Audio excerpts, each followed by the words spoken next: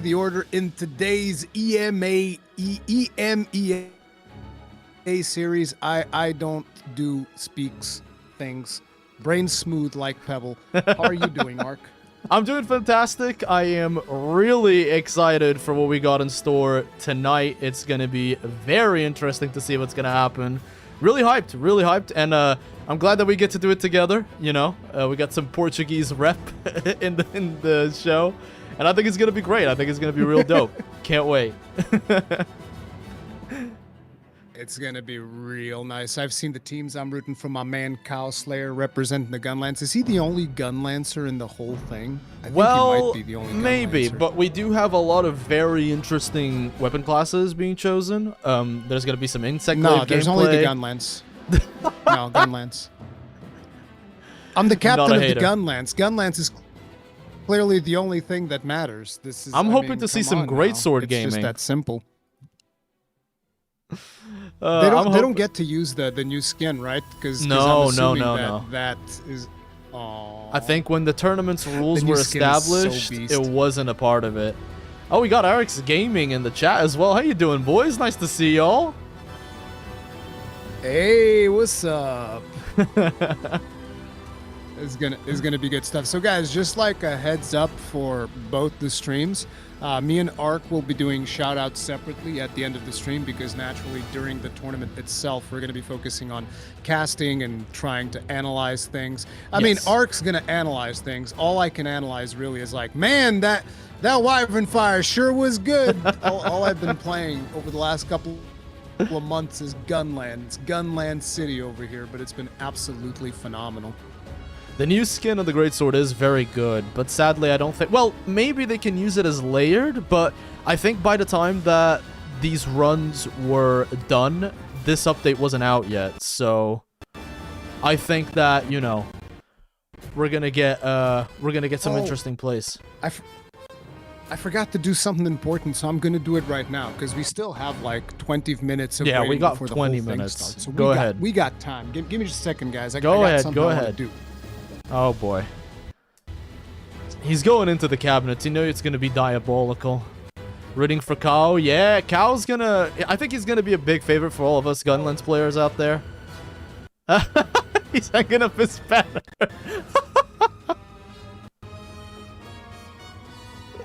But how are you guys doing tonight? I hope everyone in both streams are doing I need to get good. a better place to put it, though.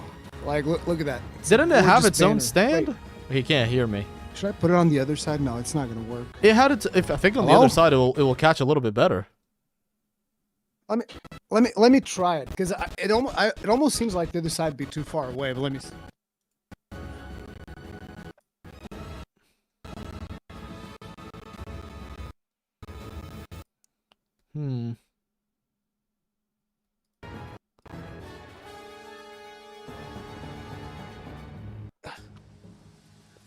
It's not perfect for the camera angle, man. Look at all that production value we just lost out of nowhere. We look fine. We look gorgeous, dare I say. This is gonna be real cool. I'm really hoping. Dude, the cool feed thing seems is a little bit unstable, or is that just me? No, the feed is. I'm also getting it. It's a little bit choppy. Huh. We'll fix it. It'll fix itself for sure. It will fix itself. It's fine. Doubts. As long as I can, you know, as long as I can look at it. Don't know anything about the event. Is something with open lobby? No. So this is not an open lobby. This is an official Monster Hunter tournament brought to you by Capcom. And Rurikon and I are your English casters for the event tonight. There's plenty of other casting going on. We have a bunch of really talented French casters. We got Italian, we got Spanish, and we also got German, if I'm not mistaken. But yeah, it is a tournament. And the French team, we have the person who... Are we lagging? We're probably lagging, because, like, I just completely spoke over you. Maybe. Maybe there is a couple of connection issues, but it will fix itself. Wait, can we... How do we change region on this thing real quick? I forget how to change... Oh, here we go. Region automatic. I'm going to say that I probably have the better connection. Is there no servers in the UK? That's a good question. Dude, there's no servers in the UK. Oh no. Discord's oh my god. Where's Rotterdam? Let me see where I think Rotterdam's the closest thing. Probably. It's in the Netherlands. Yeah, the Dutchies are gonna have us 100%. Yeah, 100%. The Dutchies will host. They got us covered. I wonder if Discord's defaulting us to like the US or something. I wouldn't be surprised. Let's see if this holds better. I'm sorry, I didn't mean to speak over you. Go No, ahead, it's all good. We're good. It does seem smoother on my end now. Yeah. All right. You were saying like we have a lot of like casters. I was just pointing out that on the French team we have the person who says Ron Popolo the best. Ron Popolo. Ron Popolo. I've already told her she needs to market it. She needs to turn it into her own brand thing. You know that apparently there was an audio that was recorded for the Hunters Awards where Nyx was saying yes, she told me. They didn't use it. I can't believe they didn't use it. How is that even possible? Dirty. Absolutely, dude. It was so funny. I think she might have sent it to me, but I would only be able to play it on my screen. You have a way of playing it on both streams? That'd be amazing, dude. I can try. I don't think it'll work. No, I will. You know what? I'm so afraid of doing anything and breaking. Yeah, let's not do that. Let's not break the clean feed. Let's make sure that everything's nice and smooth. You guys excited in chat? Dutch man. Hello, Armor Man and Old Man. Ooh. Oh, old man. That's what we're gonna be calling me, huh? They don't know that I'm also old. It's okay. I look young at all times. What do you mean? What do you mean you're old? You're not old at all. Damn! I just saw that you're pixelated as hell. I think your connection's like really stretching itself out. I think it's you. Me? You look fine on my end, and I look fine on my end. I think it's you. You're the problem. You don't look good on my end. See, if I look good on your end and you don't look good on mine, clearly there's a problem on your end. This is like 100% guaranteed. Let's have a look at your stream. It's always Rurikhan bringing me problems every single time. I'm pretty sure. Isn't he pixelated as hell, guys? On my end, I look clean. I don't know. Hold on. Let me see if I can start a new one. Okay, I'll start a new feed and I'll give you the source. Oh, do I need a new link? Oh, I'll give you a new link. Give me a sec. Let's see. Oh man, look at Ark breaking my stream. Look at that. There's no Ark anymore. Look, he's gone. I know. I'll be back in a second, my little cherub. Don't you worry. He was there. He was there. I swear I saw him. Let me see properties and let's get the new link. Okay. I'll try with a different setting and see how that goes. Hold on. But see, guys, this is why we like starting early. Wait, it just automatically did it. Oh, there you go. It's the same link. It's fine. How do I look now? Mute yourself on video, please. There you go. Thank you. Appreciate that. You still look pixelated as hell, but whatever. We'll just roll with it. Oh man. There's not much else we can why are you making me look bad? Maybe it'll fix itself. It's not my fault. What do you want me to do? The funny thing is, you're saying, why are you making me look bad? And you actually do literally look bad. No! On my end, I look gorgeous. I look smooth. I look polished. I look moisturized. I think it's probably the clean feed is sending so much. How much upload do you have on that connection? Quite a bit. Like 60? 60? Yeah, it should be fine. It's weird. Hi, thank you, Liz. Take care.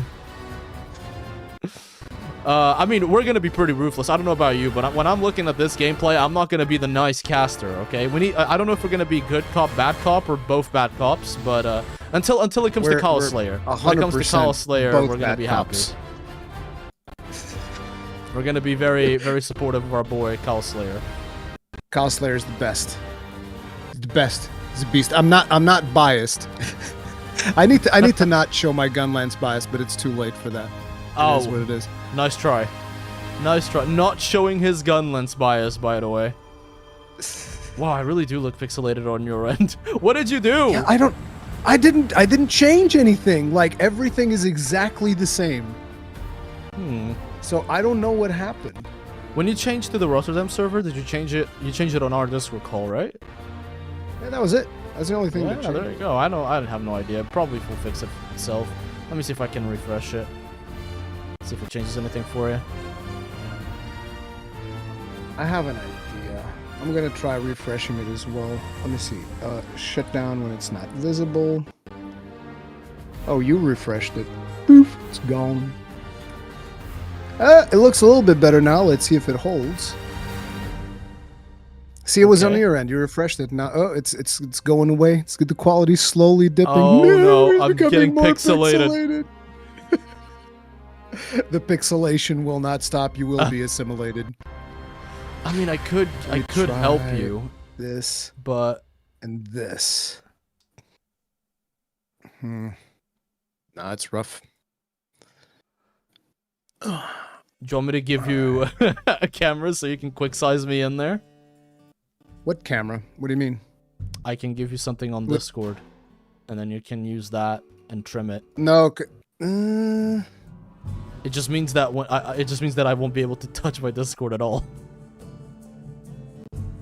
Let me see. Hold on. Let me see. Do you have two monitors? You sure you can do that? Yeah, I have two monitors. I'm a streamer. Of course I have two monitors. Okay. I'm just saying, if you can do that, then we can fix up your camera. It'll be good. Have a look. Gotta love low res arc. Yeah, low res arc. It's poly arc. Low res arc isn't real. Like, he can't hurt you. I'm just like the low poly Ray Dow. It's actually a feature. Low res arc isn't real. I've updated it now. It's still pixelated. Okay, let me see if I can just we can do this instead.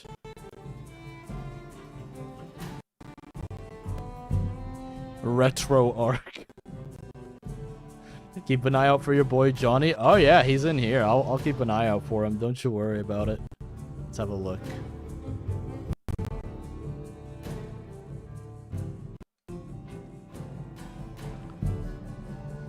Alright, Rory, can you grab the screen share that I'm giving you on Discord?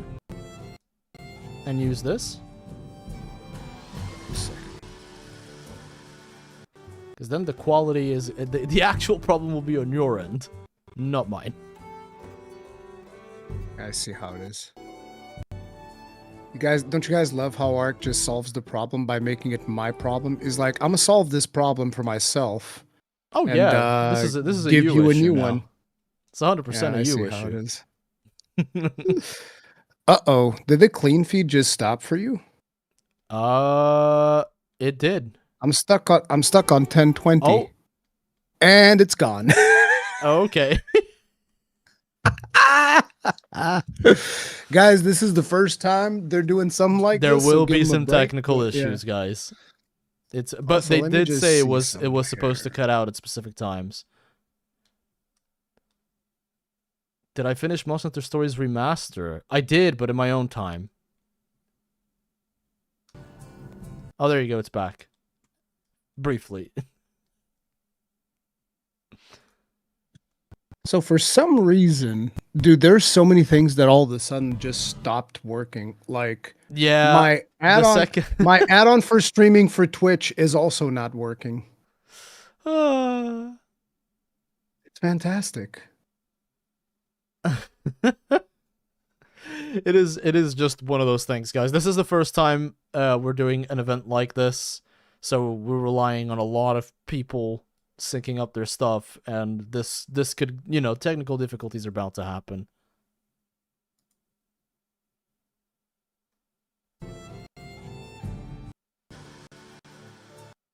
Anyway, let me screen grab you. Let's see.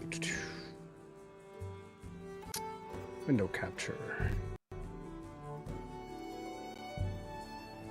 I'm gonna leak all of our messages and stuff real quick, if you don't mind. Oh yes, many interesting messages in there. Yes. Now let me see if I can fix you up so that you look good. No, I can't make you look good, okay? I'm just not that good, okay? Oh, there's you don't have limits to worry about it. to my I look skill. fantastic.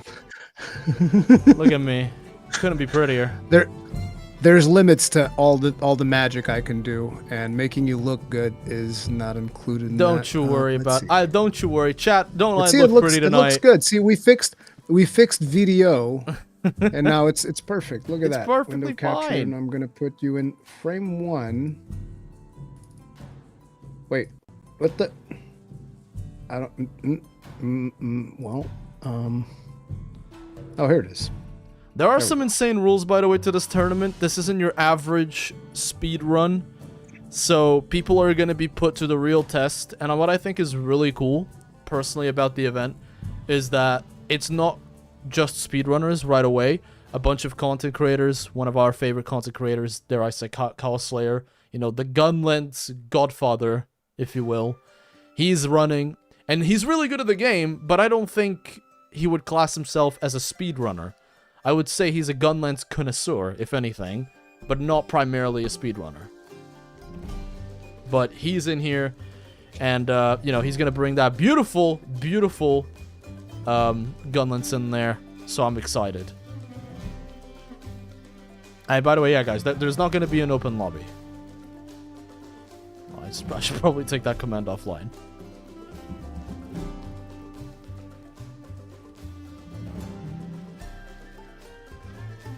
Do you have any other players in particular, Rory, that you are interested in?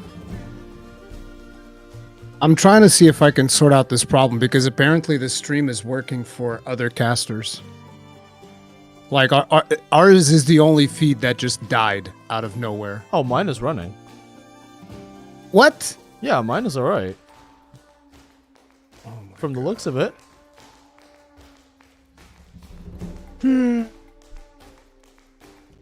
I'll be right back. Go on. Take your time, mate. At least I think mine is okay. Guys, can you see the countdown? Hold on, let me see. Yeah, it looks like you can see it. Should be fine.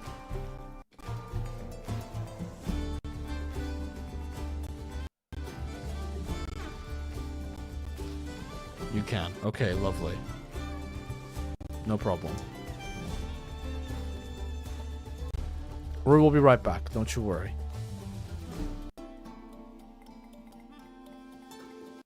No, my feed is gone. This is great. Oh man, this is perfect. Just what I need.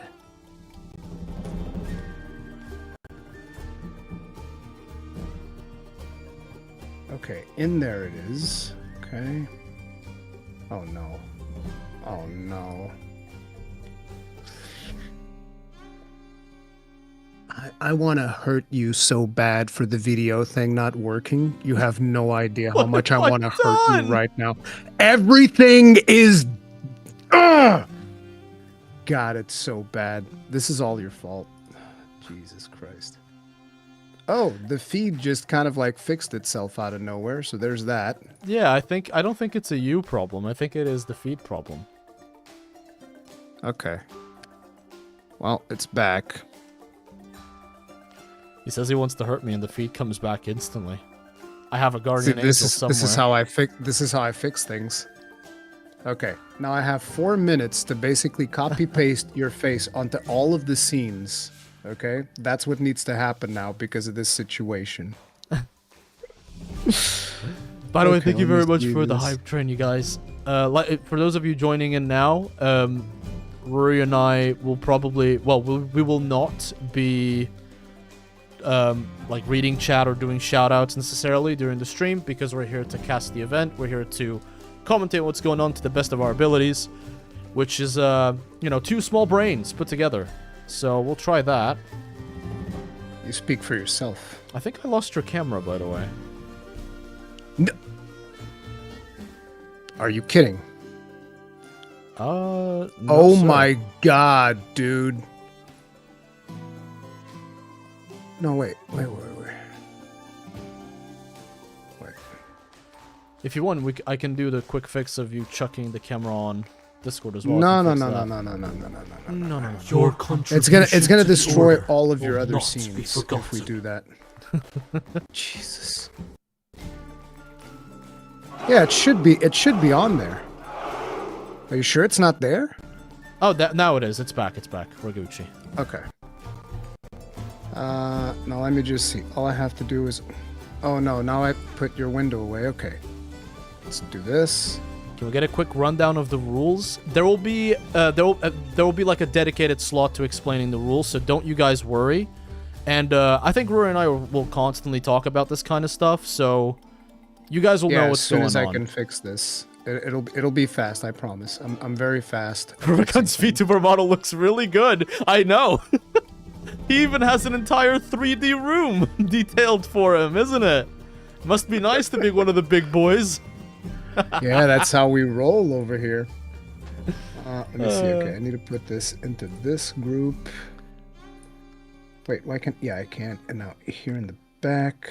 I really like the Arch-Tempered Arcveld fight. I didn't approach it with the best build at first, so I will definitely go back to fix my build and have a quicker approach. I've already seen some people speedrun it like crazy, and they've done really well, so that's incredible, but so, I haven't gone Ark, there you want to yet. know something funny? Oh, goodness, go on. Yeah, what's up? On scene 4, your camera's working fine. I'm done. I'm not touching anything. It looks great. Let's It's just leave it as fantastic. it is. Nobody Let's go, move. baby! Nobody move. Nobody move a muscle. Oh, man. That's fantastic. Nobody move. Everyone stay perfectly still.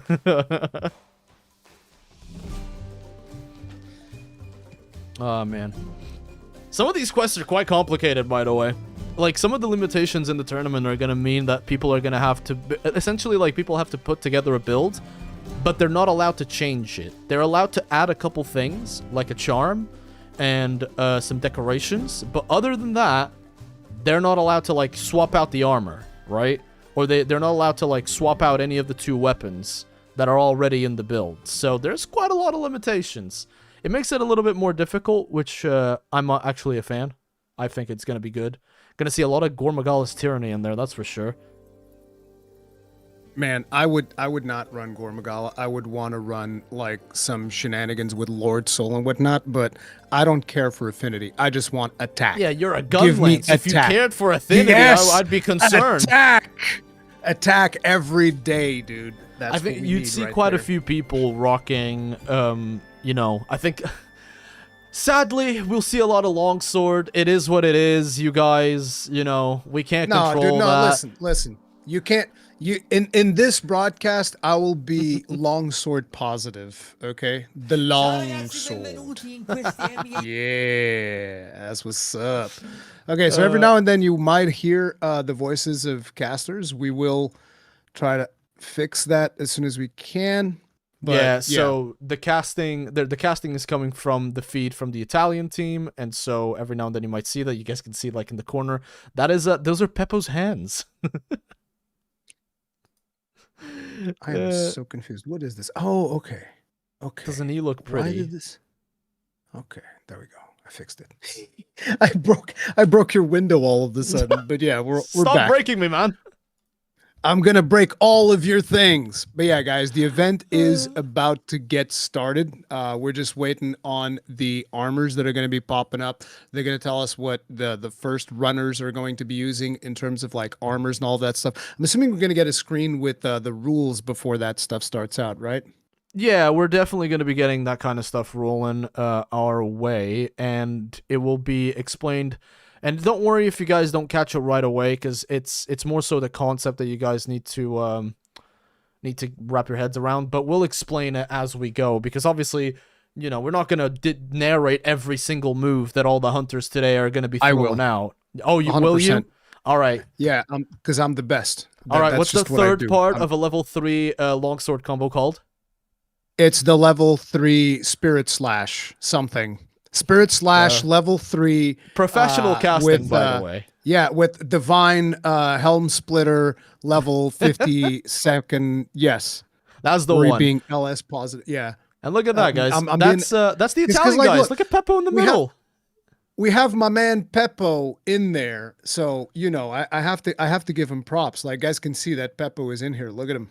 Yeah, look at him Peppo right there. And the Italian peeps, they're doing the thing. This is just some of the Italian peeps as well. Mm-hmm. Look at how professional. Look at how well dressed they are. Don't they look beautiful? They're about ready to get this show on the road, baby.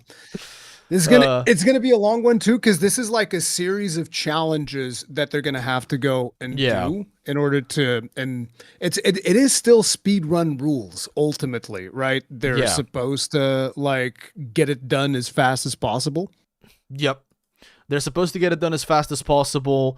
I think in terms of, there are a couple of rules, such as they're not allowed to interact with some environments. So in some of the hunts, you might ask, oh, why didn't they bring this down? Why didn't they do this? And that might be because, you know, there are rules that apply and prevent people from utilizing these things. Are they allowed to use dung pods? I wish I had the rules on think screen they are right now. not allowed to use dung pods. Yes! Well, I'm no not dung sure. pods. I know that they're no not allowed carrying to use dung a lot on of your items. bags. You can't use dung on your bags. Hell no, dude. You're not doing that. Man. But it's going to be a TA or freestyle. I don't think it's TA. I think it's its own set of rules.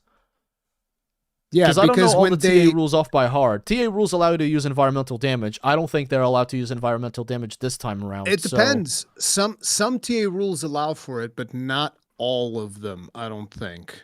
No, I don't think so. It really depends, but they have quite a lot of limitations on them to make the hunts both easier to understand, but also more skillful to speedrun. Mm-hmm. Are they allowed to use lure pods? Yes, but under very specific circumstances, which is what you usually use in a regular hunt. Like if the monster's about to run away, lure pod it so that it stays. Yeah, they're allowed to do that. At least as far as I know, they are allowed to do that.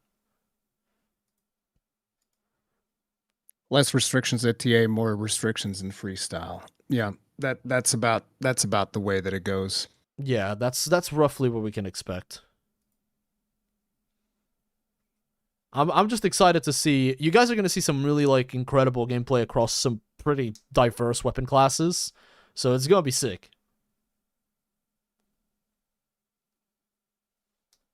They're still explaining everything. Look at these pretty boys. Yeah, they're still sorting out the Italian peeps. Yeah, I think they're explaining. They're doing exactly what we're doing. They're just breaking down the entire tournament, but oh man. It's just Italian's a longer language, so it takes them longer to explain things. We're more efficient. See, I think they're doing it words. Now. As you guys can see, these will be the hunts for today, starting with a tempered, I believe, Rathian and Chemetris. And I think all of these monsters are tempered. And depending, yeah.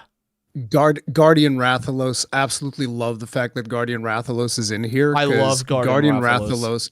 Is what people are like, oh, he's just a normal Rathalos. No, I'm like, no, you don't. It's the same thing that people were saying, like, well, Guardian Arkveld is just Arkveld. It's like, no, it's different monster, different mechanics. We also have the iconic, the returning Lagiacrus, which is just absolutely so friggin' phenomenal that he is back. Oh, I can't believe By the way, it. do we have?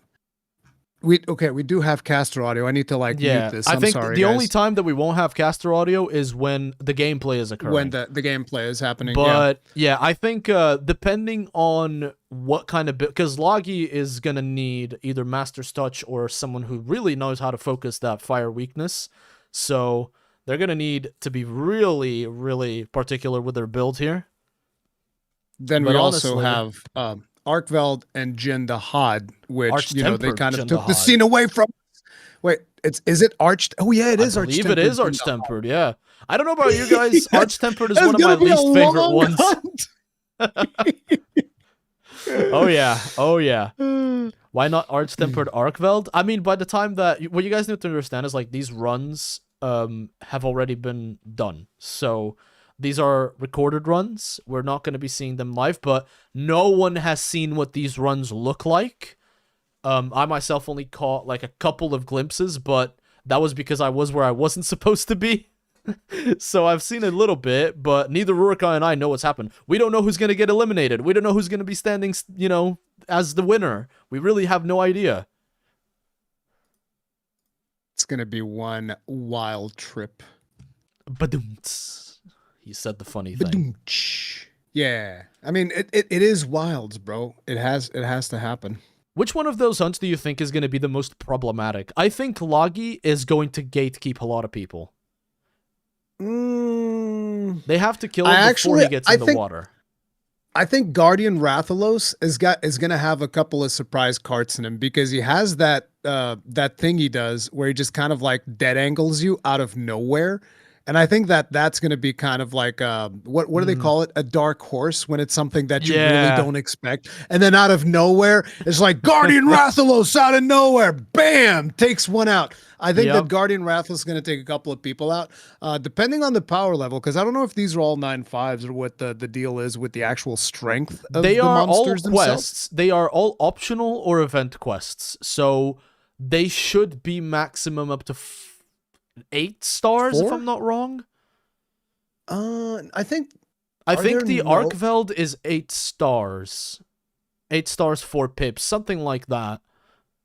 Oh man, I wanted to see like friggin' a 9/5 Arkveld, because 9/5 Arkveld has so much HP. He has an insane. What is it? 50? It's less than It's less than 9/5 Gore, because 9/5 Gore is at 60. Which I think is the same amount of health that Fatalis has in Iceborne. But Arkveld 8 stars is the option, but I hope it's 8/5, dude. Oh no, if it's just the optional quest, it shouldn't be the same thing. And as you guys can see, this is going to be the French team with Uncle Sam and Pierrot. See, we got dual blades, charge blade, and a hammer.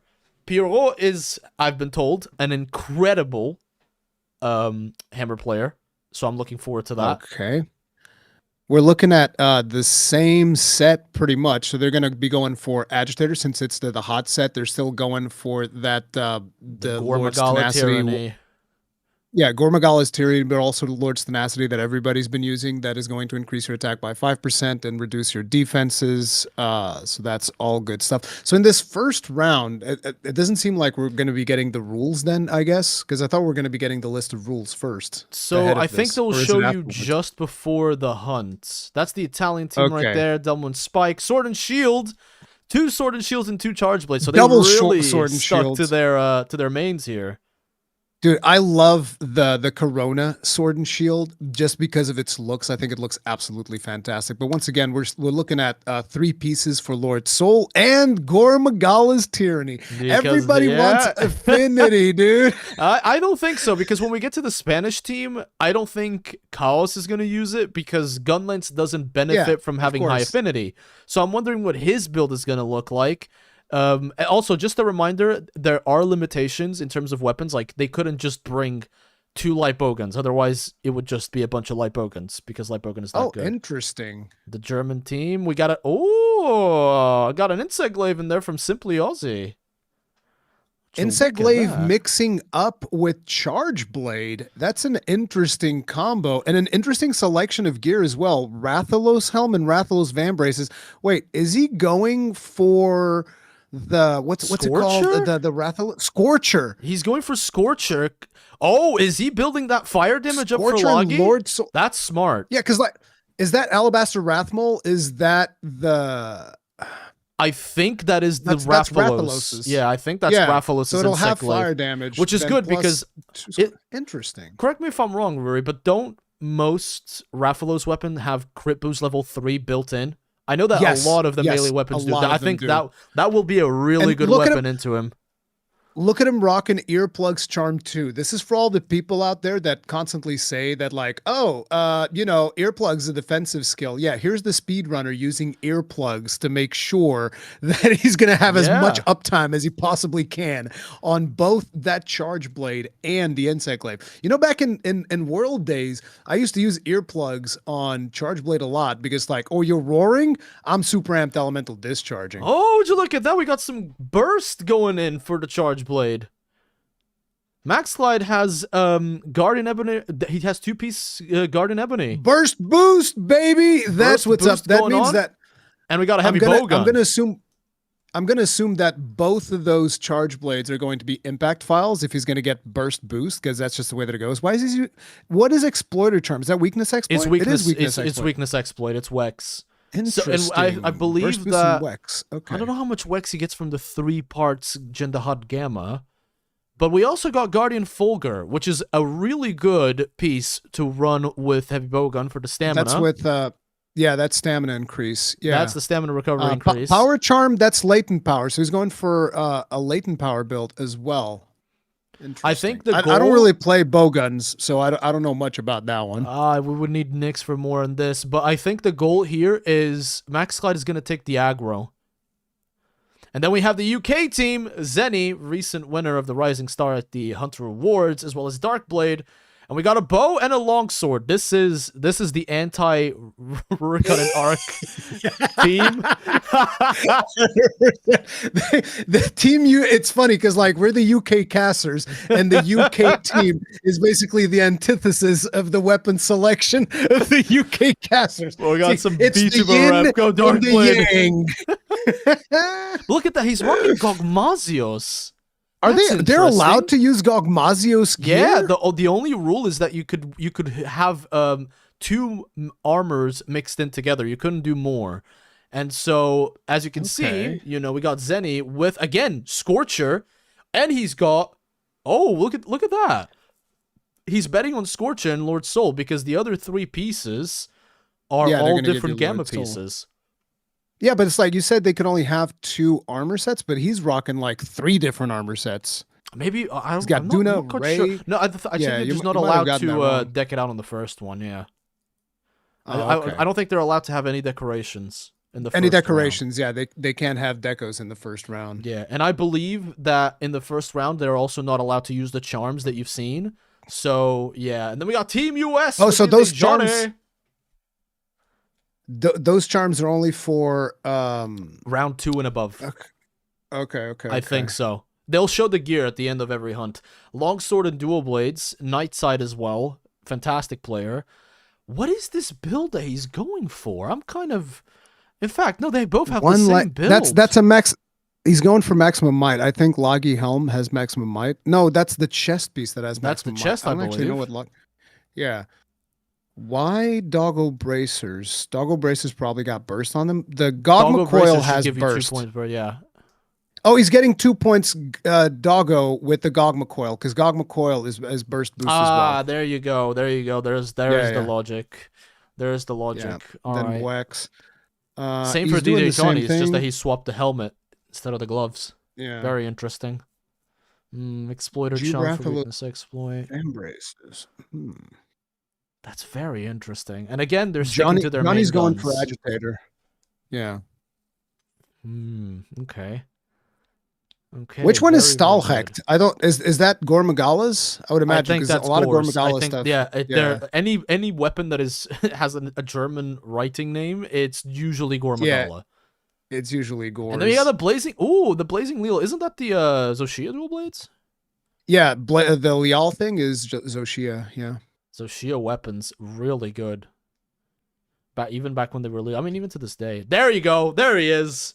Cow Slayer and Sokai there with the Fire Trail Commodore and the White Cannon. White Cannon. The White Cannon choice. is the Gravios gun lance. It's got blast on it. It's got a lot of raw, not a whole lot of sharpness. It's got So he's completely abandoned the idea of sticking with anything remote to affinity. He's going full raw damage. What gives he's him... got some agitator in there with the HUD, and Udra Meyergreaves gives you resentment, so he's going full resentment as well. But there you go. Those are the gun lances that they have available. So overall, you're not going to see every single person playing every single weapon. And I think Blast is still not a bad decision for our boy Kaos, because at the end of the day, you don't really need elemental damage on the gunlance. You will ignore any hard-hitting zones, so you should be doing quite well with that, I expect.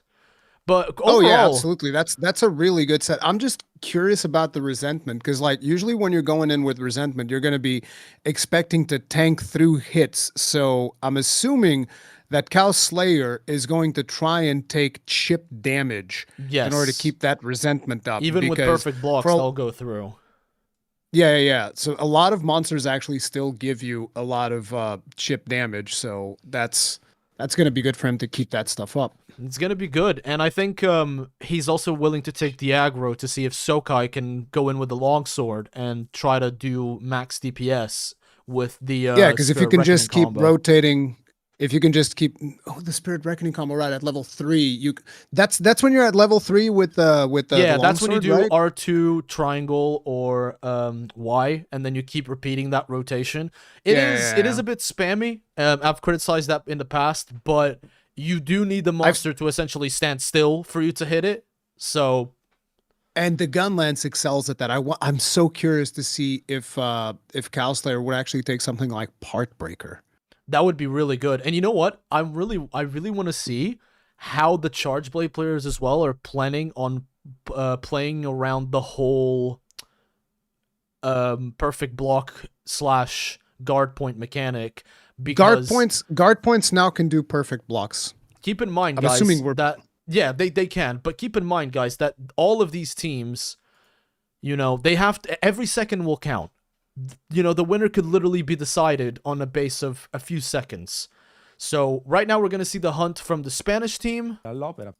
and it's going to be Kaos and Sokai. So they're going to go up against the Chemitress and the Rathian, both tempered. I believe that the first target should be the Rathian. Let's see what they do. Dispendioso in termini di animation commitment. Sì. È come Let's have a praticamente look. guidare un carro armato. It looks like we still have the we still caster have audio. È una buona... yeah, we still have the caster audio during gameplay. We weren't supposed to Right. have that. No. I'm gonna mute audio for now, and we'll see if we can fix that for the next hunt. So we have Cowslayer going in with the Wyvern Fire straight up. And then, okay, so he already used the... He's he already at level procced the 3? table, Yep. Oh, he's Yeah. doing the charge thing. Yeah. Tempered wound right in the face, and they both Dude! get the proc on the tempered wound. Dude, he's using the because the gun lance one keeps them locked down for longer periods of time than other focus strikes. So that's what he's shooting for. He's gonna go for that gun. Yeah, look again, locking her There down. you go. There's the Oh replay. my That is incredible. God. And the proc of the paralysis. This Rathian has literally no chance. And then here you go. That's Jesus the longsword Christ. combo. Beautiful counter right there. I'm into assuming a that stagger. one of those long swords is the one that's got paralysis, right? Because Gunland struggles. I to proc I paralysis believe that those. much. I believe one of the longswords is the Lalabarina longsword, if I'm not wrong. Because Yeah, they're not allowed the to use any Lala or Ardian Nipaton. weapons. That's the Rathian down. That was so fast. Jesus, that was so fast. The stream glitched while they were killing. All right. Look at that. Look at that. Boom. Oh, and he hit the guard point. Perfect. And here they go now. Oh, this Chemitress is gonna... He's just gonna evaporate the poor guy. Dude, Chemitress is still one of my favorite monsters. Such a good design. Of Monster Hunter Wilds. Let me just send in the message. Yeah. Man, I think now what we're gonna see is... Oh, no, he's not on the tail. I thought Sokai would be on the tail. I already procced the paralysis. They're probably not even going for, you know, oh, let's get the best out. It's like, okay, I got here, I'm gonna keep attacking and then move around to the positions that I want to be damaging. Yeah, and they because also you want to can be see hitting that the they're legs because then she'll keep falling down. Yep, and they're, like you said, the positioning here is really good. They're on opposite sides of the monster, trying to, you know, stay away from each other's combos. And look at that. One is going for the head, the other is going for the tail, proxing, you know, maximum damage possible, not standing in front of the monster, which is actually really skilled positioning, because a lot of the times when people hunt in multiplayer, they just all go for the same weak spot, and that's not exactly ideal. Yeah, like, notice how it seems to me like Sokai is not even going for the weak spots. He's leaving those for Cowslayer because he knows that that gun lance is going to delay it further than it's going to delay the monster further than using other than any other focus strikes. I'm just getting distracted because I'm listening to the casters on the other thing. But it's quite incredible. Very masterful for sure. You know, like we've been saying, that was really fast on both of those lightning monsters. fast. I'm impressed. I wonder if they can get random spawns. Because, like, imagine if one of the other guys gets, like, a different spawn. Because they were able to just go straight from the Rathian into That's the why they chose the Chemitress. optional quests. The optional and event quests, the monster spawns are fixed. And then we have the other team going in right now. This is going to be the Italian team. I forgot what they were rocking already. I mean, it's so much to kind of, like, keep tabs. Yeah, it's too much. But let's see. Let's see how they're going to do. But that I'm think it would've honestly been- really impressed with how fast the Rathian went down. The Chemitress not so Yeah. much. The Rathian was insane. Yeah, because Chemitress goes down pretty fast, but like I think it was a really cool strategy they came up with of the gun lance just straight up. And I'm not just saying this because it's the gun lance. I just happen to be more knowledgeable about the gun lance, so I can say these things. But yeah, the gun lance locking it down, and then you add the paralysis of the longsword on top of that, and you got yourself like just a really, really clean run. Okay, so they're starting from a different Chargeblade camp. City. Did they start from a different camp? I wasn't paying attention earlier. I think they did, or maybe they didn't. All right, so this time they're using the sneak attack, which is good for obviously the charge blade, and I think that maybe they're gonna be leaving most of the wounds for the charge blade, because charge blade takes huge advantage of it. They can use it to power up Savage Axe, not even Paralysis bothering powering once up the again. shield, straight into Savage Axe. Damn. They already got it down. And we got Delmo on the sword and shield. With the charge blade doing impact, that's impact files right there, right? Because it's a paralysis one. So with the charge blade doing impact files, they're likely to get lots of KOs, both in this matchup as well as upcoming matchups as well. Ah, man, that was they're missing a couple of windows. In a regular hunt, this would really not be an issue whatsoever. Yeah, but in a speed run, this will really slow you down. Like you get the Rathian doing her little loop-de-loops in there. Dashing around. And now she's doing the. You know what I call that move? The lawnmower. When she's just like going back and forth 3 times in a row. It's like, oh, look at the lawnmower. I'm mowing the lawn. See, they're really focusing on the head. They're trying to get that the stun on the head. Yeah, there you go. Yeah, Spike really is going for the head. He really wants that stun. But you see, like, oh, there you go. They got it. A little bit delayed, I believe, because sadly, I think they missed a couple of perfect block opportunities, and then Rathian decided to walk around for a little bit. But overall, that's the thing about these runs, because of the fact that the monster's behavior is so dynamic. You can This is the reason why, by the way, a lot of speedrunners will, something strange happens and they'll just instantly reset. This would likely be one of the runs that if you're a speedrunner, like, okay, I'm going to reset this because the monster AI kind of screwed me over. Let's see if they can make up that lost time on the Chemitress. I think if they get a down in here, and they both from the head this time, I think they really want to down it. Yeah. And there you go. So now a little bit on the tail. Just trying to get as much of that damage in there as possible. Ooh, nice, SAD. Nice. We're actually seeing an SAD. You don't usually see a lot of those. That was really smart. They proc the paralysis and immediately went for the stun. And now they have a wound on one of the back legs. I mean, the back legs. One of the legs. One of Chemitress's many legs. And they're leaving. They're still not proccing it. Yeah. They're waiting to see when the best opportunity is to take it.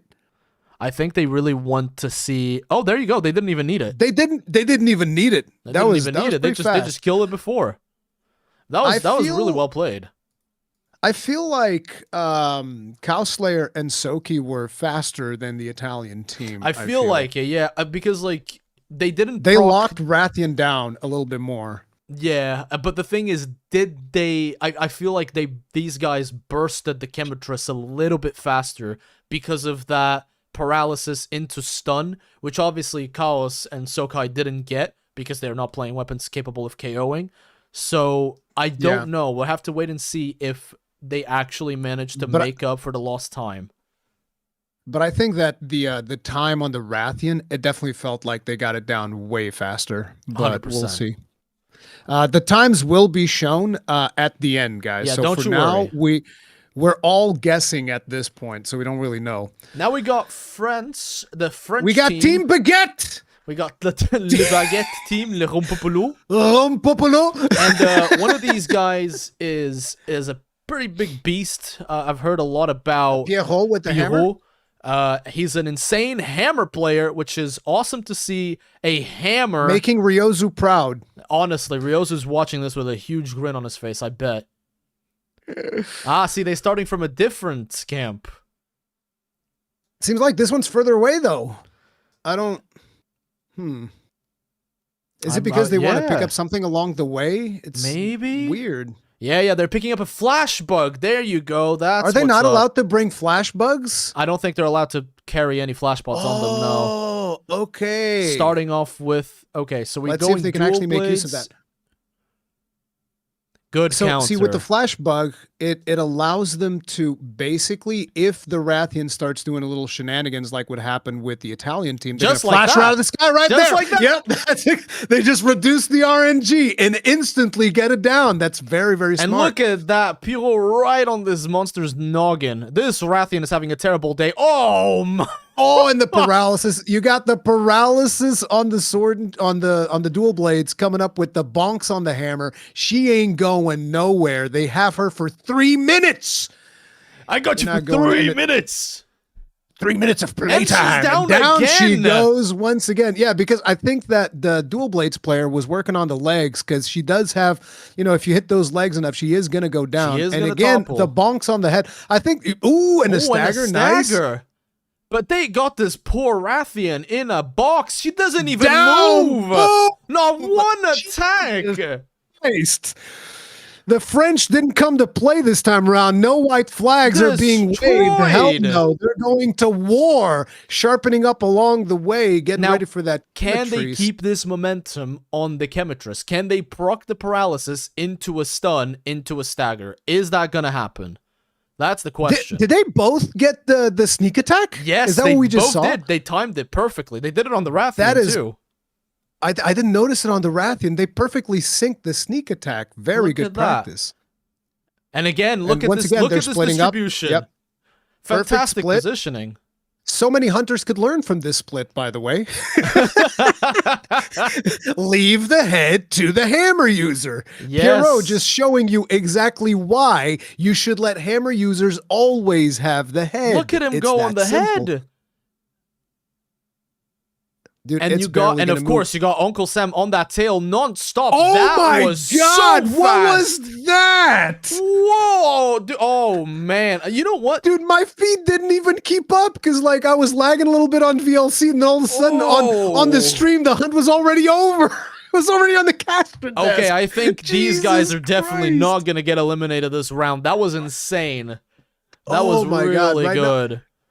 I feel like right now it is between Team France and Team Spain. Those are like the fasters, with Team Italy coming in on third. I'm not sure which one was faster. I think that Team France might have edged it out a little bit there because that hammer dual blades combo was absolutely crazy. It was ruthless, and the fact that they got them pinned down with the paralysis proc into a stun, and they kept staggering the monsters. That was insane. That was incredibly well timed from them.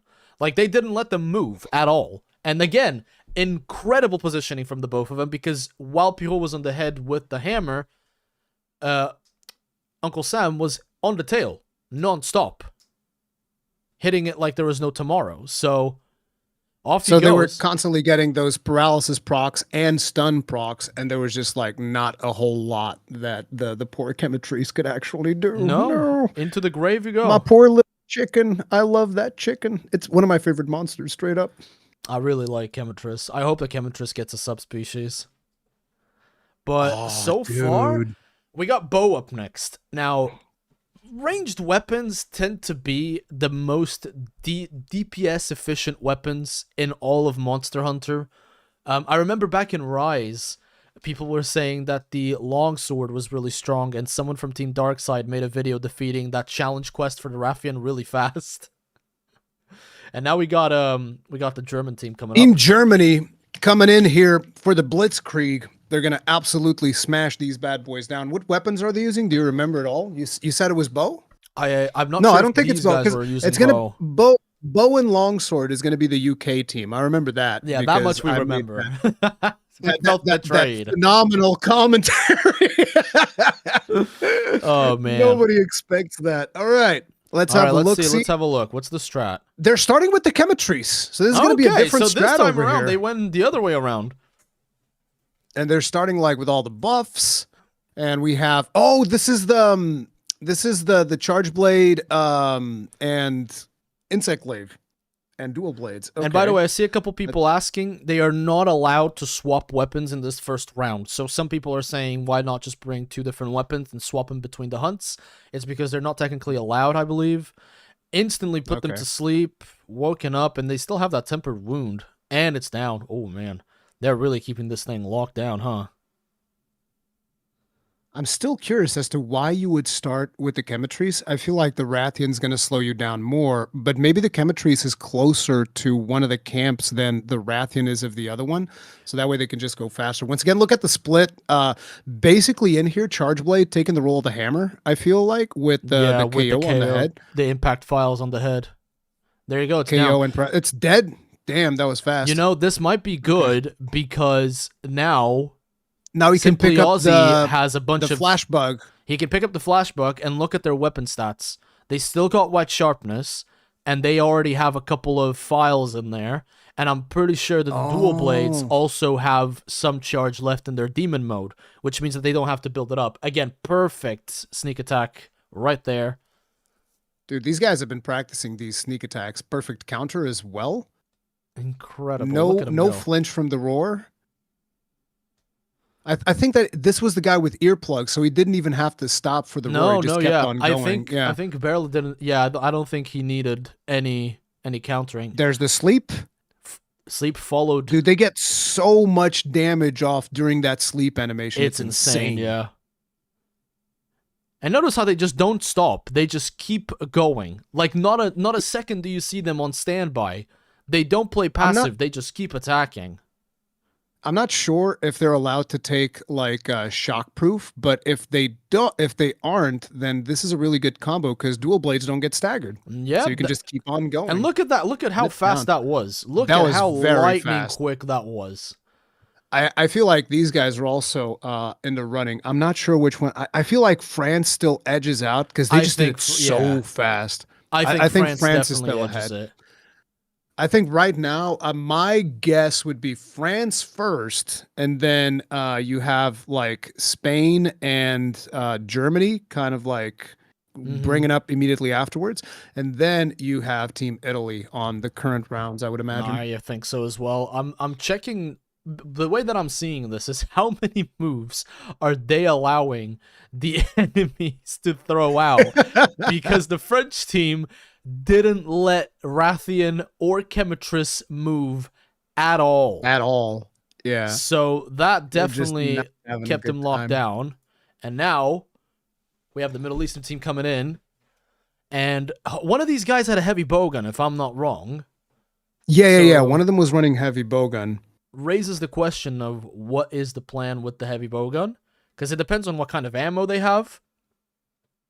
But see, heavy bowguns is where I'm like, oh yeah, that it does pews. That's about as much as I can tell you about heavy bowguns. If they have a spread heavy bowgun, it could be some nasty damage whenever they get some windows. Okay. Again, starting with the Chemetris, which look at that. Starting with the Chemetris, I think you're right on the money with what they're doing. Is the charge blade user is going to have files by the time they get to the Rathian. That's their objective most likely. Yeah, so we got the charge blade taking the aggro and the heavy bowgun trying to steer clear. And he's going for an offset there, but they got the paralysis. I think that loses them a little bit of time. Redbox was trying to go for the offset with the heavy bowgun, but the monster got paralyzed. And again, it's not a bad move per se. It's just that in these hunts, every second counts. There's the down right there. Yeah, because like you lose a couple of seconds DPS, it's going to be a serious issue. But unfortunately, you can't control exactly when the proc comes. So even if you repeat this quest like 100 times, sometimes the paralysis proc will just come at a different point because the weapons don't always deal the status ailment damage. There's a paralysis coming in again. This is one of my favorite pendants, by the way. The little glowy bird. I like. Yeah, I like the fairy. It's cool. Yeah, it's really nice. Very Final Fantasy. Okay, so now here's the thing. Again, Charge Blade got a bunch of files on the ready. And I think that the heavy bowgun will still have a bunch of the meter left for the big Not Gatling just a gun move. not just a bunch of files. They have all the things like sword is up, shield is up. Once again, grabbing that flash pod. Looks like the charge blade is going to be doing the flashing in case the Rathian does anything. Tries to sneak in those loop-de-loops. There it is, and here comes the flash. Watch. Nope. And Okay. no, not at all. Oh, okay, it was late. All right. It was a late flash. Uh-oh. That's gonna be a little bit rough. To topple. That's gonna Yeah. affect it. That's gonna affect their time. Unfortunate. Yeah, definitely. But it is one of those things. Sometimes you're caught a little bit off guard. It is monster AI. So yeah. But they do have that leg wound, which will give them another opening. This is why they're not immediately proccing it. Really, and now they have one on the head as well. Look at that. They're really juggling these wounds really well. And even though they lost a little bit of time with the flash pod and such, they have access to the heavy bowgun spread ammo hitting the Rathian in the head, which will deal an insane amount of damage in just 2 to 3 rotations. So there's still, look at that, 40 per hit, and it's proccing 5 to 6 times. So they're really still chunking this Rathian. Oh no. She made it to the air. The flash was late once again. Yeah, those flash pods were a little bit late for sure. Yeah, I think these guys were a little bit slower, but only because of the couple of unfortunate things that happened. So I think what really set them back was missing the flash pods on the Rathian. But will the heavy bowgun damage make up for it is something that we're going to have to wait and see, because they were hitting really hard. Yeah, they were hitting hard with the heavy bowgun, but I'm not sure if this synergy was as strong as some of the other weapons that we have seen. So it's like, okay, so the heavy bowgun brings a lot of damage, but then you only have one person locking down the monster, whereas all the other weapons had a bit more synergy to them in the fact that, like, okay, you're paralyzing, I'm KOing, you're doing this, I'm doing this other thing, and all of these things kind of contributed to control, whereas in here it's like, you control, 100%. I bring the heavy damage, and it just feels like having 2 people controlling the monsters for this specific quest edged out ahead. Now, if the monsters maybe had a higher health pool, that could have made a huge difference, because I do feel like in a longer run, so like in a marathon instead of a sprint, probably the bowgun could have edged them ahead, maybe, because I don't know what the stats are for speed running right now. No, but 100%. I would imagine that would be the case, but maybe they'll make it up in the next monsters with bigger health pools and stuff like that. So we'll have to see. We'll have to wait and see what they can do. Because yeah, I think what you said is right on the money. It felt like this weapon combo in the longer hunt, which might be the case because we're getting some, hunts that are going to be longer towards the. I mean, this is just the first round, you guys. Yeah. So there's still plenty to happen. We're going to get an insane amount of longer. I think that Jindahad, the Arch-Tempered Jindahad, is going to be a real pain. I mean, we're talking a hunt that will potentially take, I don't know, say it's going to be above 10 minutes. It's gotta. I mean, the Arch-Tempered Jindahad, yeah, the first time I killed him, what was it, like 20 minutes or something like that? It was crazy. It was a very, very long hunt. It took very long. But how you guys what if doing they, in the chat? Can you imagine if they had him? Team? Can you guys imagine if they had them go and hunt Arch-Tempered Arkvel 10-5? Oh. It would be a speed run to we'd see be who here dies till, slowest. We'd be here all night. I'm reckoning if the event meets the expectations of Capcom, I think they've already said that they are looking into doing more well prepared. Because, like, again, guys, there will be some technical errors. This is the first time something like this is happening, and so obviously, never the first time you'll do anything like this will it be flawless, right? Shout out to Peppo, but you gotta support the UK bruvs. Yeah, bruv. It is what it is. Support, bruv. Peppo's not running. He's casting in the Italian team. Look at he's right here. Hold on. Look at him with his beautiful tie and some of the other Italian boys. I like that Palico plush they got in the background. Really cute. Is there any team missing, or did all the teams run UK? I think up next is the UK team. Oh right, we're still missing our team. Yeah, we're still missing our team. So we're gonna have the bow and the longsword combo. So both of these weapons deal a lot of damage, but in reality, the only thing that they can do is bring paralysis and try to proc the paralysis, right? So this is going to potentially be another one of those situations like what we just had, where they do a lot of damage, but can they lock the monster down? Doesn't Bo get the little rock drop in this one? I don't know. I haven't played Bo at all. That is one of those weapons that I haven't played I'm not at all. 100% sure. Because like in World, you could lock it down with stuns. I'm not sure if you can do the same thing here. I would doubt it. Looks like they fixed the camera issues on the casters. They were having like some freeze frame on the casters over here. So we were like, look at that. It's like, oh, that's, oh, yeah. But, yeah, guys, there will be bugs, but like they're going to iron this out for future events. I think that this type of stuff is actually really, really fun. Yeah, I do. I'm having a great time. I honestly didn't expect us to provide such detailed commentary. Should have seen us last night. We had no idea what was going on. Yeah, we're like, I mean, I don't know what we're gonna say. Hey, we're gonna do speed run. No, we were like, oh, what are the armors? I speed ran Arkveld the other day in about 30 minutes. It was great. I sped ran Arkveld as well, but it was not me killing him. It was him killing me. He speed ran me. But honestly, it is pretty nice to see all these players pour their heart out, and especially because you're seeing quite a bit of variety in these weapons. Yeah. So once again, there are specific rules. I thought we were gonna get like a rules list in like a screen. That turned out that it didn't happen. But like there are specific limitations on the stuff that they can do. This is why you saw some of the groups start in certain camps to pick up like flash bugs and stuff like that, because they're not allowed to bring flash bugs. They're also not allowed any decorations in the first round, so they have to rely strictly on armor skills.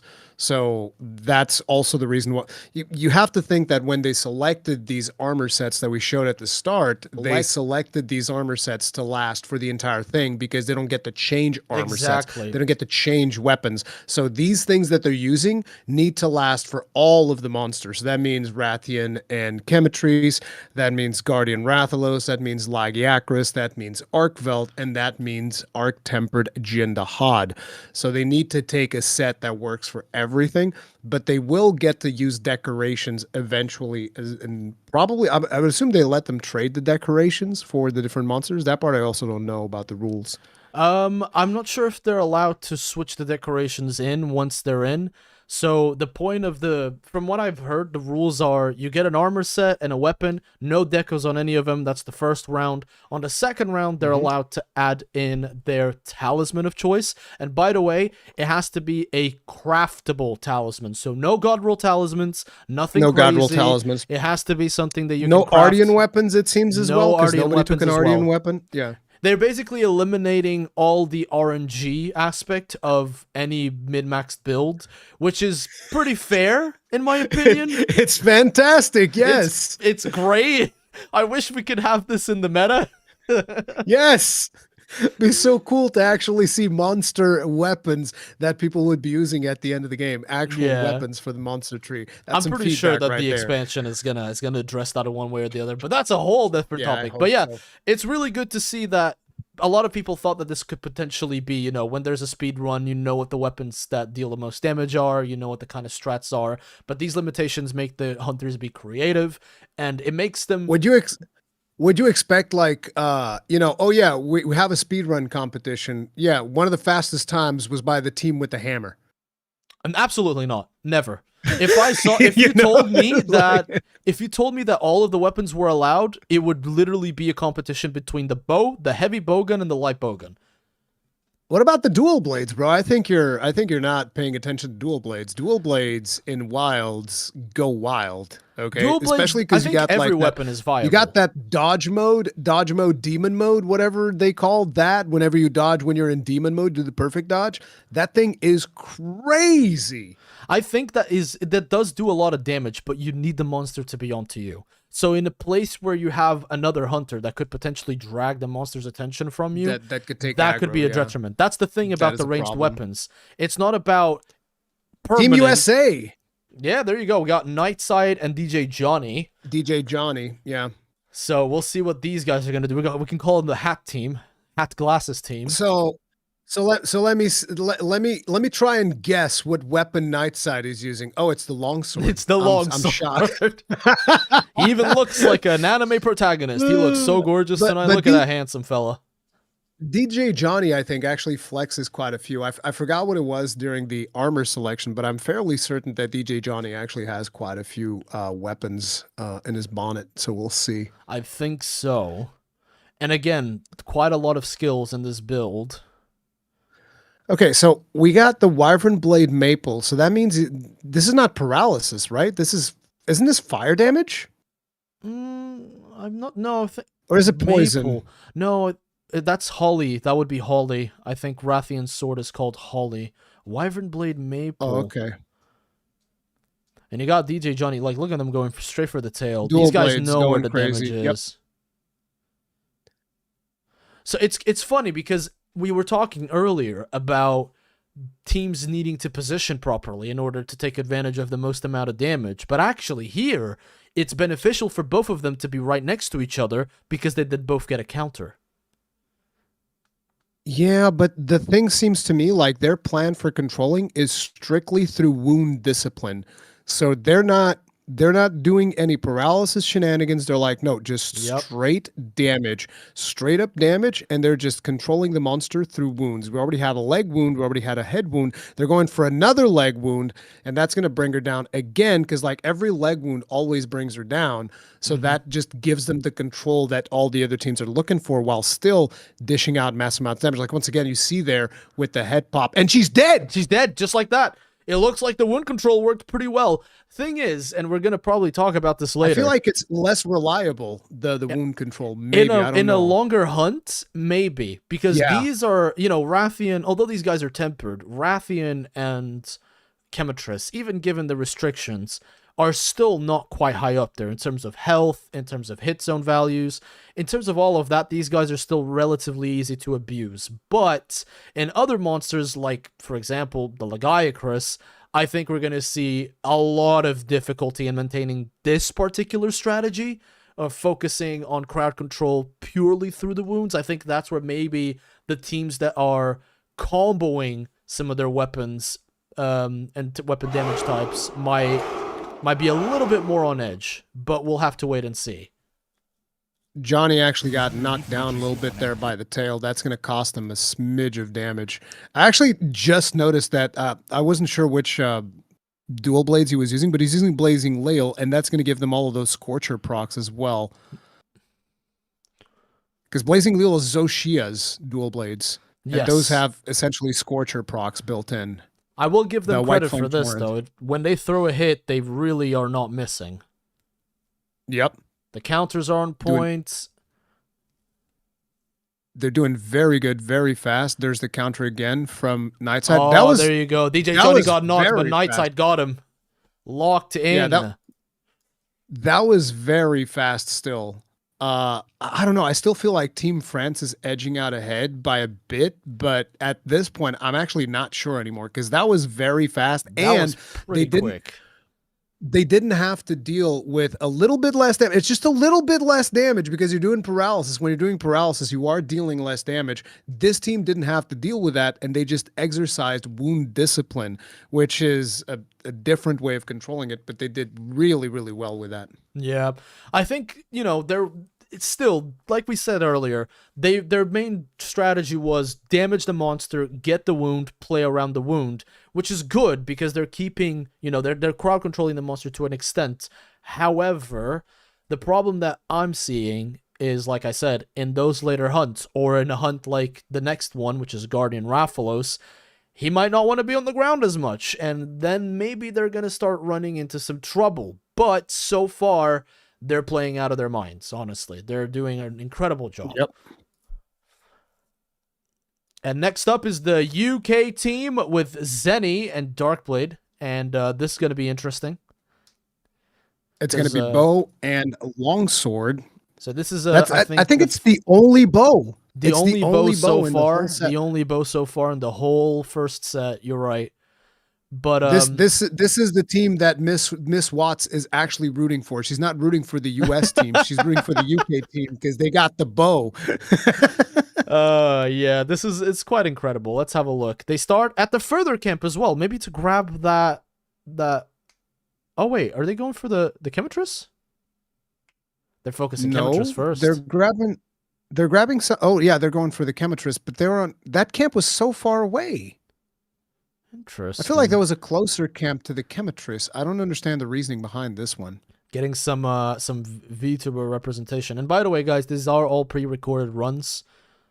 So the hunters had a certain amount of time. Oh, Zenny was setting up for the counter, but the Chemitress didn't collaborate. Yeah. He just stood still for too long. Yeah, that's going to cost them quite a bit on the Chemitress here. I think Come on, so lads. Too. You can do it, mate. I think that's the hard part when you're playing a weapon like longsword into the late game of Wilds, where you expect to get hit all the time, and you know the monster just stands there. Yeah. This one's gonna be a little bit on the rougher side to make up for the time that they've lost, because like I think it's also harder for the longsword, because like whenever the Chemitress goes after the bow, the longsword users just sit there and he's like, oh damn, I can't really do much at this point, so they have to like kind of try to catch back up rather than locking it down. But they have a lot of wounds, so I'm guessing that Zenny's going to be focusing on wound management now and just keeping it locked down. There you go. It's dead. They got it. Let's see if they can make up that time on the Rathian, because in case Rathian does shenanigans, the bow user is going to be able to keep the DPS up. But the thing is, Rathian's supposed to not even lift off the ground, so we'll have to see how they deal with that. That's the problem that I'm seeing. I think the problem that we're seeing with, or rather the different strategies, is a collaboration in locking down the monster through crowd control, stunning, paralysis, wounds, versus the teams that are going full damage, but they only really have wounds to lock down the monster, because I believe none of these guys is doing paralysis damage, because they're using... No. So Rathian, okay, they're definitely using that, the counter. Oh, the whiff on the eye. That's so let's rough. have a look. That's going to cost them again. Darkblade is still keeping up the damage, though. That's what I was saying. That even on the case where a ranged weapon, yeah, he's always got the uptime going. And yeah, the issue there is that Rathian was allowed to fly for a little bit. And it's like on these types of runs, every millisecond count. Rathian gets to fly. That's a lot of uptime that the longsword user's not getting.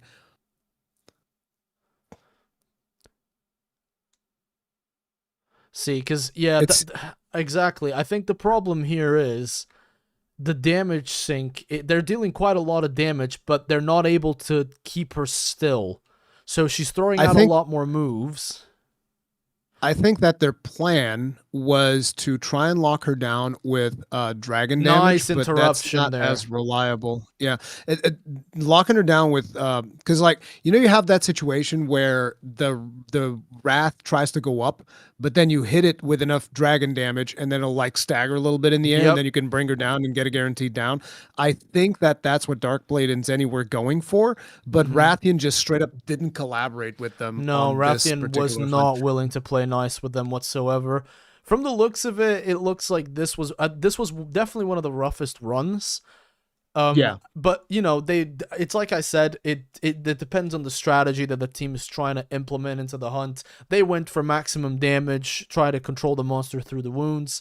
But then it seemed like the bow had a easier time keeping up the damage as long as Zenny was holding the monster's aggro with the longsword. But the moment that changed, that's when things got a little bit out of sync, where the monster would move away from the longsword into the bow, and then the bow has to focus on dodging instead of just providing pure DPS. So yeah. And we'll have to see if the damage was enough. while the bow is focusing on dodging rather than DPSing, the longsword is also not doing much because they have to like get back into position to start dishing out damage and doing your combos. And can you imagine? I wasn't able to see through the transitions if that happened or not, but can you imagine if he's setting up to do the final hit on a spirit round slash and then he just misses because the monster moves over to the bow? Yeah, that would be brutal. Like, that's like so much time is lost when it so comes we to have this type here of the stuff. current Okay, we team have that the it looks like times. the UK team was eliminated. Ooh, it looks like Team Germany was Germany ahead actually of France. pulled ahead. Yeah, I told you those guys were fast, but oh man, well played though, guys. the well lads. The lads boys were eliminated. No, Team still UK. pretty good, still pretty good. But you know, it's worth saying this as well. Not everyone here is a speedrunner. In fact, a lot of these players are just regular content creators and such. So good on them. They were eliminated this time around, but like we said, assuming we're hoping that these events are successful enough that we can have more of these because this stuff is just really, really fun to see. And it was a really good effort. And I assure you that they probably had in their practice runs, they had runs where their time was so much better than what they got here. This was clearly one of the situations like the monsters just didn't collaborate. I'm telling you, Rathian if they was had being recorded really evil against those two. Yeah. If they recorded like, you know, a couple of their practice runs, I guarantee that their objective was to lock it down with that whole animation where the Rathian goes up, but they're instantly hitting her with so much overwhelming damage that the Rathian just starts like flailing around and then they get it down from that. And that was probably their control plan, but it just straight up didn't pan out. No, Rathian was not allowed. Like I said, you know, like we said, there are restrictions on their builds. So it's I don't want anyone to think that this makes them any less skillful because it is just a very difficult type of competition to go through. And you can just get bad AI. Exactly. Like to give you guys an idea, cooperate. Back in the day during Alatreon, I wanted to get like a clean Alatreon run to put in the channel. My amazing speedrun time was like 13 minutes or 14 minutes or something like that. My Alatreon speedrun. It was not a speedrun. I just wanted to get like a clean kill. And it took me 13 hours to get that clean kill. So, well, do you remember what Savage Omega was like when it released? You and I took almost 14 hours to slay it with 4 hunters. Yeah, exactly, dude. And it was amazing. But yeah, it's just sometimes the monster doesn't cooperate. And Savage Omega is actually a really good example because even now, you know, you and me go into Savage Omega with 2 other people that know what they're doing, and there's still a chance we don't come out of there with a kill. Yeah, there's 100% a chance. It depends on how much, you know, how many AoEs it decides to use. But so far, the first round of elimination is done. The next quest is going to be the Rathalos, the Guardian Rathalos. Guardian Rathalos, and this is one of my wild favorite card, monsters in Wilds. This is what I'm telling you, this is my wild card. card. We're going to see carts. We're going to see carts. He's going to get people just like out of position, and he's going to do that little thing where he flies and he dead angles you, and he's going to get carts. But my boy Cowslayer is not going to get carted. I guarantee Cowslayer is not getting carted. I think the weapons, people using shorter range weapons are going to struggle because when it comes to sword and shield and dual blades, sometimes in some of Guardian Rathalos' moves, he just flies away and he is not in your range whatsoever. So maybe the ranged teams are going to get a little bit of an advantage, but at this point no one knows because Rory and I thought that the French team was unbeatable, and here come the Germans in like 10 seconds ahead of him, which is a lot in a speed run, by the way. Every second matters, but already in the first round, it's pretty incredible stuff going on, and we'll see what's going on there. But I think there's gonna be a little break. Yeah, there's gonna be a 5-minute break, it seems. Do we get music for this? I believe we should. Yeah, we do. Nice. So there's going to be a 5-minute intermission before they get set up for the next thing. So how are you guys enjoying the stream so far, by the way? By the way, guys, I don't know what's going on. Restream is just straight up not cooperating with me, and this is why I don't get to stream on Twitch today. Restream's just like, yeah, I don't feel like working. Too bad. If you do want to watch on Twitch, I got you covered. Yeah. Arknight's got you covered on the Twitch side of things if you guys want to watch there, but on my end, you're only getting YouTube feed today. It is what it is. Not a whole lot I can do. But man, so far, There's a lot of... I'm sad that we didn't get to see a Switch X. I was really hoping for some Swax gaming, because the Swax has Switch X DPS. It does have a lot of DPS, but it's very hard in terms of consistency, I feel like, because you need to really be on point and you need to land every counter, every offset, all of those. Otherwise, like, you're gonna get... I mean, you saw how much it costed each of the teams anytime that Chemistry's tail touched anyone. That's 10 seconds that you just lost, give or take. And that's 10 seconds of uptime, and that is enough to get you disqualified when it comes to this. So that's the thing. If you get hit in one of those situations with Switch Axe, it just makes it a less reliable weapon overall in this particular edition of the game, I feel. Absolutely. I think especially because you're playing in teams of 2. If you were doing solo, I think you would see more Switch Axe, but in teams of 2, Switch Axe is going to struggle more because they rely much more on offsets and counters. Is there a weapon that you wanted to see in the show outside of the gun lens that isn't here? Because even though the gun lens is there. I would have to say the lance, and I'm sure that Shincry, who's casting for the Spanish he would have side loved of things, to see some lance. I wanted to see, like, can you imagine Lance just going in and shield bashing the monster in order to keep it in check for the stun? I think that would be really interesting, but I just think that the Lance maybe doesn't have enough DPS output. Again, in a two-man situation.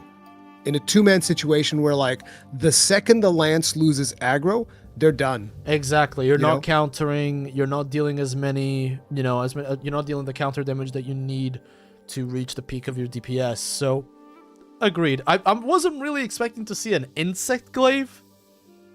Maybe we didn't see an insect glaive. We're eventually going to see an insect glaive, but for the first hunt, we didn't really see an insect glaive. So we'll have to see how that pans out. And I'm really curious about that particular pick. I still am of the opinion that we're gonna see a difficulty spike when we hit the Lagiacrus, because that guy has some hard countering hit zones for any slash damage. I think if Kaos gets to the Lagi with his gun lens, I think we're definitely going to see an advantage from the Spanish team, because he doesn't have to worry about a bad hit zone. Yeah, exactly. Kyle Slayer's like, what's a hit zone? I don't care. He does that in his videos all the time. I love Kyle Slayer. I feel like I'm way too biased towards Kyle Slayer, but like, yeah, he does have the advantage on the Lagi matchup because of hit zones. So we'll have to see if he's able to pull ahead there. But do keep in mind, with Pierrot doing all that work with the hammer on the head, they might also be able to keep him locked down 100%. quite a bit. And I'm curious as to see what shenanigans Team Germany is going to be pulling out this time around, considering just how well they performed in the first round. They were really complementing each other's fighting styles, and like we said, there is always on the occasional RNG of the monster's AI. Is the monster going to perform a move that allows them to combo into each other? Or are they going to be split because the monster decided to fly or dash or whatever? And I think one of the most interesting cases is definitely going to be the Arkveld, because Arkveld really will make you adapt to his fighting style. So if you those of you who fought the 10-star Arch-Tempered, you know exactly what he can do. By the way, Ark, switch to full screen. There's going to be a trailer for 1 minute. We're being informed. Right. Let's see what's happening there. Let's have a look. What's going on here? Yeah. At least that's what Merlo said. Merlo said there's gonna be a trailer with 1 minute, and now I'm just curious. Okay, what the trailer Monster is Wild this? DLC? Watch it. Oh, Stories 3! Let's go, baby! Game! Hey! An unfailing If you're a Monster Hunter fan and you haven't tried Stories 3, pick up the demo. It's free on Steam right now, and it's one of the best, if not the best, turn-based game I've ever played. It's so good. I love it so much. You guys can probably hear my dog a little bit in the background. That's because she's just so excited. The second she heard the Stories 3 trailer, she's just like, oh my god, that's Stories 3! And she started barking. She's like super excited for Stories 3. So, I've already been playing a bunch of Stories 3 thanks to Capcom being kind enough to provide me with a copy. And obviously I'm not going to spoil anything, but I think this is one of the very rare cases in gaming where you have the third sequel in a series and it's a full-on upgrade on every single aspect of the game so far. And it just, man, I'm so excited for when you guys get your hands on this game because I'm so into this game. I have so many hours on it. It's gotten so much better. The music is great. The story is great. Go figure. And a game called Monster Hunter Stories. The story's good.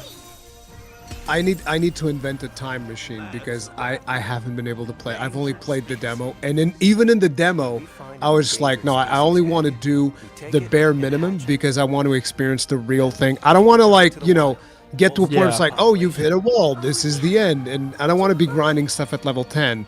Like, I know that a lot of people are doing some crazy stuff in the demo, like killing, you know, some of the harder monsters that I don't even want to say the names because I know that some people are like staying blind, so I'm not even telling you what the names are, but yeah, it's pretty friggin' crazy. Also, you know that the other day I found out why Rathians are this is in the demo, by the way, it's not a spoiler. I found out why Rathians are extinct. Why is that? I don't know why that was. Because they stopped me from doing the collaboration quest between Stories 3. And so I murdered every single one of them. Not a single one was left alive. I killed them and I killed the Rathalos that was in there too. I killed all of them. They stopped me from doing my egg. They broke like 3 eggs, okay? 3 eggs they did. And I was like, nah. You don't get to just break 3 eggs and live. And I had to like put them down. It's just that simple, you know? This is why, okay? They're extinct because my hunter went on a blind rage after them breaking 3 eggs in the collaboration quest, and he just destroyed every Rathian in the ecosystem. Nothing was no left. more Rathians. Thanks, Rory. Appreciate it. No, Stories 3 is definitely an incredible game. It's funny because I was the guy that said I don't like turn-based games. I'm not gonna enjoy stories, and I never picked it up until my chat essentially bullied me into playing Stories 2. And it took all of 20 minutes for me to... What? I bet you and I hadn't really met up properly because I would have slapped that into you. I'd be like, bro, what the hell? What do you mean? You don't like... You think you don't like it. You're wrong. It's okay. It's okay to be wrong. Exactly, bro. Man, imagine missing out on Peak, dude. Stories 2 we only met around... You and I only really met around the time that Wilds got released in Gamescom 2024. That's the first time that you and I actually met in person and hung out. Before that, it was just banter back and forth. Before that, it was a couple of digs. You had informants coming into my stream. You had informants of people letting you know every time that I would have a blunder on stream. You would have a clip. This still happens to this day. Today, when you were making some jokes on stream that I can't, reference here because we want to stay true to the brand, but I had a bunch of DMs. Oh, did you see what Rui said? I was like, oh, well, I'm going to be busy editing later, it looks like. Listen, everybody in my chat, I just want you guys to know, snitches get stitches, all right? Keep it what is this? Keep it going.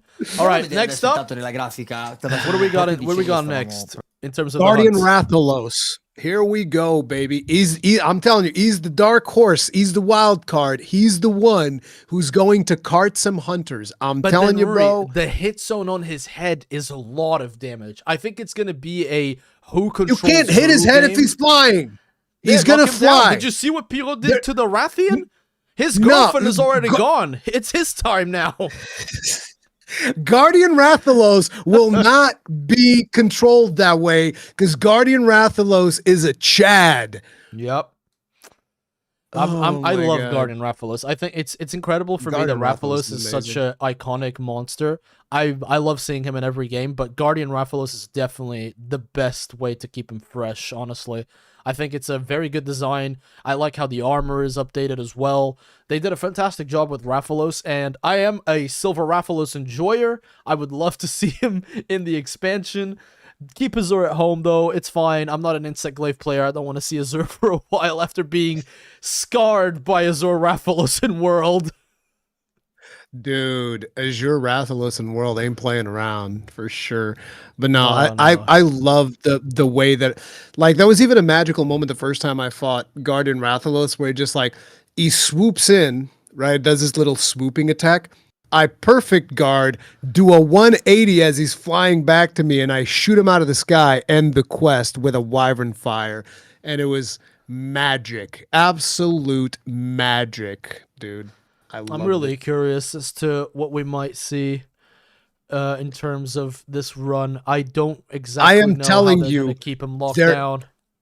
They're not locking down my boy Guardian Rathalos. He will not allow himself to be locked down. Guardian Rathalos will fight back. I don't know. You guys in the chat are going to have to do the prediction along with us, because you saw what Hammer did to the Rathian. You saw what the German team did to the Rathian. Yeah, that was like, look, that was a weak Rathian, okay? She hadn't had her breakfast cereal yet, so she wasn't really feeling up to it, and the guys just went in there and just mutilated her. That was not fair, okay? This time around, this is going to be a proper Guardian Rathalos. He's going to clap. This is a tempered Guardian Rathalos, by the way. He's tempered. Just worth saying that. Exactly. I think the only monster that isn't what's tempered... What's the highest he can go? Can he go 8 stars? He can go 9, no? Don't you? Wait, no. Regular Rathalos can go up to 9. I don't think he can. Yeah, regular Rathalos goes 9. Yeah, I don't think he's allowed to go any further than that. But they're keeping my boy down. They're keeping my boy down. It's not fair. In fact, the only Guardian that has a high, star rating would be, the new Arch-Tempered Arkveld. I think he is the only one that's rocked up to the game. And the they've quest already is started. Up. Oh, there you go. Quest is up. Let's start. There wasn't even a ready quest screen. Piero coming in with the hammer binder mace. Oh my God, they start so close to him. Come on, Guardian Rathalos, I'm rooting for you, buddy. The sneak attack straight into the sync. Double. There we go. Here comes the roar. Both of them are able to counter it. Good job. Another one. Again, perfect dodge. Boom! Goes down with the KO. Oh, man, my poor boy. I don't know if he's going to be able to fly with that hammer just bonking on his head and non-stop, look at how Pure perfectly cancels it. He doesn't want to pop the wound just yet. He waits until the Rathalos is up. Yep. And now we got paralysis. This poor creature is not moving. And did you notice something Rurikan talking about this guy not getting stun locked? Shut up. Listen, did you notice that the Dual Blades user, while the hammer was working the head, Dual Blades user was putting that wound on the leg, because you know that the leg wounds are going to get him a knockdown. So anytime that Guardian Rathalos threatens to do anything, they can get him down. And they're not popping that wound because it just got another KO. And I think that they were waiting around to see if the Chemitrice was going to intervene a little bit there and maybe help them out with some additional damage. There's the fly and flash. So this time they get the flash, I guess, because I didn't see any of them pick up a flash bug. They did. I think they picked it up in the beginning, or maybe by this round they're already allowed to bring it. But look at that. Look at this. This guy can't even move. Once again, the French team knows exactly how to lock him down. But is he going to leave? Okay, he's going to try to move zones. There you go. Is he going? No, there's the luring pod. Luring pod on the Dual Blades user. The luring pod's only going to keep him locked in for so little time. Oh, there it is. That's fine because they were able to get the down with the leg wound again, and I guess Piero's going to be. There you go. God, that was so fast. I told you, dude. If they manage to get those hits on the head. He got to fly, though. He flew for a couple of seconds. He flew. My boy flew. He was a Guardian Rathalos with a dream, and he succeeded in that dream. He flew, and then they threw that stupid bug at him, and it's not fair. More so than the Rathian, keeping them from flying is key to victory. Team Italy getting set up now. Team Italy getting ready for the hunt, and we're going to jump right back in. These are the guys with the insect glaive, if I'm not mistaken. I think now you're going to see some play from that insect glaive in the event that he's able to get a liftoff. That's my suspicion. I wonder if we're ever going to see a mount in these hunts. We haven't seen a mount yet. I think that they're going to avoid the mounts purely from because those are they're going to slow it down. Yeah. Oh, Oh, he's going to Rathalos. start in the air. Ooh. That's going to destroy their sync. Oh, Their synced. no, they got... Oh, and they got hit with the roar. Again! No! Oh! Rathalos is evil. He started in the air. I told you, you can't keep my boy down. Look at him fly. Look at how glorious he is. There's the down. All right, now, can they keep the Rathalos staggered long enough? There you go. There's the paralysis. So they're And now they're working those files on the head. Knockdown. I feel like that knockdown came in way too fast because he was still paralyzed, so they didn't really min-max the paralysis. I think so as well, but look at all of these combos. Insane how they're keeping this guy down without even proper stun. I mean, they did get a stun, but they didn't rely on so much blunt damage. Look at that. Look at them go. Pop the Rathalos Guardian right there. Did you notice what happened, though? They were very unlucky because, like, they popped the wound on one of the legs to do the same thing that the other team did, but they weren't able to capitalize on it because he's a Guardian, he regenerated the wound before they were able to put it down. But that's true. That combined with the rough start that they had, will their DPS through that lockdown chain be enough is the question. Okay, now we got another paralysis.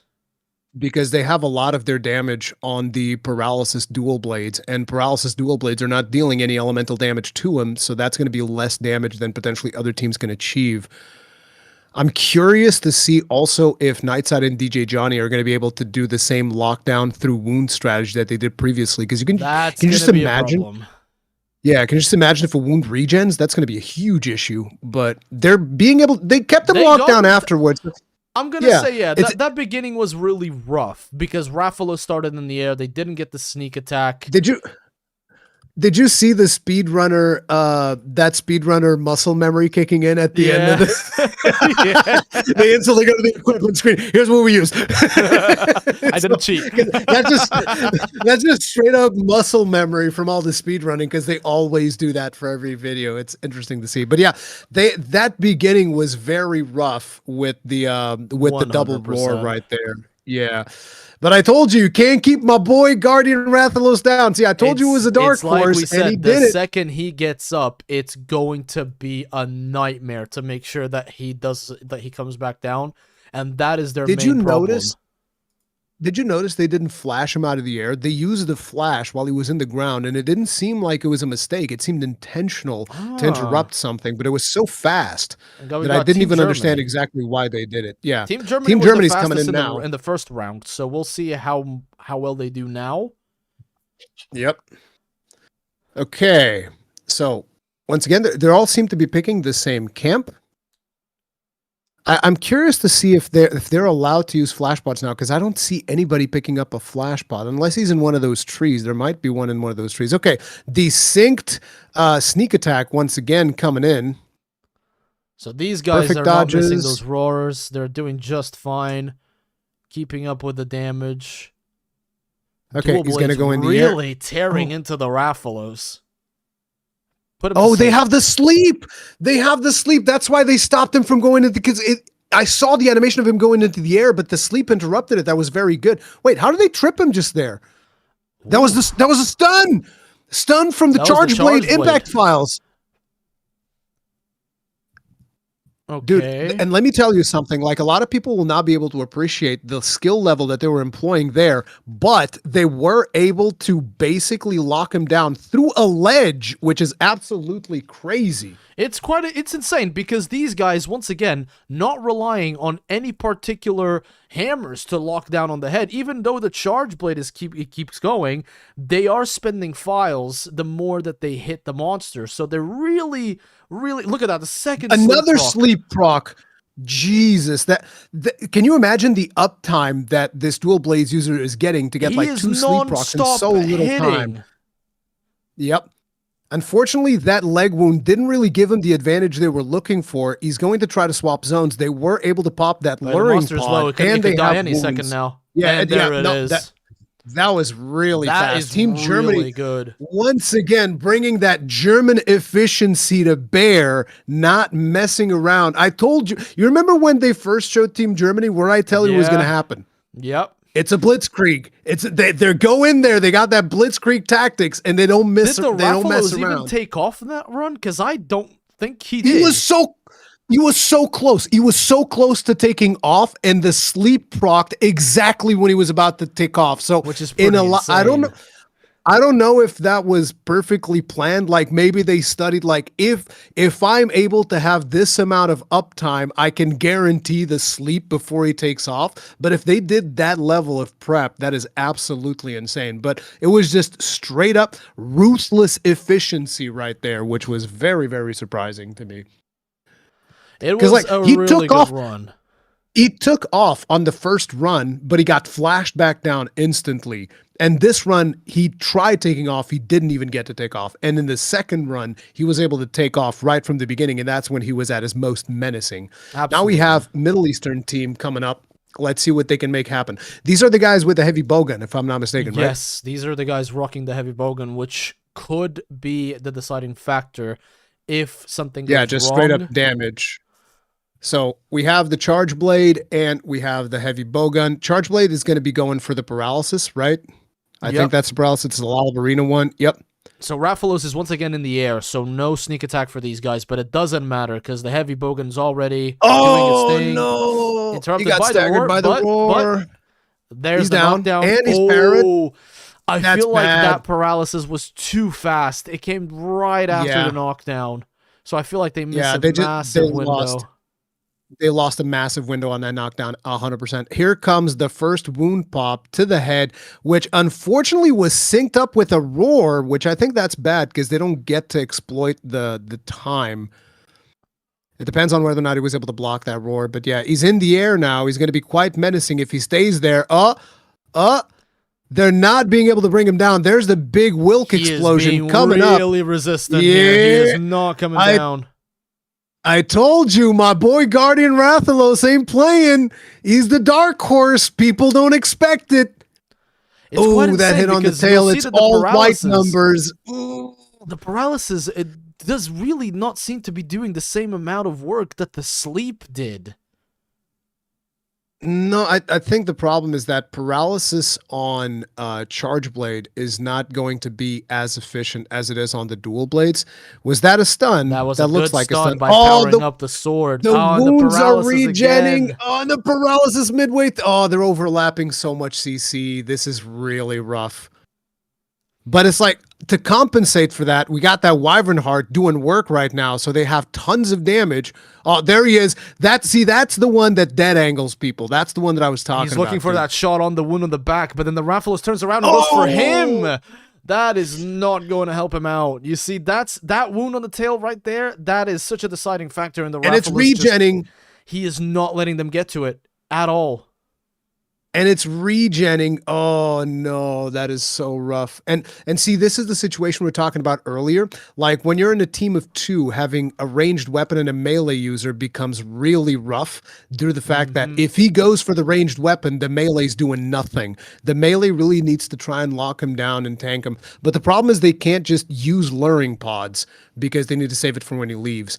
Still, I feel like that was still a very good time. It was pretty good. You know, they struggled keeping the Rathalos down in the air, but then down on the ground. But down on the ground. That's the point of the heavy bowgun. It's to make sure that the DPS doesn't exactly drop to 0 whilst the Rathalos, the Guardian Rathalos is flying around, not giving them a window for the charge blade. But then again, I wonder if there's a world where this is just going to show that I know nothing about speedrunning, but I wonder if there's a world where the heavy bowgun also uses like some status ailments or something that could potentially give them some advantage. I don't know, because that sleep did so much work. What team was that with the sleep? Was that the German team? That was the German team. It was the German team. The German team keeping them locked in. And now we have the US team coming in. So we got the Johnny and Nightside. And DJ I think Jono. They're still going to rock the longsword into the dual blades.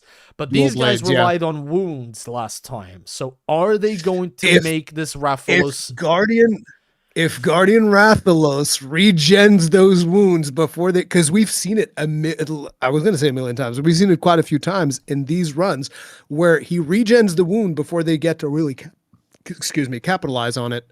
So I hope that's not going to be the case here for the U.S. team, but let's find Rathalos out. is on the ground, already a big advantage onto him because they can just jump him right there. Nightside doing what all longsword users do and being selfish and just taking the sneak attack for himself. Thing is, when he does that, he can chain it straight into charging for level 2. So now this is the problem. Rathalos is in the air. He got roar interrupt. Yeah, and they have no response. You need a flash at this point. No, there you go. So the problem here was Nightside was getting targeted, but DJ Johnny managed to put him in the ground. Now the question is, are they going to keep him here? And it doesn't seem like it's going to happen. Nope. I told you, my boy, he's a dark horse. Do you see how close Nightside came to carding right there? He was so close. He was like at sub 20, easy. Okay. Nice. Looks like they finally are getting the lockdown in. Now they just have to get that wound control. But Guardian Rathalos goes back in the air doing his shenanigans. Yep. Oh my God. And he's planting the Wilk. Just being a nightmare to them. Yep. They got that Guardian Rathalos AI. See, he's staggered and they're going to bring him down. Knock him down again. And now they finally have the wounds for the control. I was saying earlier, like, I think a lot of people don't appreciate the skill level that it takes to keep a monster locked down while in a ledge. Like, look how they're positioning perfectly to still deal all that damage and not let the ledge get in the way of them continuing to do damage, because that can be really tricky sometimes. And wounds are regenerating. And there you go. There's a down. All right, straight for the head. Both of them on the head right now, dealing that max DPS. This is where their strategy has the edge, because if they can keep doing that, and another knockdown straight into the head, they can get the kill here. It's the kill for sure, because those two on the head while the monster is down twice in a row with another wound. And now no! Oh no, he's getting away. Guardian that just costed them so much time. He got away. Oh man. See, this is the problem with relying on wound control. It is very, very hard. But, you know, it was still a very fast time. But I think I think that in this run, they're tied in the lower bracket with the team that got double shouted down. Was that Team Italy? My memory is so bad. I'm an old man. That's my excuse. So far, Team France and Team Arc Germany is younger, still at the top. He's the one who needs to. Yeah, you need to be the one keeping tabs on this. You're younger than me, of course. But once again, the Germany and the France team duking it out for the top spots. But then the thing is, this strategy can change at any second, because now we got the Spanish team, Chaos and Sokai, coming in with the longsword and the gunlance once again. Let's see how the gunlance is going to perform here. Their strategy on the first one was to actually keep him in check. The longsword's going to be doing paralysis work, and Cow Slayer is going to be extending those wounds as much as he can with the Gunlance Focus Strike. Let's see if that's going to pan out for the Guardian Rathalos. It's going to be rough, but it's all, again, they are technically doing the same strat as the last team, which is relying on that wound control. Would you look at they can pull it off or not? That's the question. Good. Did you see Sokai doing what longsword users do, and once again being selfish? I just want to remind you guys that playing longsword is a crime. No, it's not. Play whatever weapon you want. It's all a monster hunting. It's all, as long as you're having fun while hunting. Who cares? See, here's a problem. Play the weapon you want. Rathalos is far away, zoning them with the fireballs, and they have very little they can do. So the Rathian stays on the ground way more, but very good close in with that worm stake right there. Yeah, with that wyvern stake. Okay, and they got the paralysis off. Finally, Cow Slayer coming in from the Sacred with an aerial attack. But yeah, they lost a lot of time there in the beginning. But they're they playing do have with the wounds. Here we now. go. Here's the strategy in place. Oh no, he missed. Rathalos turning around the last second. Rathalos not cooperating, and that is going to cost them quite a bit, because that wound is now regenerated. I think. No, it's still up. It's a blue wound, so it's all right. Still now up. they get the stagger. Now from here comes they the can stagger. recover. They can recover their lost time. Yeah. He's lost his guardian power. So they have a lot of damage coming in here right now. By the way, for people that are curious as to why Cow Slayer is using the Ardian skin for the Gunlance, that is because the size of the Gunlance skin affects the reach of the actual Gunlance in Monster Hunter. So, and he carded by the I Wyvern told you, Fire. no! Rathalos right. Oh, wow. Guardian, why would you do this? That Guardian Rathalos really Didn't I tell being you? a nightmare. Oh, and he's going I to miss that told window you. as well. I told you, Guardian Rathalos will cart people. I warned you. He's the dark horse. You can't underestimate Guardian Rathalos. That is going to cost them a lot. Let's see if Sokai can make up the difference there. Real challenge. Oh, look, the fire damage, though! No! The fire damage! The fire damage ticked him out. Oh, no. I think this might be it for our Spanish team. This might be it. Oh, Cow Slayer getting the kill. Him. Oh, man. Actually, I think the time is still really fast. I think know, surprisingly enough, even though because here's the thing, the other teams had to play safer in order to get their in order to get their kill, because they didn't want it to risk carting. But Cow Slayer carting, they just went all out. I'm actually questioning if Sokai dying was a mistake. Sokai might have just said, the time that I waste in healing is too much. I will just die, and Cow Slayer will be here to make up the damage, and then after that I run back in. That might be it, considering that Cow Slayer put the worm stake into the Rathalos' tail as he was leaving. I think here we could see the real strategy at place, because that happened just towards the end of the hunt. Maybe a couple of extra longsword hits would have given them an edge with a few seconds, but that original cart on Cow Slayer is going to really set them back. Yeah. The original cart is a problem, but like it was interesting to me because I was seeing it. I'm like, there's no way that a speedrunner would not notice that he's dying to fire damage. For sure. It's just he probably calculated it's faster for me to die and run back and keep the DPS up than for me to actually stop and heal at this point in time. So he just kept going and maximized the DPS so that Cow Slayer could come back in and try to make up for the loss of damage, because Cow Slayer at the end of the day is still dealing tremendous damage, because like we said, he has resentment on that gun lance, which brings a lot of damage. He's got resentment, he's got agitator, he's got burst boost, he's got all of the damage skills in there. Let's have a look. We're actually looking the brackets at the time right now. And sadly, it was that card by 4 seconds. Like we said earlier, every single second counts, and it was that card that sadly got him out of the run. But that was still an incredible run. It was sad that the Rathalos did that to poor Cow Slayer, but it is what it is. When you're speedrunning, sometimes the monster really just doesn't collaborate. Yep. And again, Germany at the top by 17 seconds on the follow-up. Blitzkrieg, man. I am telling you. Blitzkrieg. I think those sleep weapons. And look how closely the Italian and the French team are. Milliseconds away from each other. Close, dude. It's absolutely insane. But like Team Germany definitely standing out right now. Sleep. Did you expect Sleep to be something that would be making this much of a difference? It is insane. Maybe it would be a good run if they had a great sword. If someone was packing, I don't know, anything into a great sword. You think sleep bombing, you think true charge slash, you don't think like, yeah, we're just gonna sleep it, and in the time that it is sleeping, it's not doing anything, and we're just dishing out deeps.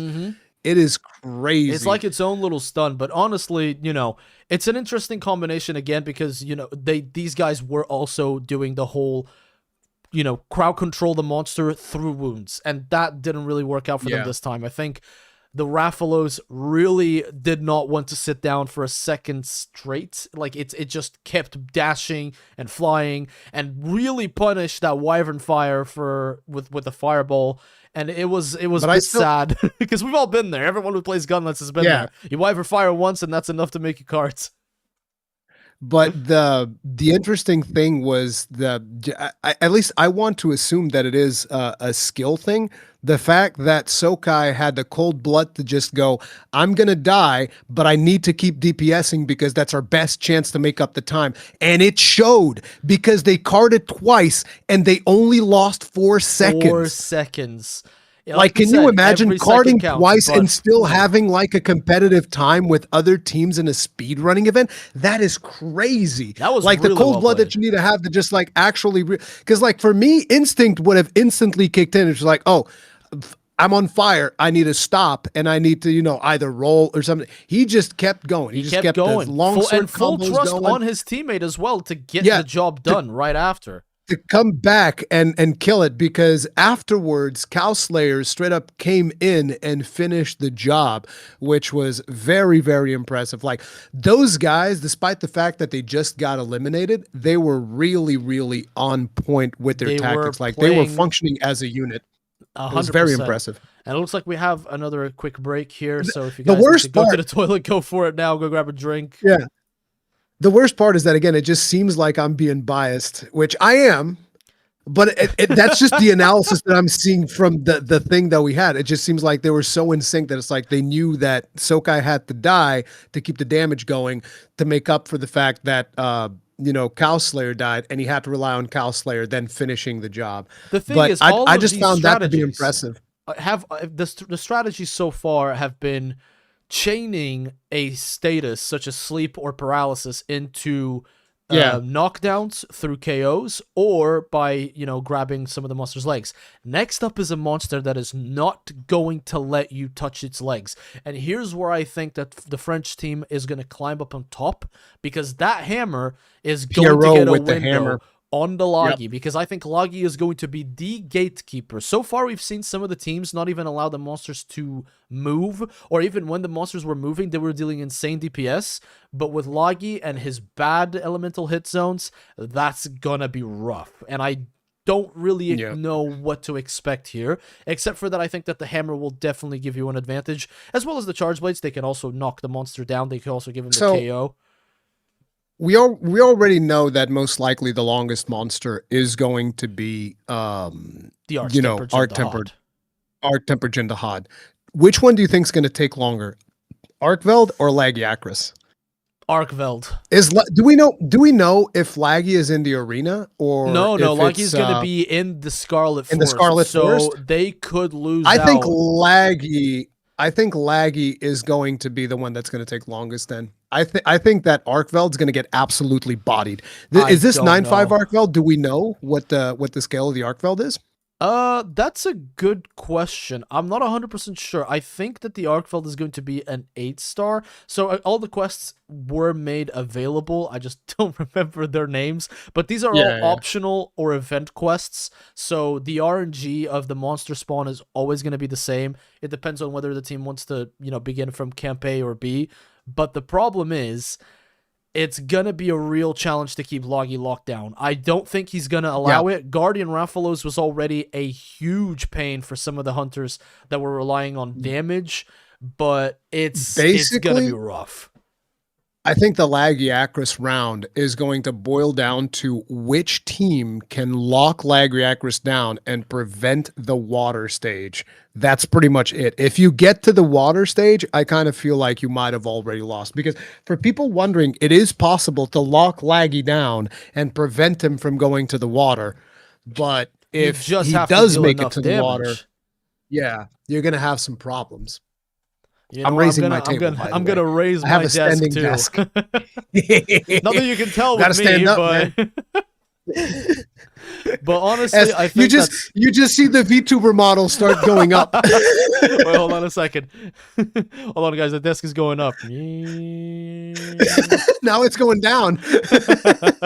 No, because I'd be sitting down. Okay. But next up, here we go. We got the Lagiacrus. Doing this while my desk is going up is really challenging, by the way. It's really putting my gym leg days to the test. But let's go, this baby. is the gatekeeper in my eyes, because Arkveld's chains are a really good hit zone for pretty much any weapon, and so is his head. But this guy says no to good hit zones. Arkveld is also very predictable. You got to remember that a lot of these people, right? By these, I mean speedrunners. A lot of speedrunners were speedrunning Arkveld in the alpha. So it's like everybody's got good muscle memory for Arkveld, so I don't think he's really stopping anyone. But Lagiacris, you're absolutely right. I think this is where we're going to be seeing the biggest times outside of Arc Tempered and the Hod. Yep, I agree. I think outside of the Jindahad, this is where people are going to struggle with the most. And I think it's really going to depend on as much as did this guy move from zone 1, yes or no. I don't even think we have to go as far as the water stage. I think if they move from zone 1, it's already going to be a nightmare. Yeah, because that climb absolutely. from the top of the, I think they start at the top of the Scarlet Forest. And if he moves away from there, that entire way down is going to take some time. But do we we'll know see. if there's like an order to which team is starting? Have the same teams been starting at the same times, or am I? No, I don't think so, because the Spanish team was one of the first teams that we saw. It was the first team that we saw, no? And I think during the first run, and now in this set, I think it's going to be a different story. But we shall see. We shall see. I think this time around we might see the French team start. Maybe start straight with the hammer. Oh, dude, Pierrot is going to be doing work on that Lagiacris. That much I can guarantee. You're going to be seeing paralysis. You're going to be seeing knockdowns. I'm just wondering if they are actually, because like what we've seen from the French team is that they're able to not stack their CCs. And I don't know if that's just, I mean, I doubt that's been luck, you know? It kind of feels like maybe they're holding back something and then swapping stuff around, but maybe they have the dual blades hitting bad hit zones or something so that it doesn't proc as much paralysis. I don't know the technicalities of it. It seems like they're able. I would say that there is one more element that has not come into play yet that we might see be the actual playmaker, the offsets. Because the hammer has one, and so does the insect glaive. And if I'm not mistaken, actually the hammer has a bunch of them. The hammer is an offsetting machine, but then that is also going to give them a bigger window. So I think we're starting off with the French team. There you go. It's the French team. I called it. I know what's going Baguette on. Team coming in with the bonk, the baguette bonk. I really like how Uncle Let's Sam has go. his eyebrow raised, like he's looking at this loggy, thinking, "I don't care. I have a Means hammer man nothing on to my me." team." Gets paralyzed and bonked like every other monster. We're gonna see how this one's gonna turn out, but man, so far it's been a really exciting competition. Even when the loser brackets, like in the people that have been not disqualified, sorry, it's not the right usage. Even in the teams Eliminated. that didn't make the cut to the next bracket, their hunts were still incredible. 2 carts and being 4 seconds off is not something to be upset about. Starting in this area does mean that they get to use the rocks, I think, right? Loggy does go into the water and then you can hit him with the big rocks. Oh, it depends. And if they might actually allow him to go to the next area to use the big rocks downstairs as well. So we'll see if that's a play. But I think, and by the way, now we're no longer seeing the hammer. Yeah, no so paralysis. No hammer here. Oh. We actually have fire on the charge blades. We have, that's an elemental one, right? It's that is the one? Rathalos. Is that the Guardian Rathalos or Rathalos? I think it's the Rathalos one. I think No, that's regular Rathalos if the skin is correct. Rathalos comes equipped with critical boost level 3 by default. So this is a pretty good choice to take into Loggy. Okay, they're keeping him locked down. No, wait. Wasn't that a stun that we just had?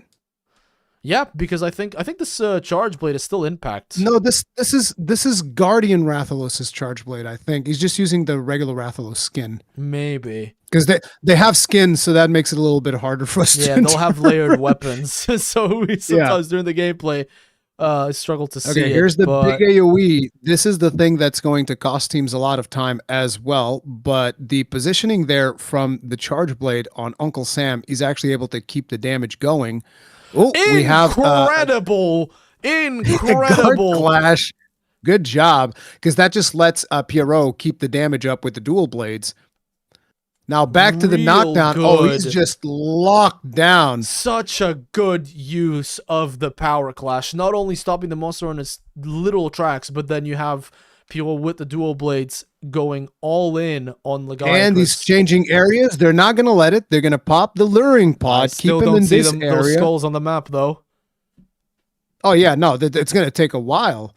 I think that they're just delaying it for a little bit more damage. Like I told you, they're going to no, they're not going to let him go. They're going to hit it again. They want to keep him here as long as they can.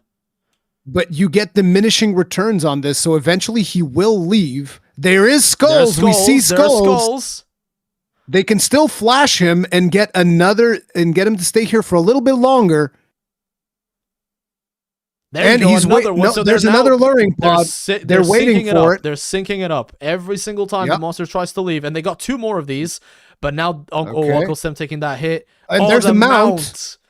All right, they did everything they could to keep him there. That was pretty good. I was wondering if they were gonna like let him go, because like I would, my strategy is like I'm hitting him with every environment. Oh, maybe they couldn't. Is that part of the rules that they can hit him with the big rocks? At this point, because like the big rocks is a huge chunk of damage, so maybe they're not allowed to do it. Because otherwise, I almost feel like it would have been worth the time to let him go down, hit him with the big rocks for the amount of damage that it does. But I'm not a speedrunner, so I wouldn't know if that's actually. I don't know. I think it might actually be more worth to keep him up there, because by the time that he goes down, by the time you hit him with the rocks, and by the time that the rocks put him at the shore, it might be too long. And now we got Team Italy. So Italy and France have actually been literally milliseconds away in the last one. Yeah, neck and neck. Literally neck and neck. The pizzas and the baguettes. We have to. I'm sorry. Making me really hungry. Like, listen. Yeah, Italian food is some of my favorite food in the world, bro. Like my mom's lasagna, the best in the world. You feeling me? I feel you, man. My grandma's lasagna is incredible. But anyway, here we go. So here we go. got Sword and Shield still. And what else did we have for this comp? Charge Blade. I think Charge Blade and Insect Glaive, if I'm not mistaken. So he's going to be using. He has to use the Corona on this one, I feel like, right? Sure. It has to be the Corona. That has to be the Corona. That is the Corona. Yeah, it's the Corona. It's just layered as Omegas, but yeah. Okay, so we do have the Charge Blade coming in. So that is. You think that's Elemental Charge Blade, or what are we working with here? I don't know. I think that's Paralysis still. So I think that the goal is cause the paralysis, but you guys can see the Lagiacrus is not letting it slide. I think it's Paralysis that we're seeing here. So this guy's a lot harder to lock down. Like I said, I think this is the gatekeeper of the times that we've seen so far, because most guys, including this team, were able to lock down monsters before with maybe them throwing 1 or 2 hits out. This time around, Lagiacrus is having none of it. He's just letting him. He was caught out of position there in the lightning. Oh, we see a card on the belly slam shield. And now we get the guard clash. It was a little bit late. Unfortunate timing. Luckily for them, the camp is right around the corner. I think the big problem there was that unfortunately the Sword and Shield user mistimed one of his blocks early, and that costed him maybe a little bit HP that he wasn't accounting for. And then eventually when he got hit and just the chip damage and stuff, the nature of Laggy just doing lightning shenanigans just costed them quite a bit of time there.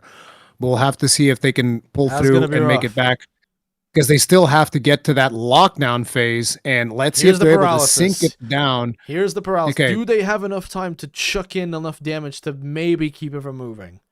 So they popped another one there. That's good. Broke the head, so now the weakness exploit is really going to kick in. But these follow-up hits... they stopped the belly flop. The belly flop into SAD. Okay, I'm guessing they're not allowed to use Rocksteady, because Rocksteady would just be really annoying to. It would be a little bit unfair. It's not a skillful play when you just have somebody on Rocksteady just tanking hits and smashing. I feel like he says as he rocks Rocksteady all the time. So he's going to be going for 2 wounds, which is going to be costing him a little bit of time. I find it interesting that he finished on the head, because usually the head is easier to reach than the back. Yeah, but he falls down, so they can just go into the back instantly. Now we got a problem, I would imagine because none of them are going for the one in the back, so maybe they're waiting for him to get up and then pop it. Not quite sure what the plan is. Oh no, wait! They have a Sword and Shield. They can hit the back wound no problem, and that way they finish on the head. It was the Charge Blade, so that would be doing KO damage on the head. So I think it makes sense, because the Sword and Shield can just grab that wound whenever it wants, like it did right there. So yeah, there you go. And now we got the other Sword and Shield. All right, now he's going to try to move along. There. Are they going to be able to lock it down? Yep, we already have a luring pod. Another paralysis. And we have another proc. paralysis. That's like the that is third very one. good. I think it's the second. I'm not sure. I haven't Maybe paying the as other much one was a attention. stun. Maybe- I'm not 100% sure. Yeah. He's roaring. He's mad. He's enraged though, so he's not leaving anymore. And They now were they able to proc enrage him Agitator during because the- he's enraged. More damage towards this end here. Yep. Because they do have the hot pieces. Okay. Well played. So they made it up in the end, whereas the other team had to play luring pod ping pong. These guys were able to just keep the damage going based on their paralysis. So we'll have to see which strategy pays off more the because we problem only get was to the see the carts. times at the end. I think that cart ate into a The lot cart of precious costed them. time, especially because Yeah. the cart took place during a power clash. And I think During that the power would've clash, given- and you can deal damage. Exactly. The sword Yeah. and shield coming in there would have made things a lot more manageable during the power clash. It would have been a bit of a window, a damage window that potentially would have made them get the kill a little bit faster. But at the end of the day, Legiacrus, like I said, he's going to be the wall that stops people from stun locking. No more keeping the monster locked down. No one has done it yet. No more But let's see. shenanigans. Maybe the Yep. sleep from the German team is gonna be it, because I'm far so that sleep's curious. been real clutch. That sleep has been the dark horse of the teams. The same way that I said that the friggin' Guardian Rathalos is going to be a dark horse. That sleep has been it was a sleeper hit It was amongst the sleeper speedrunning. strategy. But you know what's most surprising to me is that the fact that one weapon that I thought I was gonna see and we haven't is a hunting horn. I thought we were gonna see some hunting horn action. I'm surprised that no hunting horn is pulled through, but we'll have to see what happens. Now, we And do next have up, here Team they Germany are. coming in with a blitzkrieg. We were just talking about that sleep efficiency. Let's see if they're able to pull it off once again. This is gonna be like their hardest challenge yet. Let's see what type of strategy they come up with, because this team so far has definitely been very efficient, which is just like the German thing. We're They've efficient. won so far. They've been at the top of both brackets, and the first time only by a little bit. The second time around, they were actually considerably ahead with 17 seconds because of the 2 sleep procs on the previous Guardian Rathalos. But now, will they be able to proc this on the Legiacrus? And if they do, will it be more than once? That's going to be. I don't think they're using. Oh, I no, don't they know if swapped they're their using weapons. sleep We got an anymore. insect glaive. Yeah, Will we that see looks some like offset looks action? like fire. Yeah, he's not using sleep anymore. We have fire, and so we have fire dual swords and fire insect glaive. So that'll be interesting. They are going for max fire damage into Logi, which is a fantastic idea. Obviously, he's really weak to fire, and they're focusing on that weak zone. There's the offset. There you go. Huge window of damage right there. That could put them ahead. Can you considerably. identify that? I don't play enough insect glaive. What insect is that? I'm not. Is that the 100% blast one? Sure. I think it is the blast one paired up with the Rathalos insect glaive. Yeah, I know it's the Rathalos insect glaive. Okay, dude, look at how many tornado slashes he's going there, though. That's all of these absolutely offsets. That's what I'm crazy. saying. The offsets are really kicking in because they know they can't stun lock the Logi. So what they're doing this time around is they're It's just just using straight the window damage. of the offset to do the tornado, because that has hyper Now, armor, if I'm not wrong. So they can I'm just actually power through. curious. I'm actually curious if the dual blades user. Yeah, he is. If you notice what they're doing, the dual blades user is not proccing any of the wounds. He's just giving the wounds to the insect glaive user Every to keep the time. tornado slashes going. I forget the actual name of the move, spiraling slash, whatever. They have a mount now. Looks like they're going to capitalize on it. I wonder if they're going to go for 2 wounds or 1. Looks like they're going for 2. He's going for the fast. I think the triangle here might have gotten them the faster down, to be honest, but I'm not 100% sure. No, he's only going to go for going 1 for the wound. 1. They just want to get it out of the way. Again, look Yeah, at they all just wanna that get him insect down. glaive damage really coming Yep. in clutch with the dual blades. Again, non-stop. The back is Non-stop. broken, so that nerfs is lightning damage, if I'm not mistaken. So that also helps him. I don't know if he does the big AoE anymore now that the back is broken. Once again, Okay, with the spiral monster's about slash, to leave. it's about to leave. Here comes a luring pod from the dual blades user. And they got a knockdown, so I think they might be in the clear here because there's another wound already there. So he's going to do another spiraling slash into. Nope, the wound's destroyed. He's not even stopping. There's Doesn't no care. stopping this There's no train. stopping. All he wants is that Into the red stagger. bug. and just keep it We going. see some skulls. It could happen Skulls, any second now. Second there's lure the pod. lure. Come on. The luring pods are going to start having that diminishing returns. And Let's look see at if this, they can another pull it tornado through. right there. Will that be enough? Not Yep. quite. Not quite. Third. The reason. And there Okay, he is. there it is. Notice once again what I told you. This might have been the fastest time. I think these guys were really, really fast. I think but they were notice, really fast. I just want to point out for every time, because I've always gotten so much crap from people when I've said that earplugs is an offensive skill. I've stated this all the way since Base World. I've said that earplugs is an offensive skill, and people always give me crap. I just want you all to see which team has been ahead this whole time. And one of the things that allowed them to keep up that consistent DPS on this laggy Acris is absolutely earplugs level 2, because lag Acris about to roar. Insect Glaive user says spiral slash go brrr, don't care. They don't have to care about getting staggered or countering the roar, which is something that a lot of weapons, for example, the switch axe, it can tank through it easily and it can benefit from a roar. But it goes to show that you don't have to just stack damage skills on your builds in order to be, you know, the best that you can be as a hunter. I think that's a really good message to get across, honestly. Yeah. The most important thing in these speedruns ends up being uptime. And at the end of the day, that's exactly what that did for the German team right there. The dual blades actually want to dodge roars so that they can stay in that hyper dodgy demon mode. But Insect Glaive doesn't want to care about that, just wants to keep doing its shenanigans and spiral slash spam. And that's exactly what he was able to do because of those earplugs. Next which team up, is the just Heavy the right Bogan play. is going to be coming back now. They barely Middle Eastern made it team. last time. Keep in mind, 4 seconds away. 4 seconds away. And this time around, I think the question that we're going to see here, Rory, is Max Slide, the Charge Blade, going to be able to keep the Loggy focused on him instead of the Heavy Bogan? I don't know if he's gonna keep sticking with the paralysis. Is that the paralysis? I wasn't able to tell. But the thing here is they should see, that's what I was saying. They just lost uptime on that Charge Blade. It's that whole thing of whenever the monster starts focusing the person with the ranged weapon, it becomes very problematic for the melee user. And this is we do have the guard clash now, so they have a chance to make up for it. Let's see what they got cooking. Now we're going to keep that damage going. That's the thing.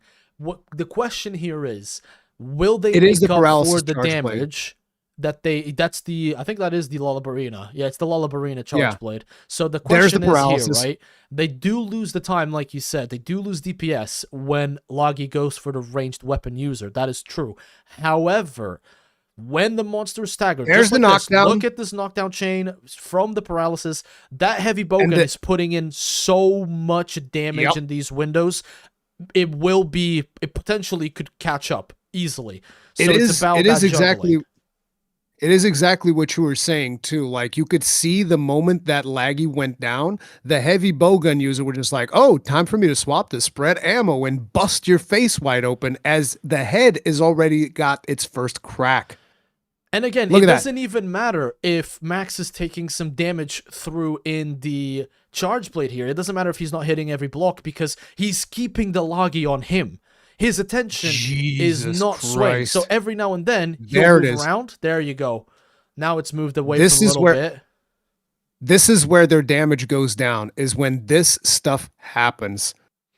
Like, whenever he actually gets the attention, whenever he gets aggro, this is when their damage goes down. So in order to be successful, they need to keep this low. And the problem is, it seems like they're losing a little bit of focus because the Charge Blade user's getting hit.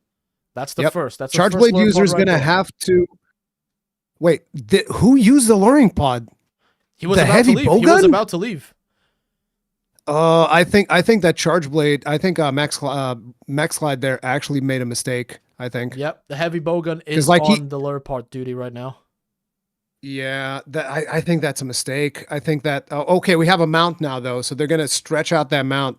No, because then the damage is not good enough. No, yeah. He's swapping over to Wyvern Heart, because Wyvern Heart deals less damage but more DPS, so that's going to be the most optimal way of dealing damage during a mount, I guess.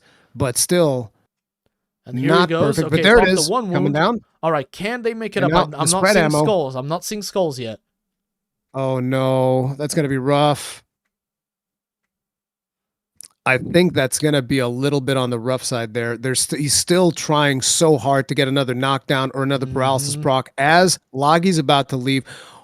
Did we once again we did get a luring pod, but I'm not seeing from skulls. the heavy That's what's bowgun. concerning me right now. Yeah, I'm not seeing those no skulls. skull still. And then we got There's another the paralysis. paralysis. I don't know. am It at the doesn't edge of feel my like seat the here, heavy seeing if this bowgun. damage is coming through. There it is. There's skulls, and he's enraged, so he's not leaving anymore. So they can chill And a they little got bit. the No more need agitator for proc, so luring now they could pods. really, really go for it. No, oh, he just left anyways. There's the so much time lost. Oh no, is he gonna make it? No. He made it. He made it. See, this is the problem. This is what we were yeah. talking about. So the problem is the second he goes down, and he's going to go all the way to his nest now because he's very low, close to dying. He's going to retreat all the way to the nest. But that is all the way to the problem. So they have a chance to intercept him at the rocks.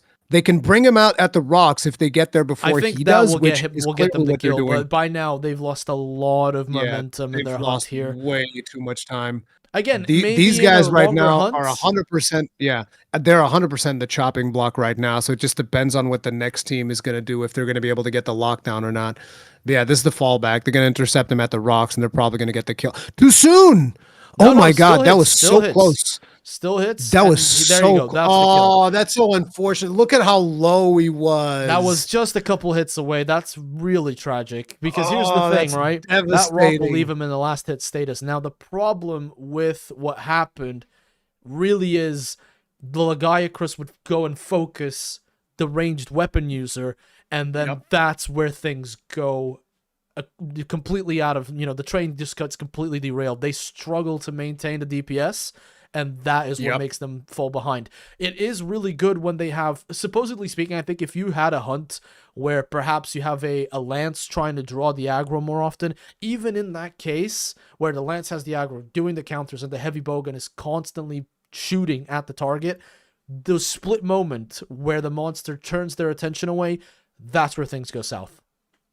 Yeah, but I think that the difference is the lance gets the mobility advantage over the charge blade on that 100%. Situation, because you saw a bunch of times the charge blade user, and I'm sorry, I'm terrible with names, so I just refer people by their weapon, but the charge blade user was like oftentimes on top of his sacred, which is not something that you want to be seeing in a speed run. That clearly shows that you are struggling to keep the distance with the monster.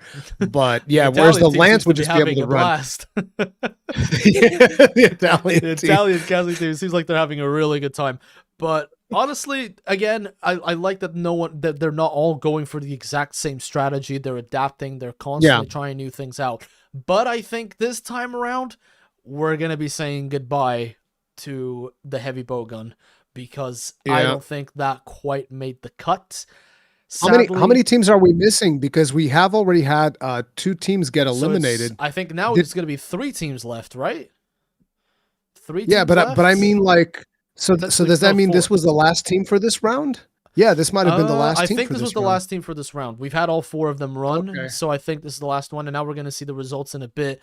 But sadly, if there's no more teams, 100% the Middle Eastern team is getting eliminated because they were not able to lock him down, which is rough. But it was a very good effort, and I do feel that there was play there. It's just they got a little bit thrown off beat at the end there, and I do feel like the charge blade user should have been the one doing the luring pod duty. The problem is both weapons Max take is an in the chat extremely right now long saying time. we did badly with that laggy. Unfortunately, I beg to differ. I don't think you did badly.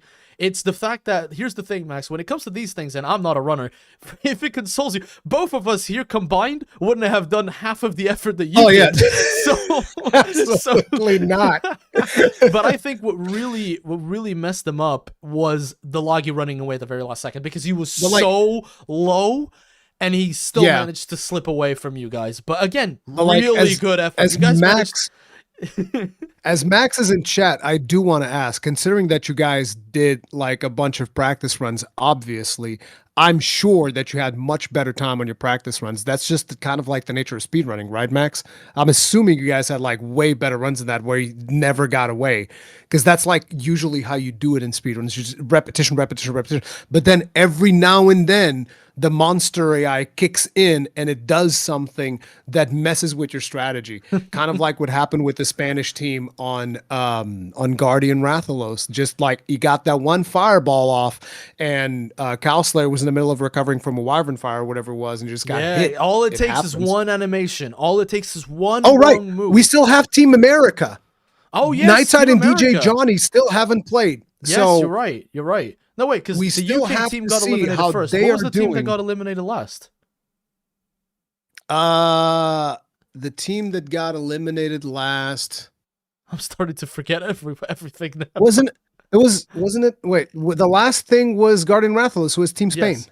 Team It was Spain Cow got Slayer eliminated. Oh, and yeah, no, you're SoCal. right. So It's we just still it's got just a the bunch of last teams now. elimination was so close by like 4 seconds, so we still have Team America. Yes, There you go. Team America. So we got Nightside and DJ Johnny coming in, and they have been employing the same strat. They've been employing damage, and that worked really well with the German team this time around, employing pure fire and damage into the Logi, which I think was the correct way to go. And those are the weapons that they have as well on the American team. They have dragon weapons and they have fire weapons. So likely they're going to be employing fire weapons and going for that wound control strategy. So we'll have to see if they're able to pull that off. I'm guessing that they don't have access to flashes at all, which is why they were collecting flashes along the way. Because like we haven't seen a flash pod used to stop Legiacrus from moving away. All they've been doing is luring pods. But the problem is also, I know this from using flashes to keep Ray Dow from moving during the free challenge quest. But flashes are sometimes unreliable because sometimes a monster will just like get up and leave out of Exactly. nowhere. They This just is why don't the wanna luring collaborate, pods, which is are what more exactly consistent. happened Yeah.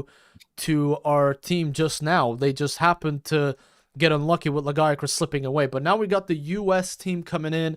Now, here's the good thing about these two weapons. If they're still playing Longsword and Dual Blades, They are, because that's what they have. the damage upkeep is going to be quite high because they can counter everything the Legiacrus throws at them. They can counter. It's just going to be a matter of how will Legiacrus handle its aggro? Will it shift too much? Will it stay roughly the same? It will depend a lot on what Legiacrus decides to fire at them. If they choose to... Can the dual blades dodge all of the lightning AoE when he does the big AoE not, lightning because AoE? there is a recovery frame there, and I think even the longsword gets caught in that. Very few weapons can. I think the switch axe is one of the very few weapons that can do it. Did they get the sneak sync attack? I wasn't able to see it. Looked like they did. I was busy looking at a chat for a second. But just want to take a quick second to say thank you all for being here. You guys are supporting something very special. Appreciate you guys. There could be more of these, and don't forget to like on YouTube and follow on Twitch on all of our channels to make sure that we can do more of this. DJ Johnny getting hit by the AoE as I was talking about it. Okay, let's see if they can pull this off. Here starts the counters. Yep, more counters. Both of them countering. No, I think Nightside got hit there. I'm not sure. No, I think Nightside did the he didn't do an EI. He did the level 3 back hop. Oh, counter. okay, the level 3 back hop thingy. Oh, that was so close. Sadly, that doesn't connect. That's another thing. If Logi decides to use projectiles and try to zone them, he's wasting their time because they can't get the counter hit in. But look at that. They're really playing around the counters so heavily, as they should. And they're playing it real smart. And we just discovered Johnny that Longsword exiting can out of counter that. Of course it can, because Longsword can do everything. All right, here we go. But they've gotten hit a couple times, right? But you guys can see that the damage doesn't stop. They're keeping the uptime. Which is what we were saying. That was a clean EI into the backup counter there, level 3 spirit gauge counter, pretty well. But every now and then, I was saying, I'm getting concerned about one thing, Rory. I'm getting worried about some of these hits that are coming in between counters. Because that's a DPS dip every single time, and so if they get too many of these, especially if they have to like stop to heal, because then they have to stop and heal and flex and not flex, but you get the idea. Looks like we got some wound popping right now. Yep. Oh, right, already trying to leave. But he's enraged, so he's going to stay a little bit longer. No, he's got the luring pod on him, and he's enraged. He's still trying to leave. Here comes really another luring pod. He's not even trying to throw a move now. Jesus. Yeah. Right, there we go. Now, I guess that's just the sheer damage they're pumping out. It's so much that Loggy's just trying to leave. He's trying to leave again. Let's see if they can pop another one. Yep. Instantly getting it down. Nightside's got him locked down. DJ Johnny coming in with his luring pods now. Is it DJ Johnny? The last one was Nightside, I think. But they're got him. Oh no, he's running away. No. Hit another one.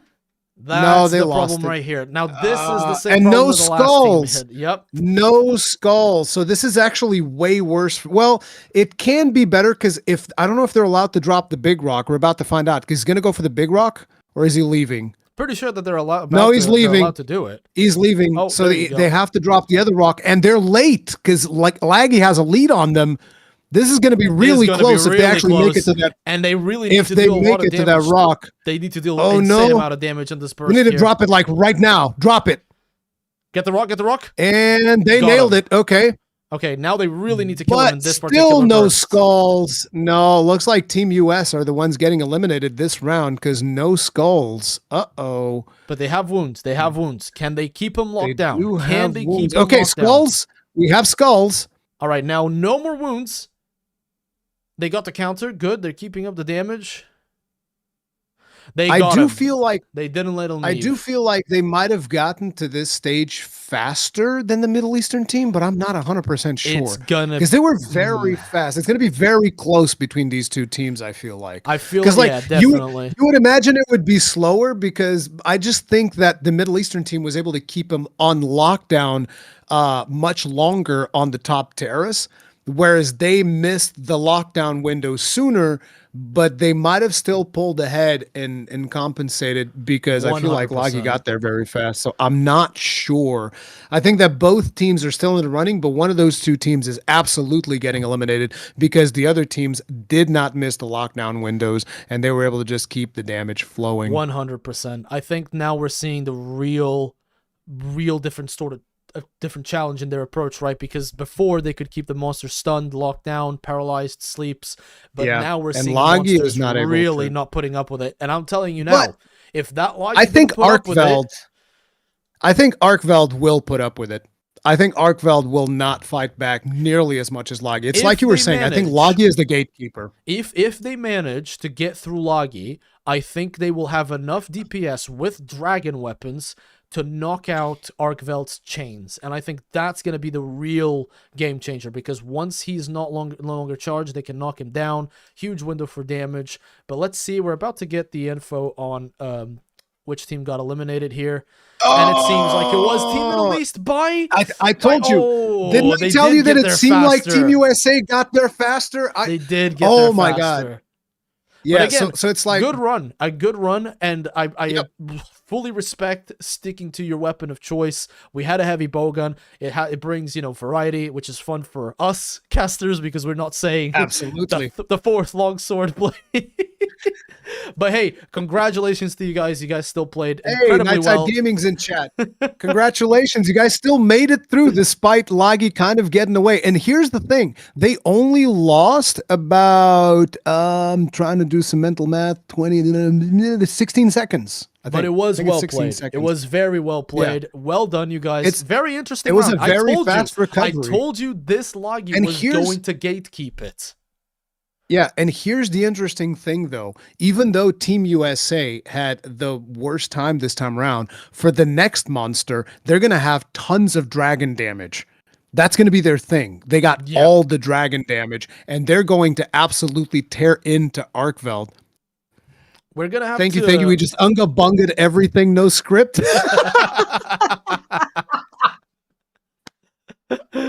It's incredible. I keep saying this, but you guys are way just too like humble. Me. Just like me. I just unga-bunga. I do the wormstick full blast. Yay!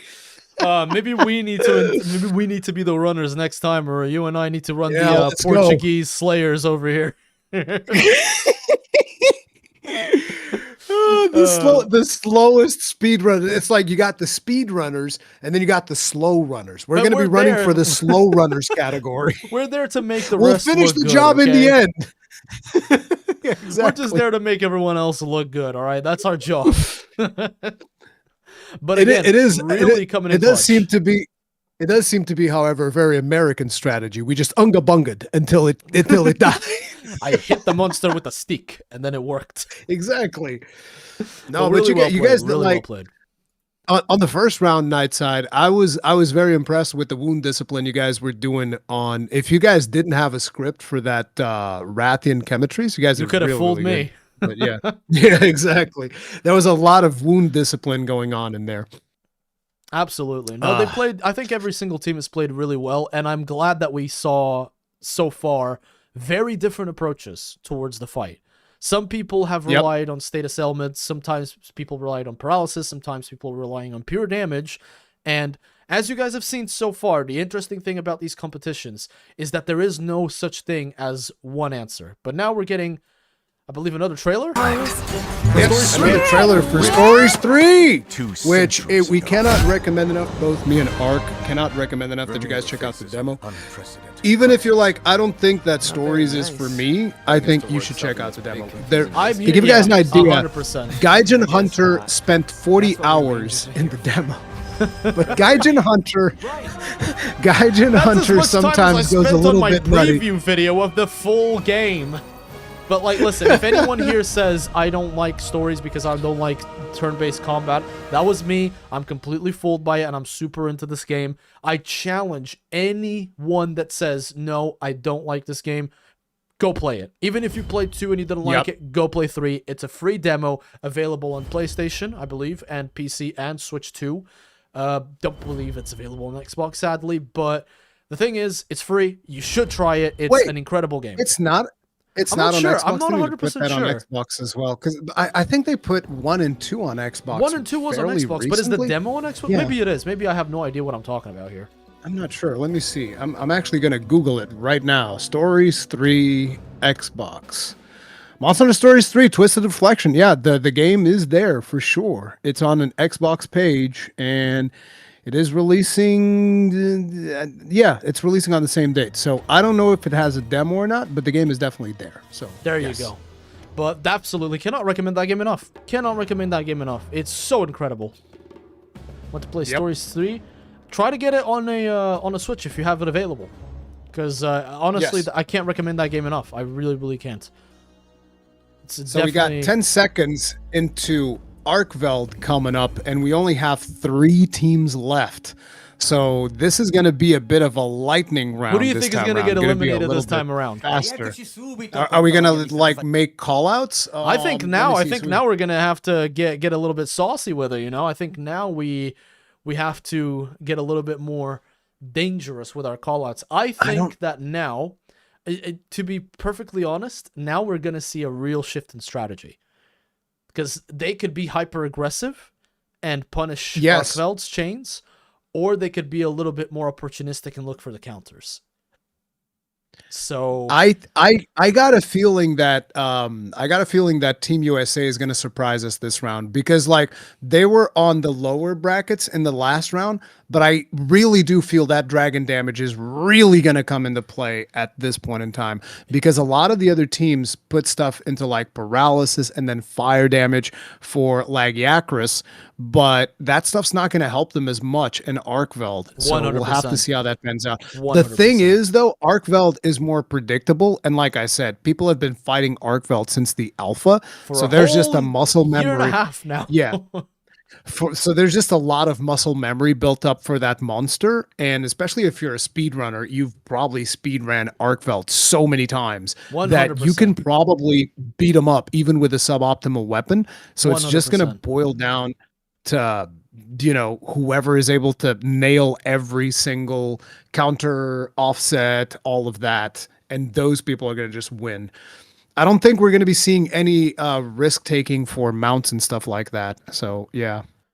It depends. I'm not sure if this time around they're allowed to use the rocks, because I believe this quest is Arkveld at the top area of the Wildspire Waste, the Windward Plains, and I believe they're not allowed to use it because otherwise it would be, you know, perhaps a little too much. You know, perhaps They're not allowed to use which rock? Sorry, the so 3 rocks in up the top top. area, yeah, the 3 rocks. Yeah, up the top. 3 rocks. The one that everyone was using during the demo, trying to get Arkveld down. Yep. Yep. But then again, I don't think Arkveld starts there, so wouldn't it be a waste of time? I think in this quest he does. I think in this one he does. Oh, okay. So they're not allowed. This is an optional quest, so that would be really boring. Then if he starts near the rocks and people are just like, "Hey, hit you with a rock here, hit you with a rock there, gonna die." Yeah, it would be like about no skill 5,000-6,000 damage. But yeah, hammer redemption for the Arkveld.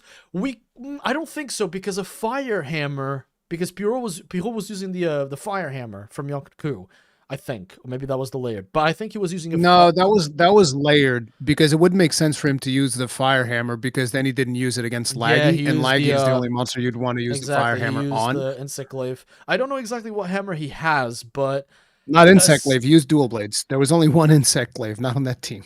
Yeah. It's okay. I also said we only had 3 teams and there's still 4. So. Oh yeah, there you go.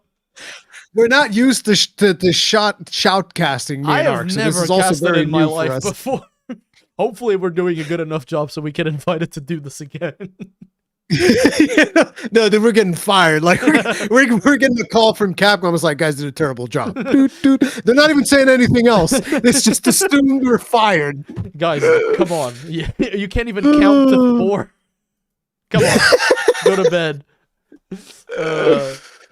No, I'm really pleased with how much diversity we've seen so far. Again, sad that I haven't seen a Switch X. Really, we just needed more gun lances. There's clearly not enough explosions in this meta, and it's sad. Really. They should limit the amount of long swords available. Damn, you need to stop the longsword slander. Okay, this is why my channel gets a bad rep. Every time there's anything said about a longsword, people always say it's because of Rurikon. It's always because of Rurikon. Rurikon's the one that makes me do this way. So now we got the French team right up. I make you do it, and then he throws me under the bus like ×2. No idea what you're talking about. Anyway, French team coming in. All right, what weapons are they going to be rocking? I really think that they should bring the hammer here because offsetting Arkveld is going to be huge.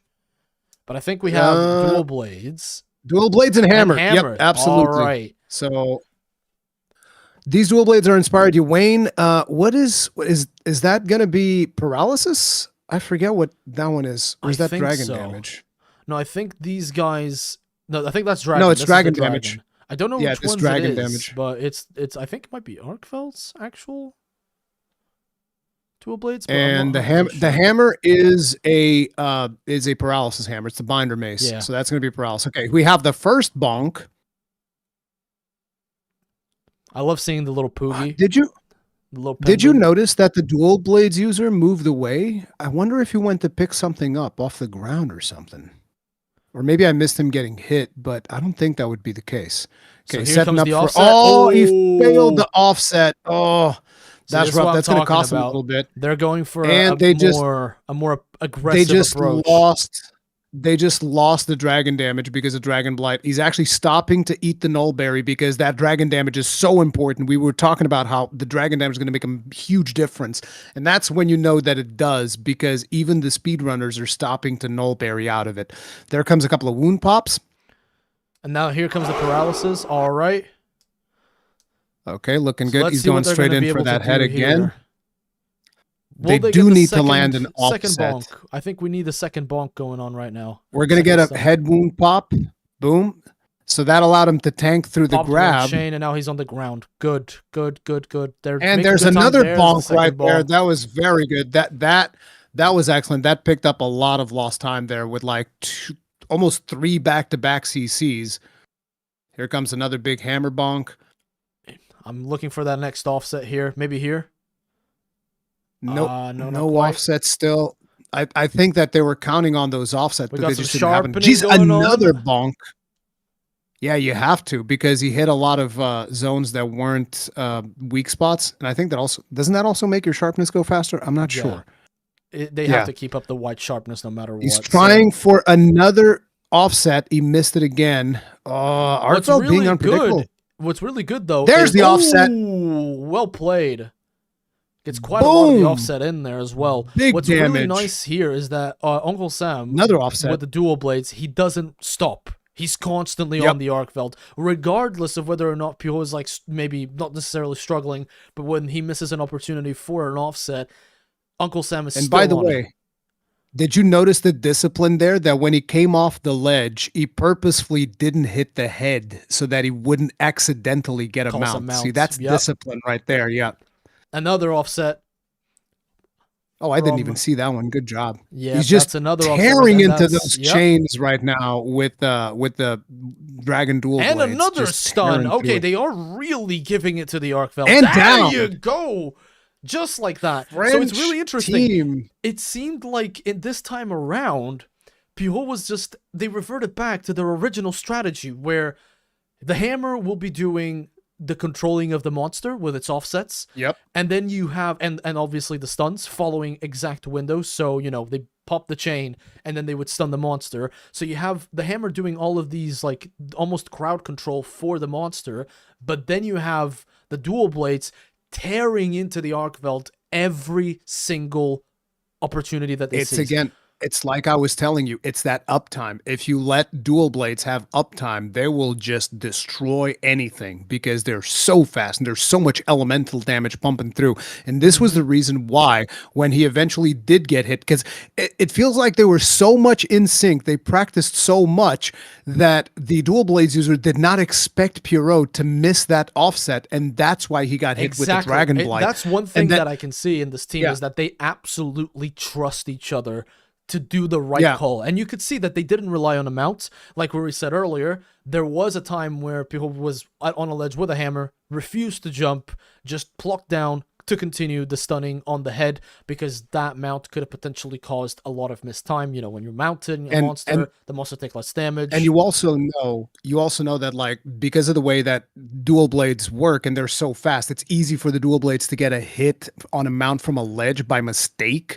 And therefore, Pierrot just exercising absolute discipline, being like, I will not be the cause we get this mount. So you can make a couple of mistakes on ledges if needed be. Now, but I'm still shocked that like he was really just expecting that offset to go off to the point where he didn't even try to dodge or do anything. But yeah, that was cool. This is going to be interesting because the Italian and the French team have been literally toe-to-toe. They had milliseconds apart in some of these runs. So now seeing them come in, okay, now we're using some power. We have a guard clash.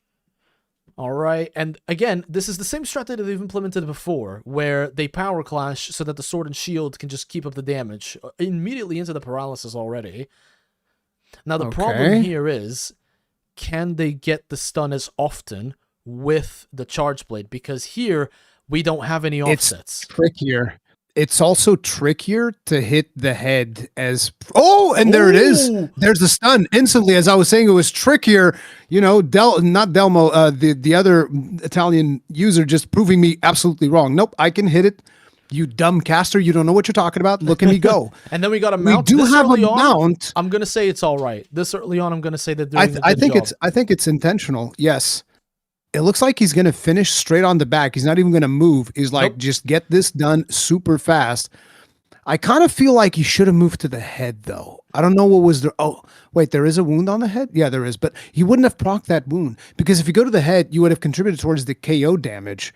But maybe they're so in sync that they don't want the KO damage from the sword and shield because they study the timing that it will take the charge blade user to get another KO, and they don't want to mess that up for the script. What I'm noticing here as well is that Delmo on the sword of shield There's is another drawing paralysis. away attention from Spike but if you stand on certain parts of Arkveld's side and back, he will do a tail stab as well as like a tail spin. So he's trying to make sure that Spike gets as much time in the head because you can see they're not both on the head. They're very rarely the two of them are at the front of Arkveld. Double hit. Here comes the big combo. Now they're gonna have to wait this one out. Yep. Okay, looks like they were able to pull it through. Again, not necessarily a bad play, but what was it? 3 seconds of the Arkveld doing that combo? That could be enough. These guys were tied milliseconds with the previous team. Yeah. So anything makes a Let's see if difference we here, can. guys. We got skulls, and Arkveld's trying to leave. Here come the luring pods. Let's see if they can Chain keep that pod. up. And he's going to try to leave again. Lure. We're seeing skulls. It could happen any second now. Okay. He's downed. We have the KO. Any second now. Any second now they're going to get this. He's just like almost there. Almost there. There we go. He's I do killed. feel like this was slower than the previous team.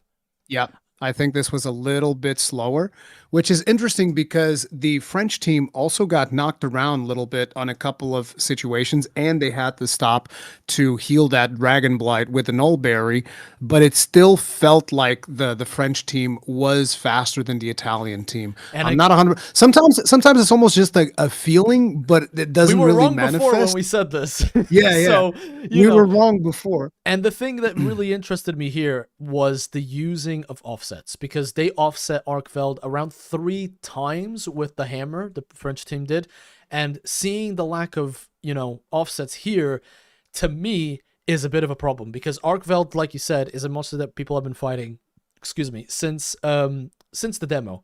And now that, people didn't have the opportunity to jump in as much, it was a bit troublesome. But here, we got another team that's been at the top of the charts for quite some time now. Ruthless efficiency. German efficiency at its finest over here. You can't stop the German machine. Let's see if they have what it takes to take down Arkveld as efficiently as they've been doing before. I don't think sleep's going to be coming into play here.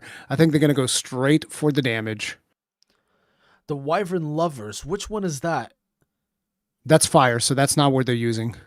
Okay. He's going to be using the Owain, which I think is going to be Arkveld's. Not sure, but it's going to be some dragon damage. It's absolutely dragon damage.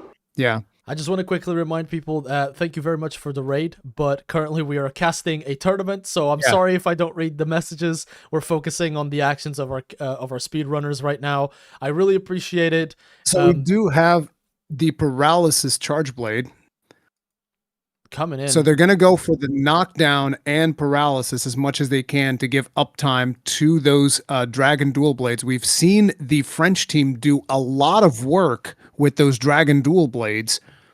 Looks like both of them are going for the wings because he's trying not to instantly proc another KO.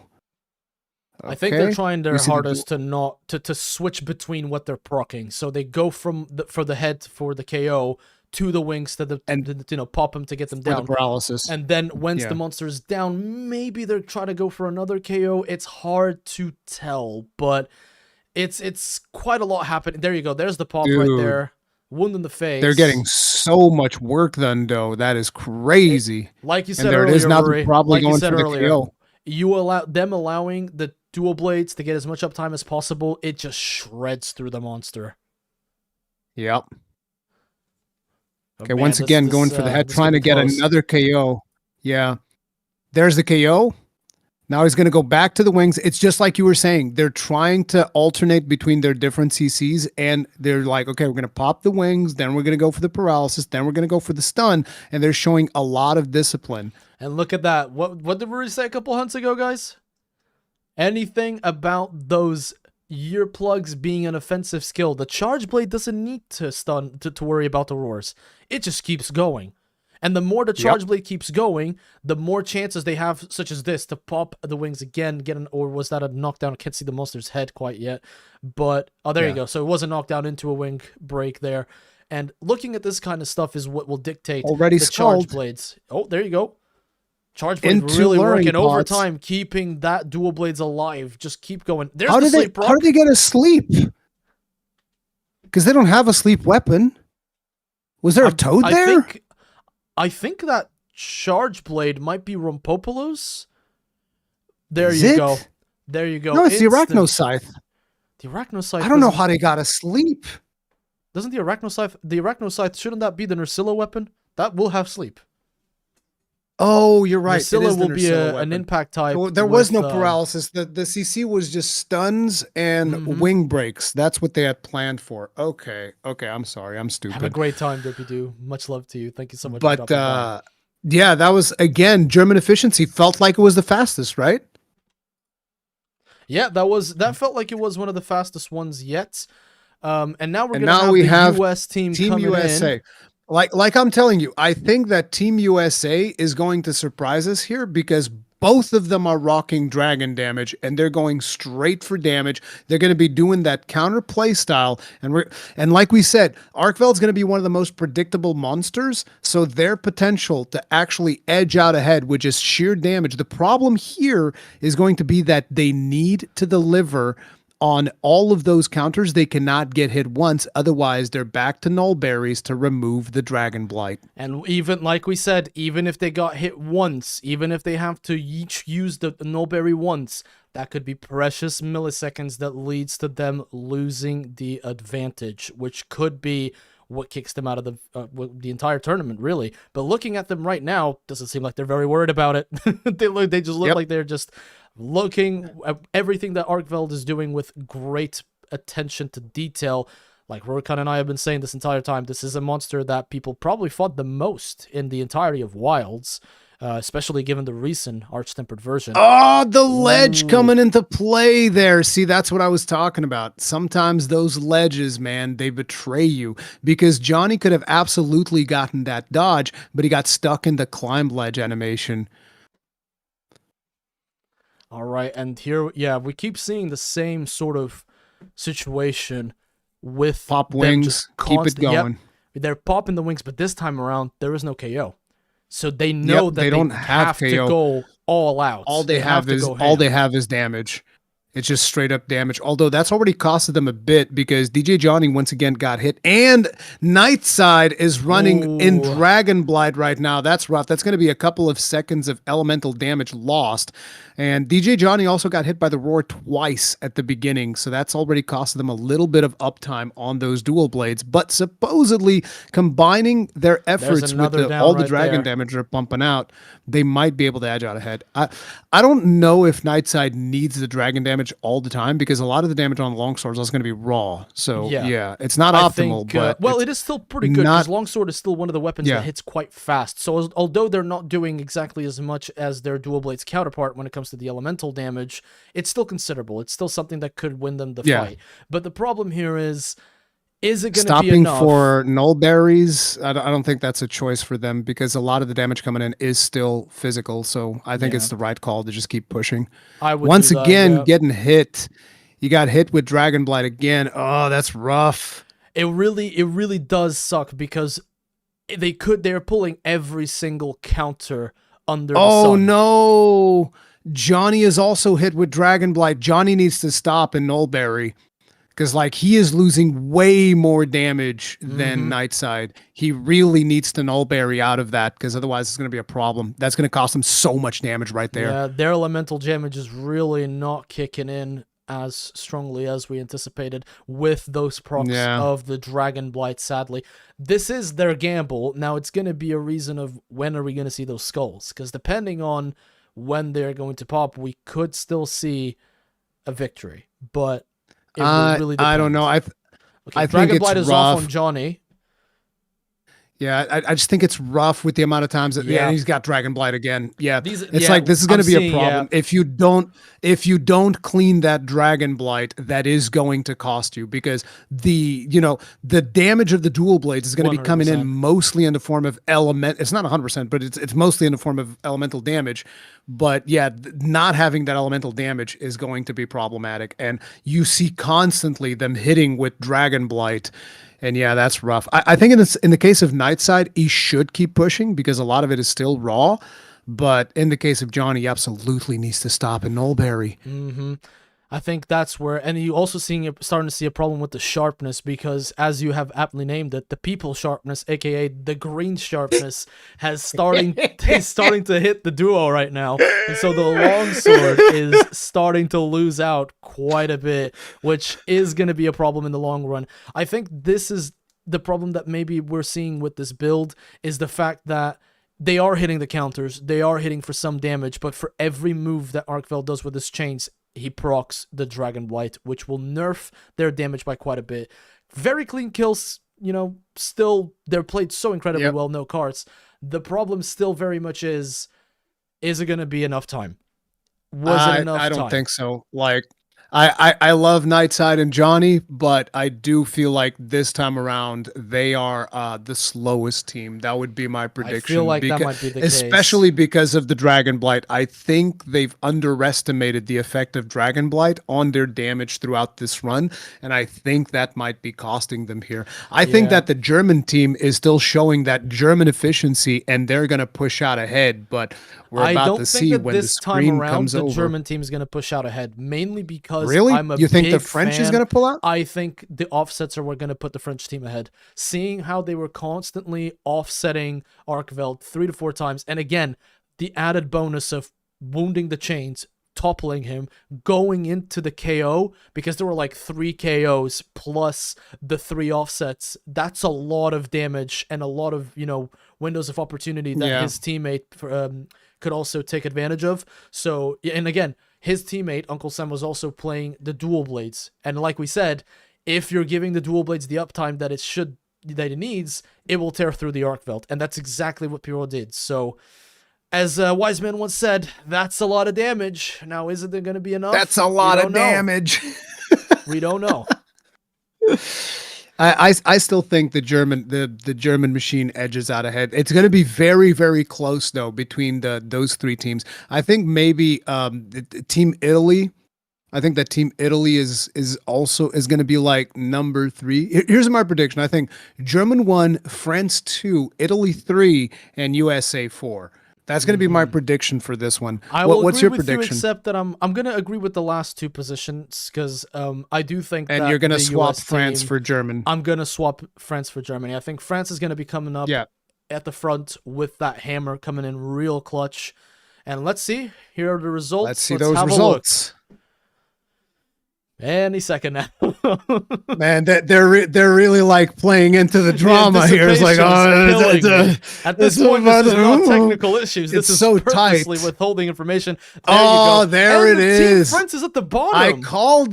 I called it. Team Germany is ahead. Team France was actually at the bottom. I'm surprised. Okay. But yeah, Team USA, just like I said, what costed them the run was the Dragon Blight. They needed to steer clear of that Dragon. And on the dual blades. I feel like we called it at the start of the run because we were saying like their whole thing is going to depend. Can they perfectly counter everything and not get hit with Dragon Blight? And they weren't able to pull it off, which it is challenging. Like anybody who's tried doing and this. And everyone needs to understand that this build is a build that was put together from the first hunt. They can't alter it. They can't swap out weapons. They can't or armor optimize pieces. The build. Yeah, they can't optimize the build for different monsters. Now, but truth the be told, next Nightside, hunt, DJ Johnny, you guys played insanely well. Your counters on that Arkveld were on point. It's just a shame that that Dragon Blight dragged you guys down so much. But again, as of every single team since the very first round, very well played to all of you. I feel like you guys should have tried going for those null berries because like you even saw it. I forget which team. Was it the French team? It was the French team because there was a missed offset and the dual blades user got hit, which again, you just see how in sync some of these teams are. Like I said at the start, it was crazy seeing that because like the dual blades user didn't even consider the possibility of Pierrot missing the offset. That was the level of confidence that they had going in there, which is absolutely insane how in sync these guys were. It's incredible. Yeah. I was honestly hoping to maybe see a greatsword because I think a greatsword pick into the Arkveld would have been quite massive, but I didn't account for the hammer's stun. The blunt damage really gave him an extra edge when it came to the whole keeping the monster down. And see what ended up costing the French team was exactly that missed offset at the start because they had to stop the uptime on the dual blades to get the null berry out. And that time is what costed them those precious seconds that put them behind Italy, which is actually surprising. Because to me, it seemed like Italy was going to be on number 3. So I'm shocked. I was really confident about France. I thought those offsets were the missing link to the first spot. Yeah. But it turns out that the sleep proc once again coming in clutch. Out of all the things that I would have expected Sleep to work with, it would have not been dual blades and charge blade. It would have not been that. I thought that if we were gonna see Sleep in this competition, it was gonna come with a great sword. It's just so funny to see that, none of us would have expected sleep on a speed run, and in comes Germany team just like, nah, bruh, y'all just don't understand how sleep works. Let me show you. You don't let get us it. cook. Let us cook with this friggin' I'm taking what's notes. the If I'm name? ever running in this, I know exactly what I'm gonna do. But let's transition Exactly. into a quick trailer again. We're back at it again. Stories 3, everyone. Stories 3. And So for the good. third Cannot time, recommend it enough. play it. Oh, There's man. a free Yes. demo. There's no reason to not Play try the it. demo. I'm actually gonna take a quick trip to the bathroom. Go I'm ahead. gonna let you keep commentating. Don't believe a single thing this man says Yeah. about me while I'm away. I'll be right back. Oh, that's how we're gonna do it. Did you guys know that Ark is from the islands? Now you do.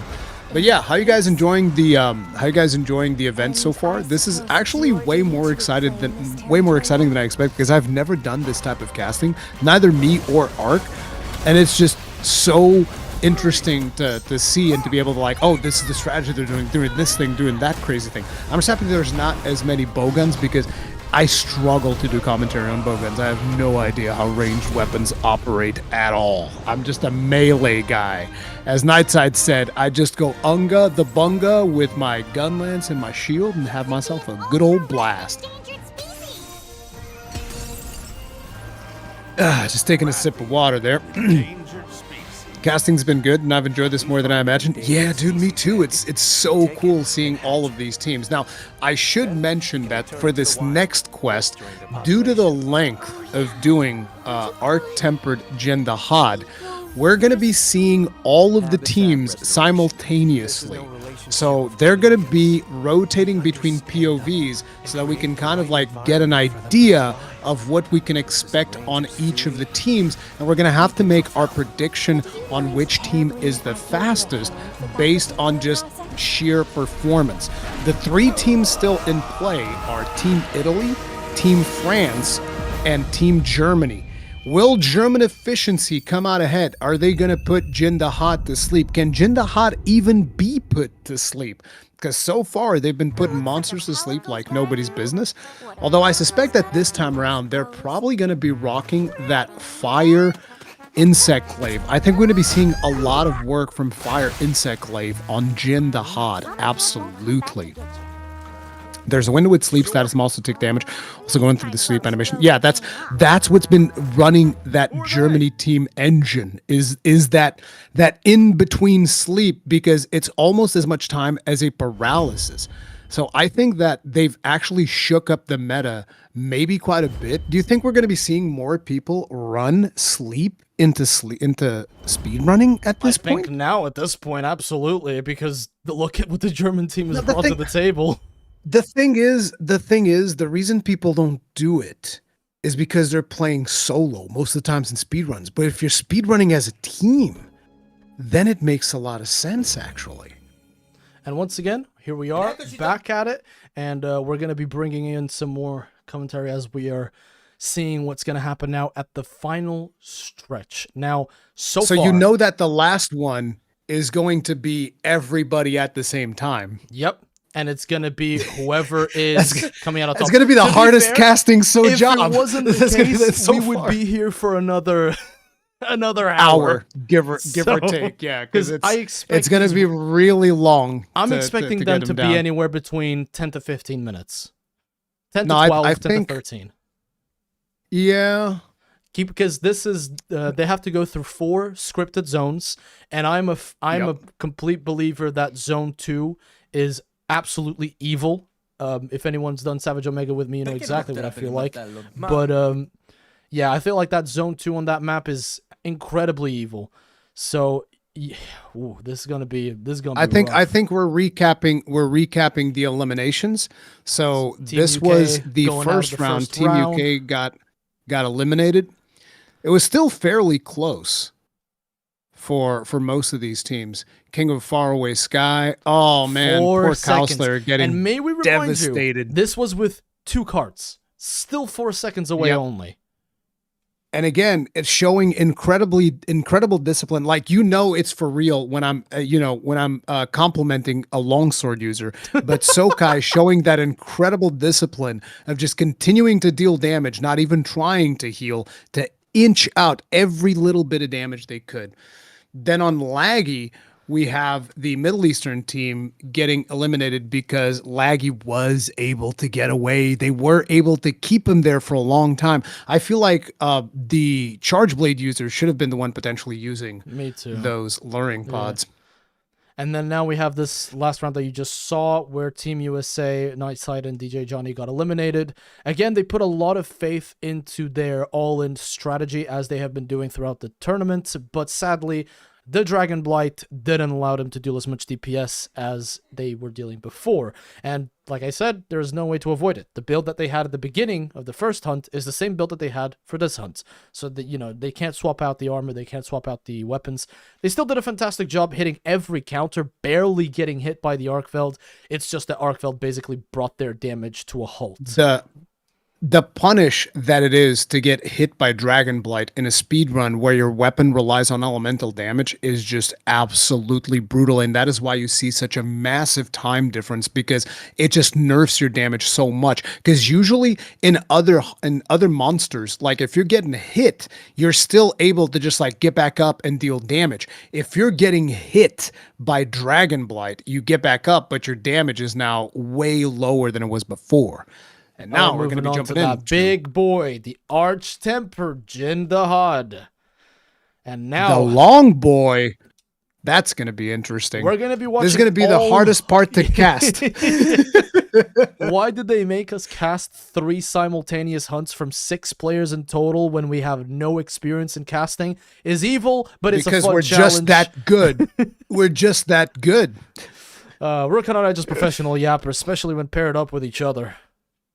Yeah, it's just the thing. We just can't shut the hell up. This is gonna be. We can't shut the hell up even if we're not on stream. That's the so worst that's part. Very true. I think now we're gonna see a real shift in strategy. I think now it's what do you all think? In. What do you think the German team is going to be bringing? You think it's going to be that Sleep Charge Blade, or do you think it's going to be the Insect Glaive? I'm thinking Sleep Charge Blade. I think the Insect Glaive. It was a fire Insect Glaive, correct? Yeah, it's the fire Insect Glaive because they use it on Laggy as well. So that's probably why they brought that for the synergy. Now the thing is, because Jin Dahad is a long boy, are they going to be able to get as much use out of that Spiral Slash? I mean, then again, so is Lagiacrus, and they were. So technically speaking, Jin Dahad should be bigger, so they should be able to do it. But those parts at the top are worse hit zones, right? There's something that you're overlooking, though. And I think that what you're overlooking here is the incredible damage that the dual blades is going to be able to deal because of any wound strikes. Due to how big Jin Dahad is, wound strikes going... I still think that they should feed it into the Insect Glaive because of the Tornado Slash, or whatever the move is called. But I think that was going to be its primary function. I think that this is the problem with playing Gunlance, right? It's like, what's a hit zone? Everything's yellow for me. I don't know what you guys are talking about. I think we're going to see them focus on the back legs, and it's going to be the legs for sure, but the back legs is easily going to be the better way to topple them. And but the problem is, if they can't both be on the back legs, somebody needs to be in the front. So otherwise, I'm thinking Jin Dahad is going to continuously spin. Yeah, potentially Yazi is going to go in the front with the Spiral Slash, and then the Dual Blades user is going to be going in the back, like you're saying. And they might be hoping that, quite simply, he doesn't spin around because somebody's in the back. So we'll see. But then that's the case. If they do that strategy, it's going to be a repeat of what the US team did with the Arkveld. If you're putting all your eggs in one basket, and the bottom of the basket has a hole in it, your eggs are just going to fall straight out. So it's going to be interesting. I don't think any offsets are going to be viable. I don't think any blocking related. I think now it's all in. Do you think that Pierrot brings the hammer, or is he going to bring out his dual blades again? Well, actually, the hammer was a paralysis hammer, right? He's going to be bringing his fire dual blades to play. I think Jin Dahad is a fight where, with dual blades, if the player recognizes all of Jin's patterns, and if the Jin Dahad decides to not zone them with the ice attacks, the breath attacks that he does from a distance, and the multiple charges, I think Dual Blades will absolutely destroy this guy, because they're going to constantly stay on him. They can dodge any tail swipes, they can dodge the ice blasts, they can do a lot of damage, and I think the Insect Glaive is also going to take advantage of its taller hitbox. I wonder if they're going to be allowed to use adaptability. Not adaptability, I'm sorry. Escape artist? Binding resist. Bind resistance. Binding resist. Yeah. I wonder if they're allowed to use that, because that would be the #1 skill that I would want to have in this particular fight. But that's because I get hit. If you don't get hit, you don't need that. But me personally, I get hit. I get hit a lot. Even with weapons that counter, with some of the moves that cause binding, you need bind they will resistance. still I remember when I bind. took this guy on with Switch Axe, you need to bring bind resistance or it will still bind you. So I'm pretty sure that they might have something like that in their sleeves. If not, it's going to be a question of which If not, team it's is going to not- be spicy. Which team gets found the least? Do you think people are going to card in this one, Rory? I am going to call a cart on the Italian team for no particular reason. It's just like I looked into my brain and I was like, if anybody's gonna cart, give me the first thing that comes to your mind. And my brain was like, somebody in Team Italy is gonna cart. So we'll see if I make a prediction. Okay, ready for the hunt? Here we go, ladies and gentlemen. I guess we're going to be starting with the POV of the French team, but do keep in mind, we are going to be swapping POVs often throughout this hunt. So let's see how we do. Looks like Pierrot. Yep, Pierrot is bringing out the dual blades. Like you said, the Wyvern Lovers fire dual blades. And we have a charge blade, but that charge blade, if I remember correctly, was Guardian Rathalos. So that is going to be fire, but not elemental, right? If I'm not mistaken, it was because it was going for KOs. I think it's still elemental, just lower elemental damage, and a different skill to boot. So I know that the Rathalos charge blade gives you crit boost 3. I don't know exactly what the Guardian Rathalos charge blade gives you. You're absolutely correct on that hind leg strat, because that's where we're seeing the dual blades user go to.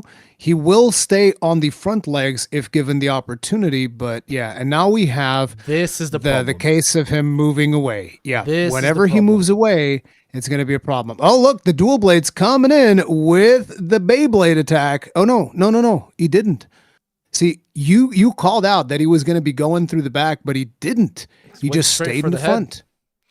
And this is the problem that we're going to be seeing. It's and someone in chat kindly pointed out, by the way, Rory, the Guardian Rathalos charge blade carries crit element, which is pretty good into this fight, as there is no way, unlike the Arkveld, Jindahad cannot remove its elemental damage from the hunters. It doesn't have any Dragon Blight. It has and ice. They have Agitator and they have Gore, so they're going to have a lot of crit.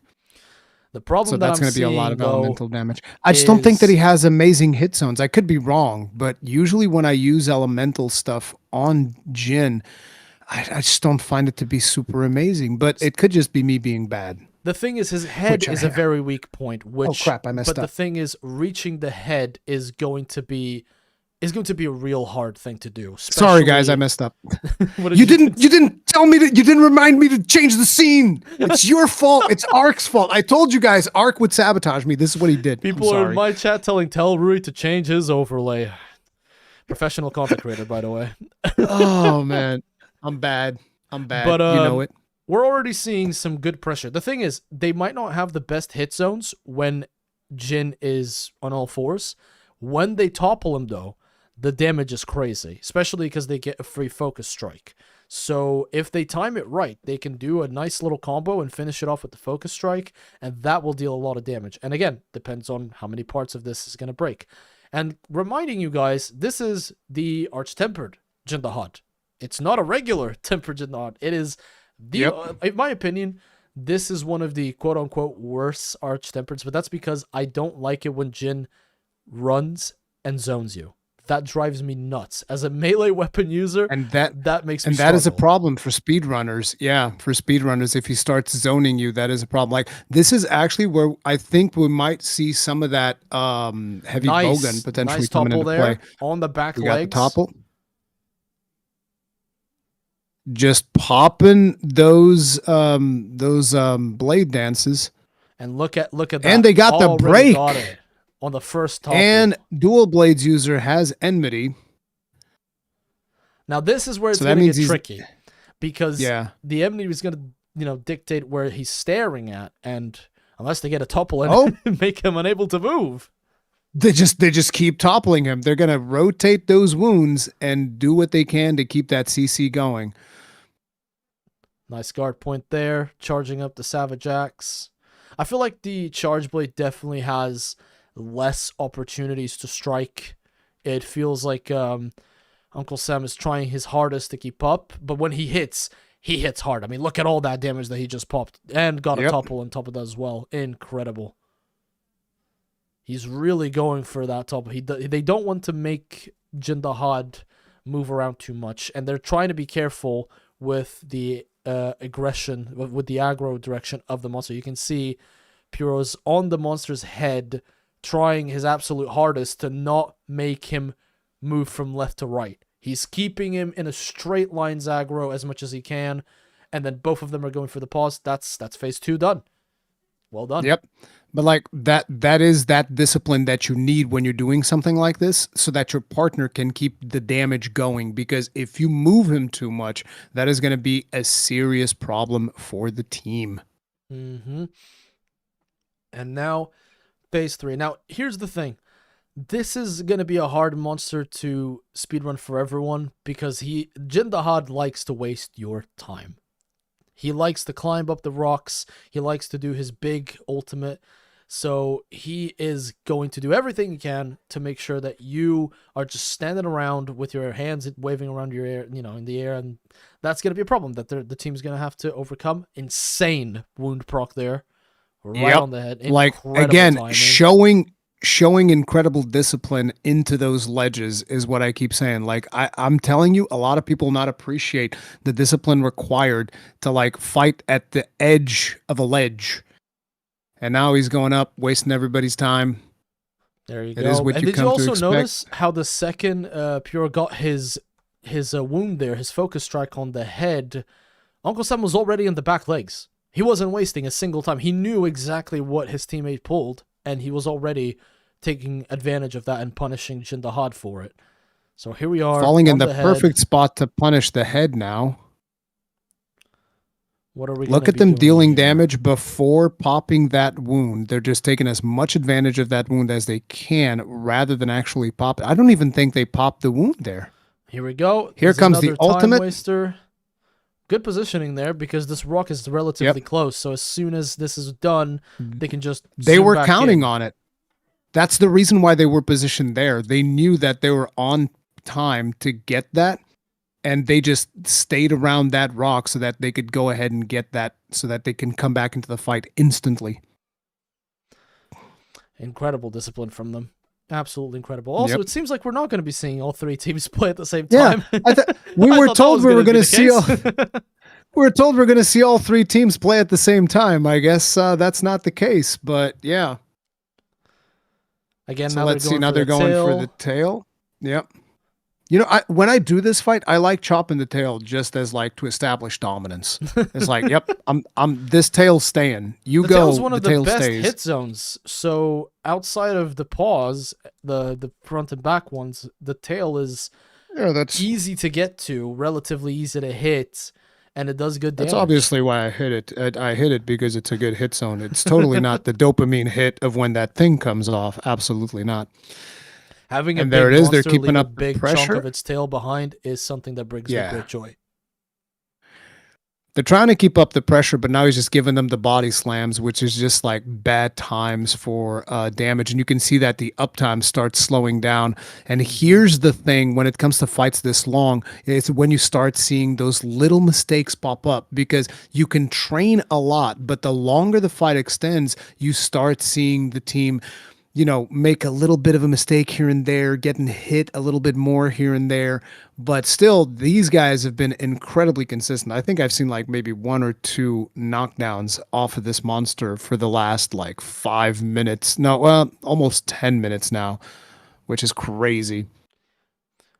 And again, yeah, it's like you said, I think now we've already exited a battle of crowd control. We've entered a battle of attrition. It's all about endurance. It's how long can you focus on every single move that the monster throws at you. And that is going to be the do or die in this quest, because they're already here in the 4th zone. And I think so far it's been 9 minutes, if I'm not wrong. I think this quest is a 50-minute timer. Coming up on 10. And now here, it's actually a zone where you can, I've learned this, you can actually almost stun lock the Jindahad into submission for a good while, but it's not easy. And given how much they've already broken off this guy, I mean, look at his face, it's all busted up. Now their hit zones are going to be a little bit more tricky in terms of getting this guy to stand still. Oh, there's a cart.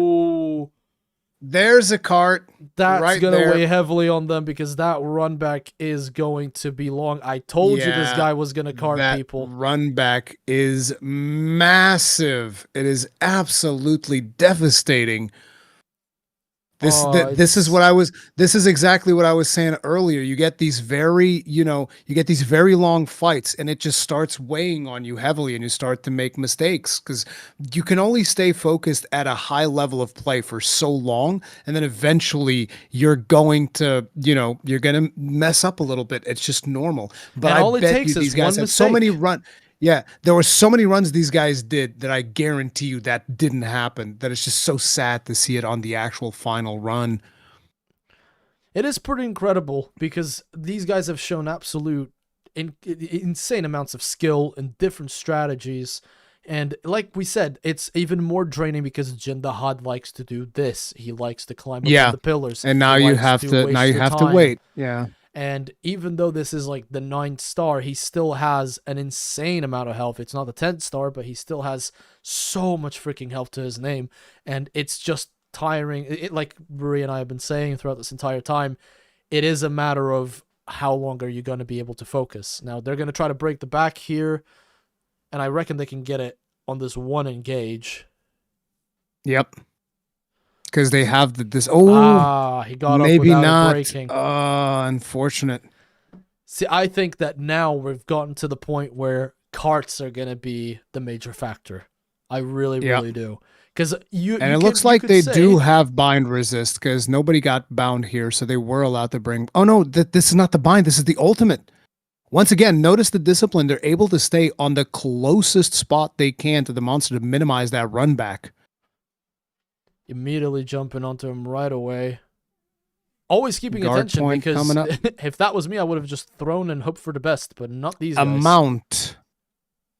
Are they actually going to go through with the mount? Yeah. I think they're just going to pop the one wound. They really want to break his back right there. They really want that gone. There you go. Immediately get the wound. Down it goes. Straight and into the back. Still not seeing skulls at this point, and it's incredible because these guys have been pumping damage non-stop. Yeah, that's rough. This just shows you how much of a difference Ardian weapons make, because you have some of the most skilled players in here.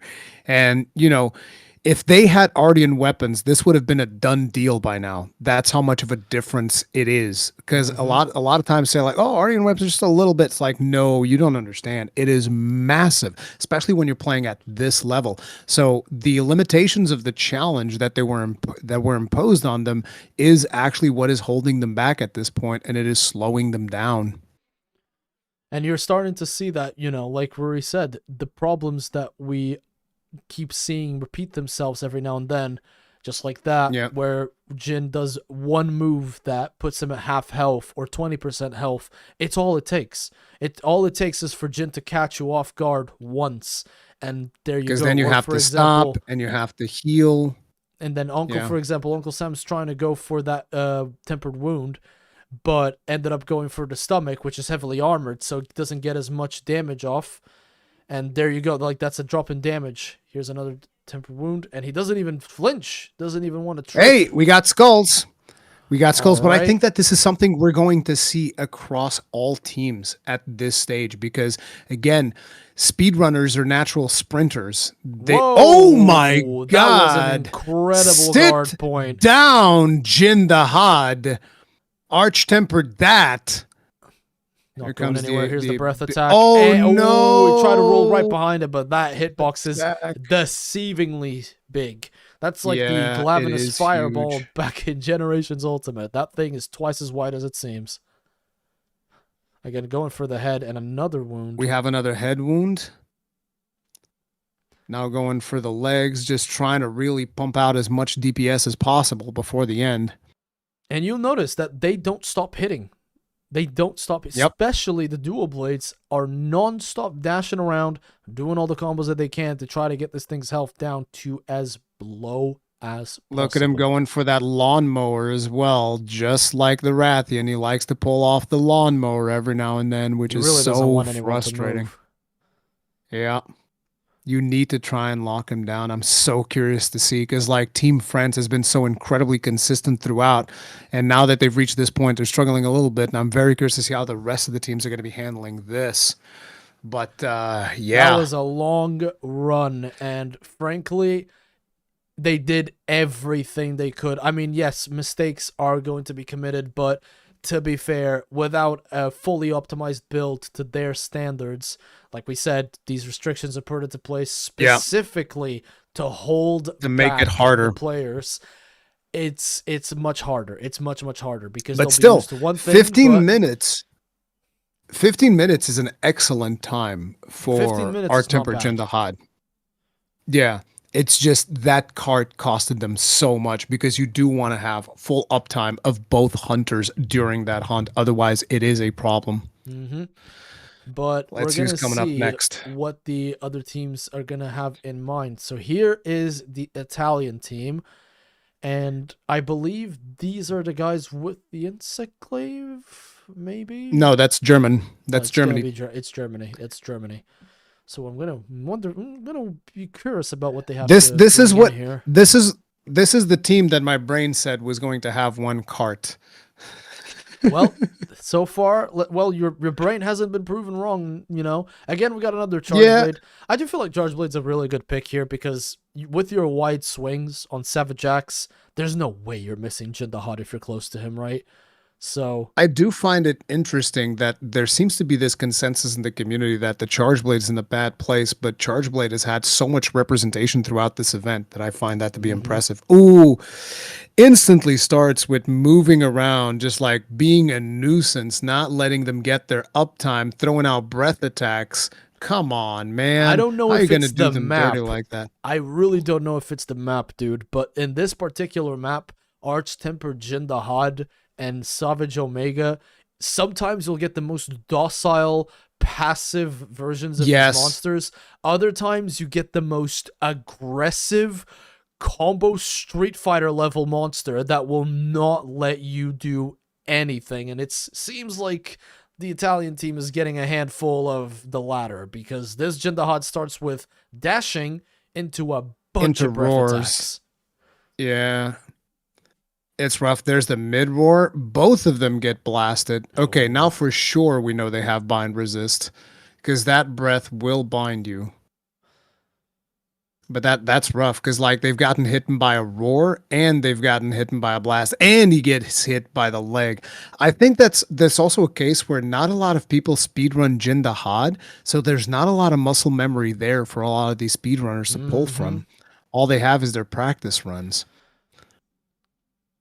Oh god, And again, the lawnmower. This is a fight that could really have benefited from, you know, the Gogma Ardian weapons and their insane elemental damage reaching, you know, over 1,000 per SAED file in their under the I think we only had circumstances. we only had regular Ardians, by the way. Arc-Tempered Jindahad came out, right? Or was Gogmazios out by then? No, because Arch-Temper Jindahad came out. Didn't he come out at the same update as Gogmazios? He might have. I generally don't remember. He came out after Gogmazios, if I'm not wrong.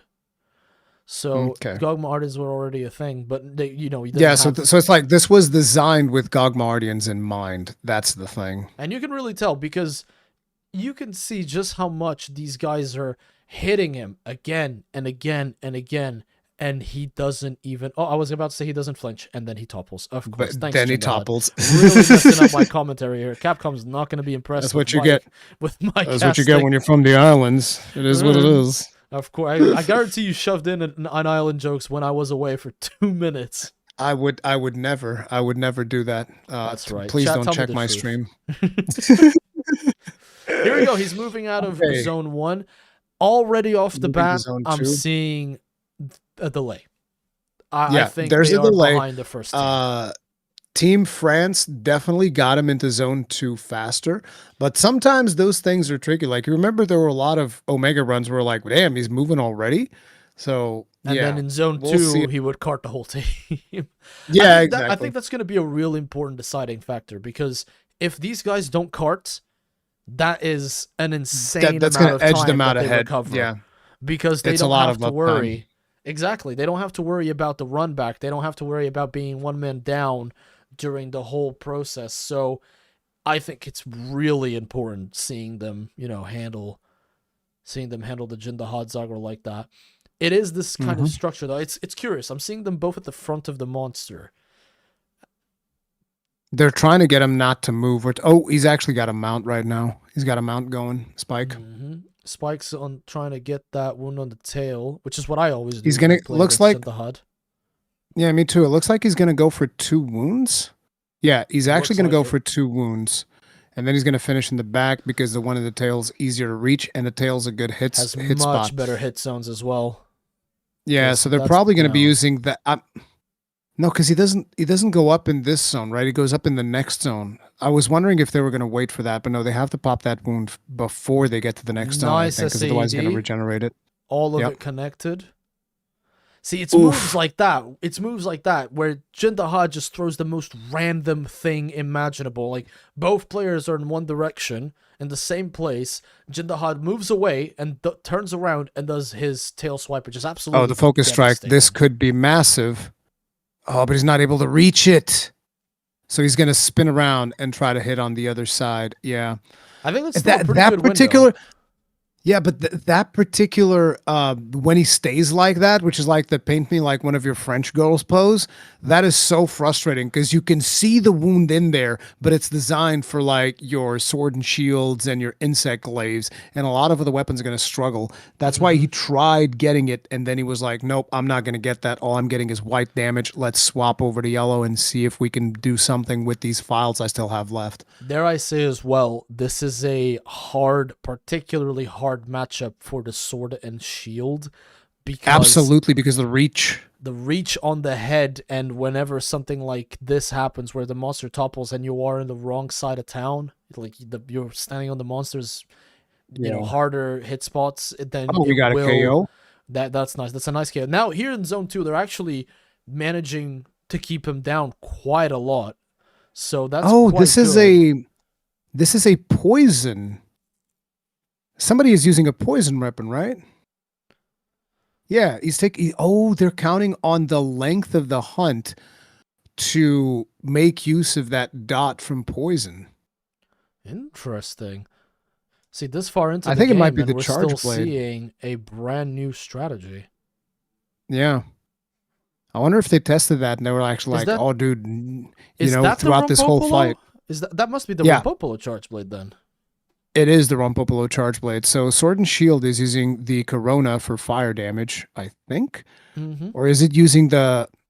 It could also be the whatchamacallit, the Gormagala one. No, the other one's the Lala. Never mind. So it is the Corona. Yeah. He's going into zone 3. So in here, zone 3 is where you have the big drop thing. Maybe they can't use it because we haven't seen it being used, and it's so much they're damage. allowed to use it. I Yeah. don't think so. I think it's purely weapon damage. They haven't dropped any rocks on them. They just like they did with the I think- Arcveld. They're avoiding it I think all at costs. that point, that's just cruel and unusual punishment when you have a Honestly. health Oh, this big. Let the boys use the rocks, man. Let the runners use the rocks. Let them use the environment. You know what makes a good hunter is environmental awareness of what you're doing. So Yeah, you don't this even kind see of them stuff is drop like important. when they. You don't even see them drop like when they have the opportunity right there, because like they know they're only going to need one, because if they need more than one, the run's done anyway. So they're only going to need one rock, so they would be able to drop the other ones, but they're not dropping anything, which means they likely can't use any environmental damage at all. And here we go. Someone got hit by the ice blast. Definitely got that bind resistance going on for sure. Yep. See, this is the problem. Jindahad goes to Yep. the other side of the map. 2 breath attacks. You have to get on your sacred to get all the way there in time. It is just a pain. If he does this too much, It just eats the time. exactly. That's And exactly the worst part problem. is that you can't even control that, because I think it's very hard for you to be in a position where he never does that. I do think it's possible, but I think there's always that off RNG chance every now and then where he's just going to pull that off, and there's not a whole lot you can do about it. Like we Here said comes earlier, the ultimate. there are just times where you get a more docile Oh, version of the monster, and other times where it's just not the case. they got hit by that ultimate, but it doesn't matter because they can't deal damage there anyway, so they didn't really lose much. I was just wondering if they weren't going to be able to drop it. Yeah. They buffed, they sharpened, back into the fight they go. Zone 3. And he leaves. No, Nope. he doesn't leave. He Crawls goes to all the do way his up. shenanigans. And now we all get to see what his icy breath looks like. Once again. This That is a is rough. particularly difficult hunt for them. I can't stress this enough. The absolute brutal attrition that is you trying to make every move count in such a long hunt is brutal. I think I'd actually be curious to hear from people that speedrun often, but I would almost think that this is like a speedrunner's worst nightmare, because so many things can go wrong at so many times. Like, you can be resetting this hunt at minute 14. Can you imagine how devastating that is? You get to minute 14 and make a mistake. You're like, oh God. And also, he's still going for it. Don't you see him forget- still go for it? Don't forget the restrictions. Under normal circumstances, this hunt is already, like Rory said, an absolute nightmare. Pair it with all the restrictions that have been put into place to make the hunt take more time and to make the players more creative with their builds, it really puts them in a rough spot. See, this is the problem we were talking about earlier. Delmo's at the front, and he's trying his best to deal the damage, but he just can't reach the head. Yep. Short people problem. I It's feel that that- all the time. It's that I was about to say short sword. It's that sword and shield reach problem that is just going to make the weapon not as reliable in a monster like Arc-Tempered Jindahad.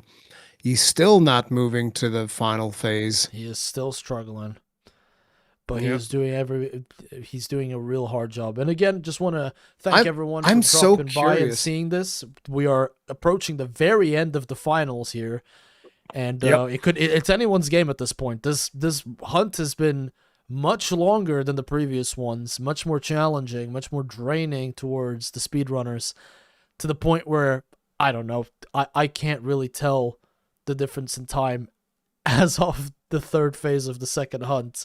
But we really appreciate all you guys being here. It's very hard. I'd love to see more of this. I'd love to come back and cast more of this, honestly. Yeah. This is awesome.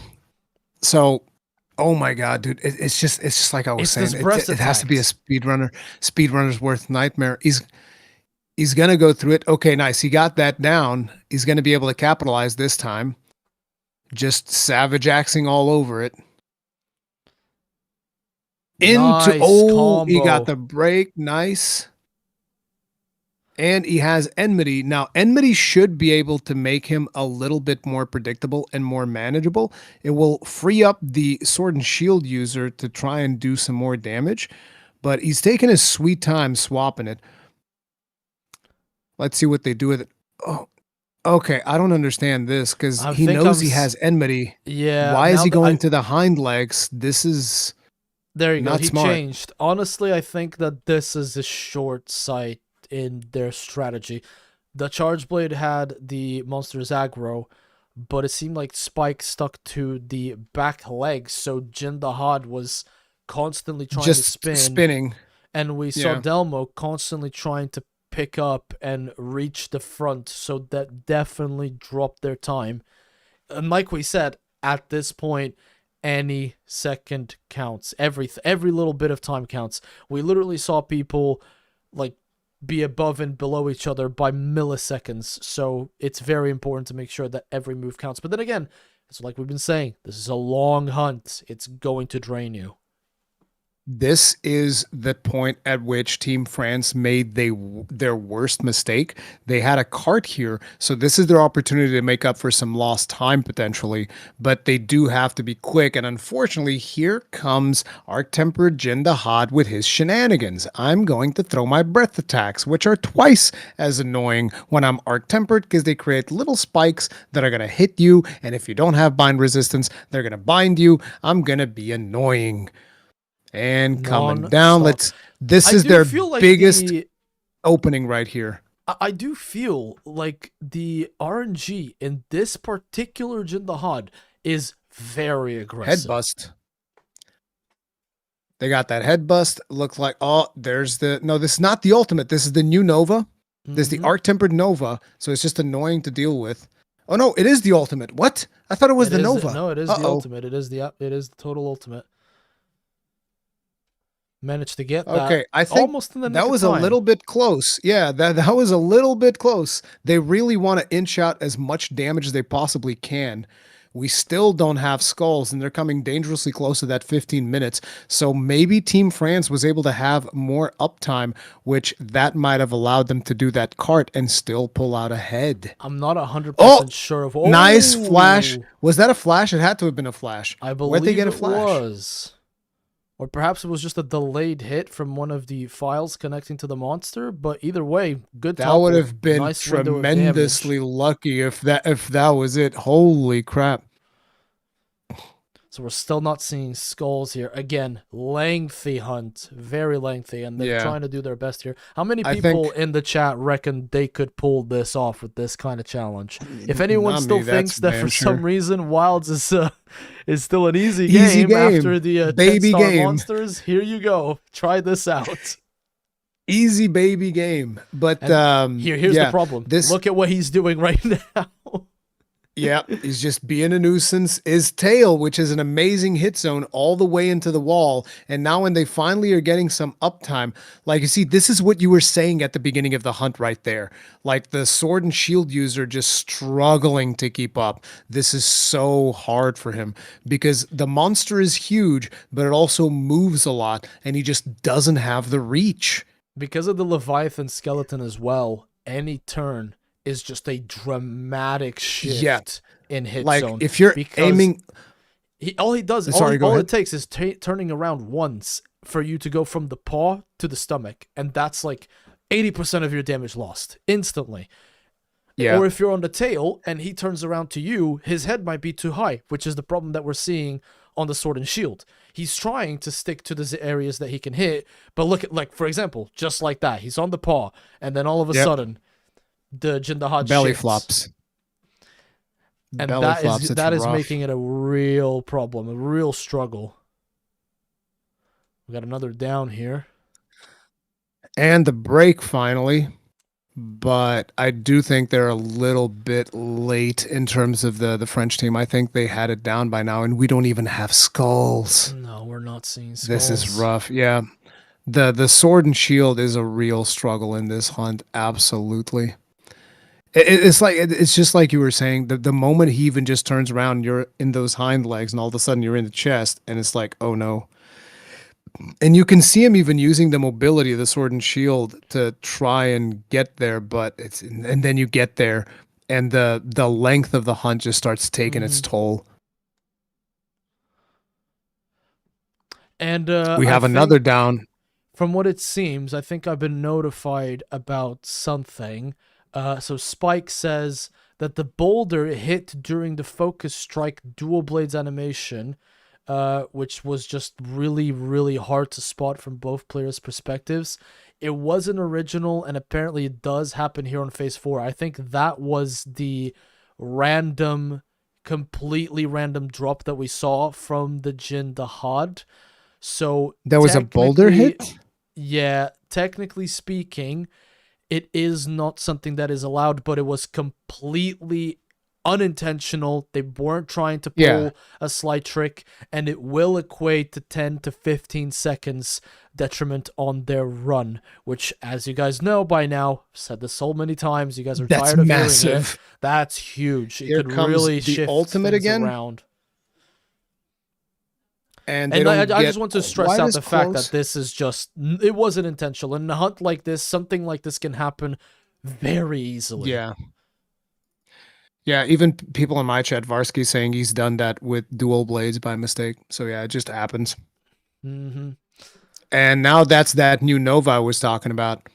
They're making use of that bind resist, though, and just trying to get as much damage in as possible. Here's actually where the Sword and Shield played really clean with that slide and just constantly shifting around with the triangle combos, really, juggling the AoE. But look at that, still no skulls. This guy has so much health. Yeah, it's rough. I wonder how much the Insect Glaive is going to be able to keep up. I wonder if they're both going to stick on the same spot, and if they're going to be able to take advantage of each other's openings. But truth be told, this is rough. This is real rough. Oh my god, we don't even have skulls yet. Oh, these poor guys. There it is. There's the skulls, finally. And like we keep saying, they don't stop hitting the monster. It's just a constant barrage into them, and nothing happens. Look at that. That is just... They just had the worst AI you could have possibly gotten. Yeah. This is we have a second mount now. Tempered in the HUD. He just doesn't stop. They're trying to basically... you think they're going to go for 2 wounds again? Or they're going to... No, just going to finish it? Yeah. I think at this point they really just want to finish him too off. much. It's too much time to do 2 wounds. Going for the head straight up. Both of them on the head. Trying to get as much of that damage in as possible. I think they kind of gave up on the tail at this point because they're just like, this guy has been such a nuisance with its AI. We might as well just stay in the front because this is ridiculous. And he goes down another topple. I think this is where they get him. They have to. They have to get him here. Really laying into his head there. Look at all the damage. There it is. We go. Well played, everyone. Unfortunately, I do think that this was slower. This was pretty much slower, almost like 100%. But it's like, I sympathize for them so much because we've all been there. Like, even though we're not speedrunners, we've all had that encounter with Art-Tempered Jin Dahad where he simply will not cooperate. He's like, no, you don't get to hit me in my soft spots. You don't get to hit me in my weak spots. You don't get to hit me anywhere because I'm going to go dance over here. Then I'm going to go dance over there. And all you're going to be doing is playing around on your sacred. I'm going to force you to sharpen your weapon because you're going to be hitting parts that are not good for you. Yeah, it is a problem. It is a problem right there. On a regular circumstance, even for us who are not speedrunners, this wouldn't matter. But for these guys, this is life or death. And now we got the German team who's been at the top of the leaderboard. The ruthless efficiency. Let's see if they pull it off this time around. So you think they're going to be bringing in that Insect Glaive? We're going to find out right now. I absolutely think they're going to be bringing in that Insect Glaive. Let me see. I don't see it. I see dual blades. There it is. There it is. The Insect Glaive coming out. Okay. We're going to be seeing a lot of spiral slashing here. Let's see if that's going to make the difference. I do feel like Yossi plays a mean Insect Glaive, dude. Whenever we saw him against Lagiacrus, it was so good. He was so clean. And look at those dual blades, just like getting work done, going in there, getting those wounds to let the Insect Glaive roar its engine and just get started with spiral slashes. I see Yossi now getting hit. They're adapting a strategy, which is what I said people were going to try to do, which is we just go all in. Oh my God. A cart early on. Early Again, cart. All it takes is one mistake. Yep, but that's the thing, because like when you're this team, oh no, bind resist. They got the cleanser on deck. Oh Again, my god, honestly, that's gonna cost them. this is potentially not going to be the worst thing ever because the card is in the first Yeah, zone, because so it's in the run beginning. back is Yeah, very carts minimal. in the first zone is actually okay. So in a way, they might have planned for this, and they might have just been like, "Hey, bro, just go all out first zone, and then we're gonna be a little bit more careful in the next one." Like, look, they just keep going in. Oh my god, that was so close. These breath Oh attacks my are just god, absolutely ruthless. Jesus! Once again, this particular Arch-Temper Jindahad, not a happy boy. Absolutely doing everything it can to keep them at bay. I am shocked that. Oh my god! Oh my god! And they keep trying non-stop, their best, sticking to the same target. Dude, it's what you were saying earlier. Every now and then you get the most docile Jindahad and Savage Omega in this zone, and then every now and then look at how just get fast a this psychopath. was. This was Yeah, still it a was very still so fast fast. first phase clear. But yeah, That was sub all 3 been there. minutes. They got that done. They got that down. We've all So that been was there very with the good. arch-tempered monsters where it feels like sometimes you get some that, cooperate. They throw the moves that your weapon can counter. They don't move around a lot. You keep the distancing, try to space them out. And they have a down straight up. Look at how fast they got that down. It's that blitzkrieg, man. That blitzkrieg blitzkrieg from the Germans. The insect glaive reaching the head is a huge difference. Because look at that has damage. That reach. It's insane. He just has that reach, and he doesn't have to stop. He just doesn't stop because you're roaring. I don't care. How many times have we seen the other two teams be stopped by roars? Yossi is like, I do not care. You want to roar? Roar away. Now I'm going to mount you, and he's going straight in. He's not even stopping, just moving away a little bit to let him, ease out on the back. Are they going to go for 2 wounds? It looks like they're going for 2 wounds because he's staying in the same position. He's not backing up to the first one. I still think that triangle. Oh no, he doesn't go for 2 wounds. I'm shocked. I think that triangle makes wounds faster, dude. Now here's the because like they're doing the circle attack. Do you think that they're going to attempt to break all the Jindahad's parts, or they're going to break the head and stick to it to try and use weakness exploit to its maximum damage capacity? I think they're breaking the head and the 2 back pieces because that opens them up to a lot of damage on the insect glaive. Because then it's like, oh, he moved. I don't care. I'm still taking advantage of weakness exploit. I'm still dealing tons of elemental damage. I do not care. I think that's what they want to play. Because that's what we've seen them do. It's just that efficiency. Keep it going. Don't stop. They were just very unlucky in the beginning, and they lost a couple of seconds on that cart, but it was also the best place a cart can occur. So if they can recover from that, they will absolutely keep it pumping. The instant down on the beginning of phase 2 makes me think, and another one now. It seems like every single time I talk about a down, it happens. The monster just topples. Maybe it's me. Maybe I'm helping the speedrunners, but... seeing these tuffles happen look, another one. Die. Oh no, he's actually moving away now. And they're already on their sacred lightning speed. Jesus, that is so fast. They're already on phase 3. Again, that fire damage coming in with crit boost, because I believe that's the regular Rathalos insect glaive, which should have crit boost level 3 if I'm not wrong, which is huge. Because one more jewel, and there you go. You have max crit boost on that bad boy. And look at him. And again, that spiral slash. It doesn't stop. Going for the head there. And you can't stop him. That's the other thing. Because, like, the only thing that will stop him is he makes a mistake on his dodges or he roars. And that's what a lot of the teams have been getting caught off guard with, is those roars. But Yossi does not care. He's got those earplugs, and that's it. And he had to, I think that for this monster, you have to slot in for an additional 1. Because if you don't slot in for 3, then you're going to get roared out. Because he has the earplugs too. He needs to go for 1 more slot to keep that going. And look at that. He can consistently hit the head. That's the thing. And all the while, you have The dual The blades. dual user blades. on Yep. the legs non-stop. Because here's the thing. The Jin Dahad cannot ignore the Insiglaive on its face constantly. Because if it does, Yeah. he just keeps going. And even if he just tries to swat the Insiglaive away, the dual blades is just on the legs. So here we have those strategies that we were talking about all throughout the tournament, where people have two different weapons, they focus on two different roles, making sure that they maximize their efforts into bringing the monster down. And this Insiglaive sticking to the head is a massive advantage. Yeah, because again, the moment that they lose, look, the head's already busted. That's crazy. And now And he's a getting topple. downed. Oh my God. Again, look at this. Look at this damage. Wait. And do you see his teammate Does he get in the background? Does he get to change the Kinsect? Or is that the same Kinsect? I couldn't tell.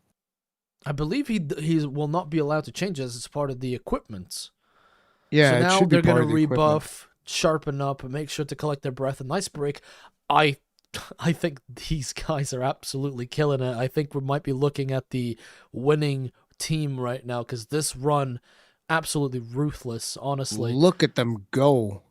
Instantly, the moment he's out, they have that wound already ready to bring him down again and give everybody more openings. And now they're swapping positions because it's just like, hey, I'm in the head. I'm just going to go for the head. You go for the tail.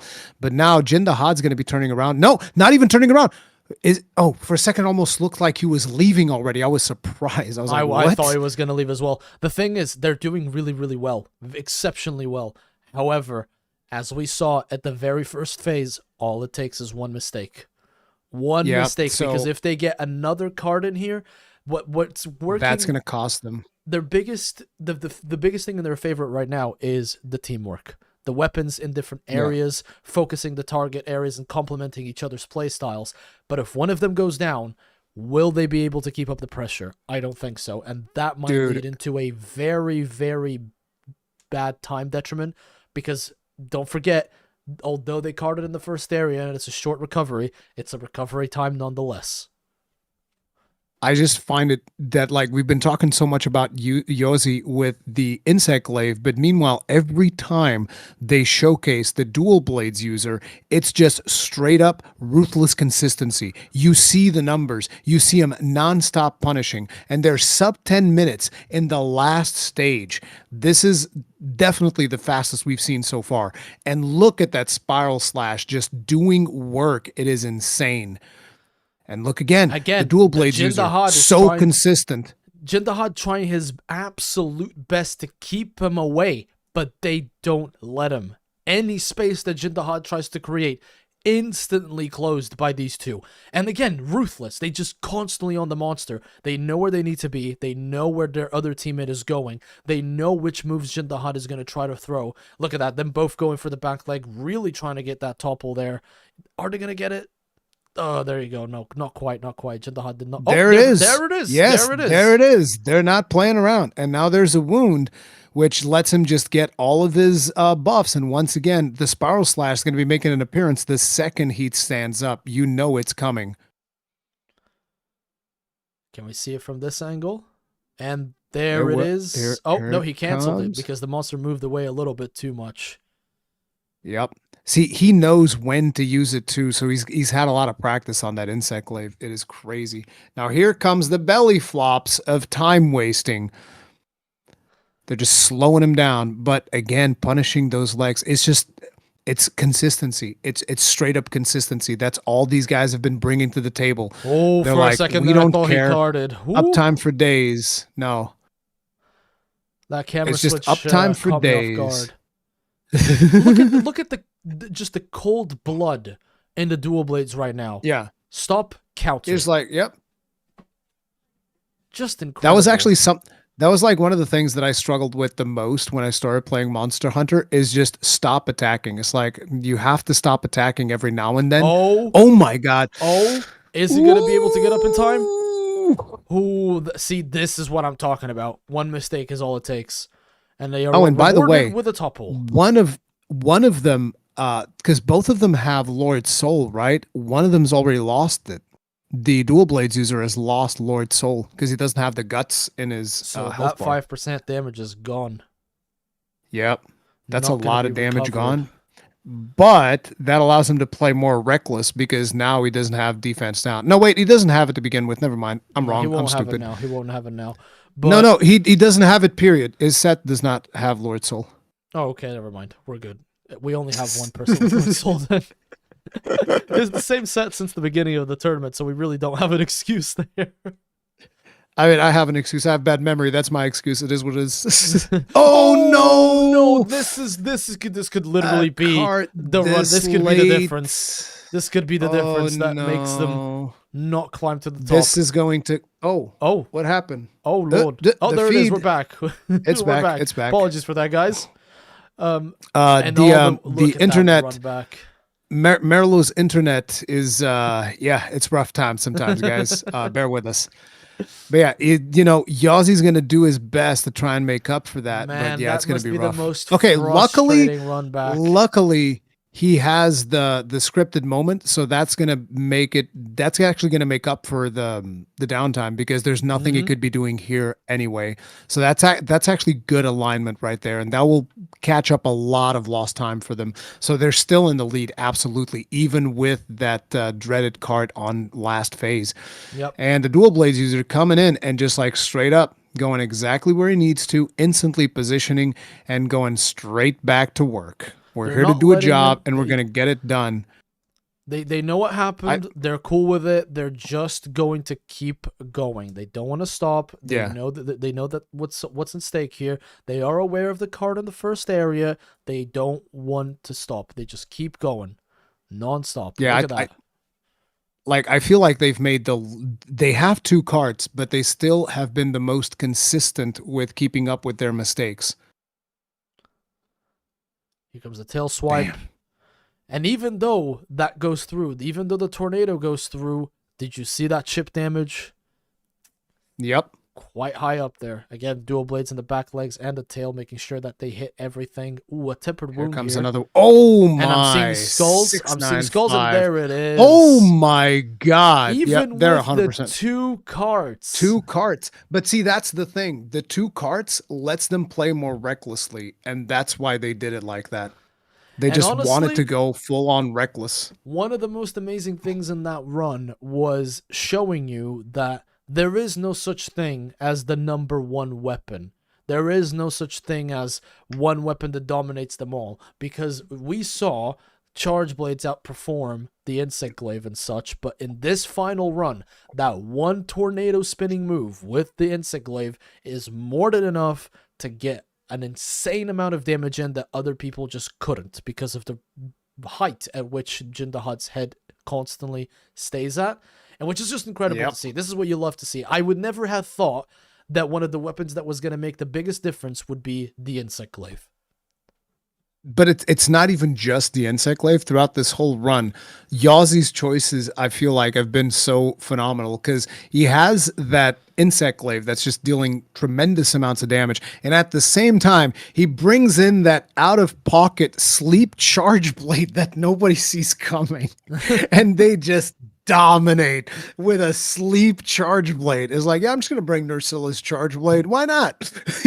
It's so crazy. Incredibly well played. Incredibly and again, well played.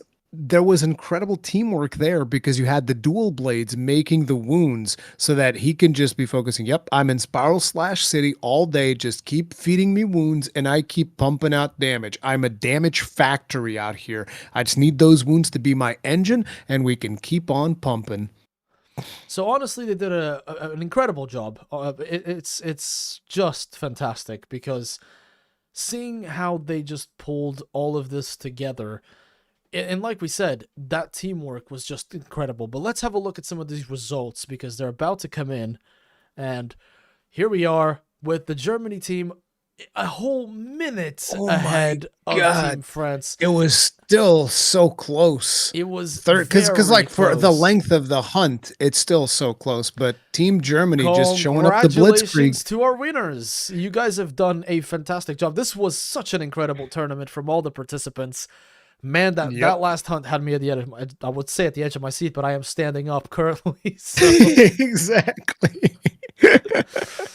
But yeah, that uh, last hunt was so close. It was absolutely insane, dude. What a incredible amounts fantastic of job effort, these guys honestly, did. from all of our competitors here today. Seeing just what they pulled through. Just incredible gameplay. I loved seeing all of the different strategies that people had. Some people were playing more offensively, some would play more defensively. Some were just really good at delegating the tasks. You know, the teamwork was very important. But frankly, I'm just incredibly impressed. I honestly did not anticipate being this shocked by the variety of play styles, of weapons, of builds. Honestly, I'm blown away. You guys have really done a fantastic job to all the runners. Yep. Absolutely. These teams really brought everything they had to bear. And it just goes to show how much effort usually goes into speedrunning a monster, that sometimes it's just that little AI tweak that the monster just decides, I'm going to go left instead of going right.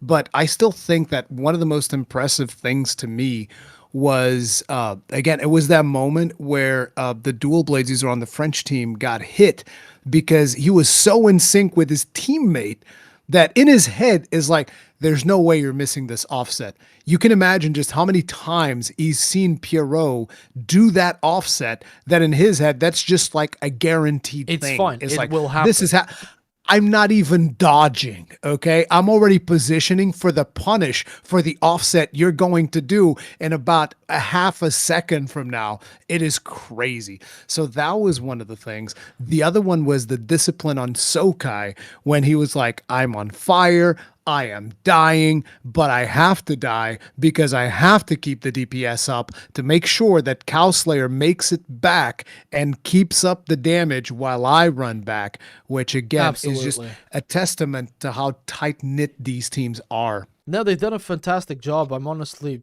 absolutely shocked at the amount of teamwork, and seeing all of this in one hunt really doesn't do justice at the amount of training that must have gone into these situations, because it must have been absolutely mind-boggling. I'm being told in the chat that the German team's personal best time in the Jindahad hunt when they were training was 11 minutes, which is crazy. Maybe those two cards were the minute difference, but who knows? At the end of the day, all of these runs were still pretty impressive. That is absolutely insane. Those times are absolutely crazy. So we hope you guys enjoyed the tournament. And if you did, do make sure to follow us and also leave feedback on the YouTube videos. You know, make sure to leave feedback of everything that you thought about this tournament, because this was kind of like a new initiative from Capcom's CMs, and they're trying to like make this work for the community and all that stuff. And I think it was really, really fun. I think it's incredible, and honestly, bringing around some of the best players for all these different weapon classes really raises the question, when are we going to see the weapons that we haven't seen today? So if you guys liked what you saw today, make sure to make it known. You have the comments, you have social media for Monster Hunter. Go ahead. The team has worked incredibly hard in making this work. You know, Rurikan and I are just the yappers. We're just the voices at the forefront of everything. But truth be told, the team themselves have poured an immense amount of work. The runners have poured an immense amount of practice into every move that went into their hunts. So make sure that you're vocal about it, because I would love to come back and do this with Rory and with everyone else that's done this today. I would love to potentially even run. Rory and I could do a Portuguese team run. Yes, me running in a speed run tournament. It's going to be like, what's Ruri running against? A turtle? A turtle using like the base level sword and shield or something? Like, is that what he's running against? Because he's not doing such a great time over here. That's looking kind of rough, actually. I believe now we're going to go our own separate ways for tonight, but Yes, for everyone sir. in my Twitch and YouTube chats, please give Rory a follow on his social media. I'm dropping his YouTube link because that's where he's live right now. If you guys haven't heard him, he's I wish a I really was- small I channel. wish I was he as- just got started. He doesn't really know what he's doing, and he relies on me. wish to, I you was know, as prepared as Arknight is. Obviously, I had the link right here. I mean, of course, because why wouldn't I? I mean, obviously. So I'm linking Arknight because with the with the link that I had prepared to throw in chat.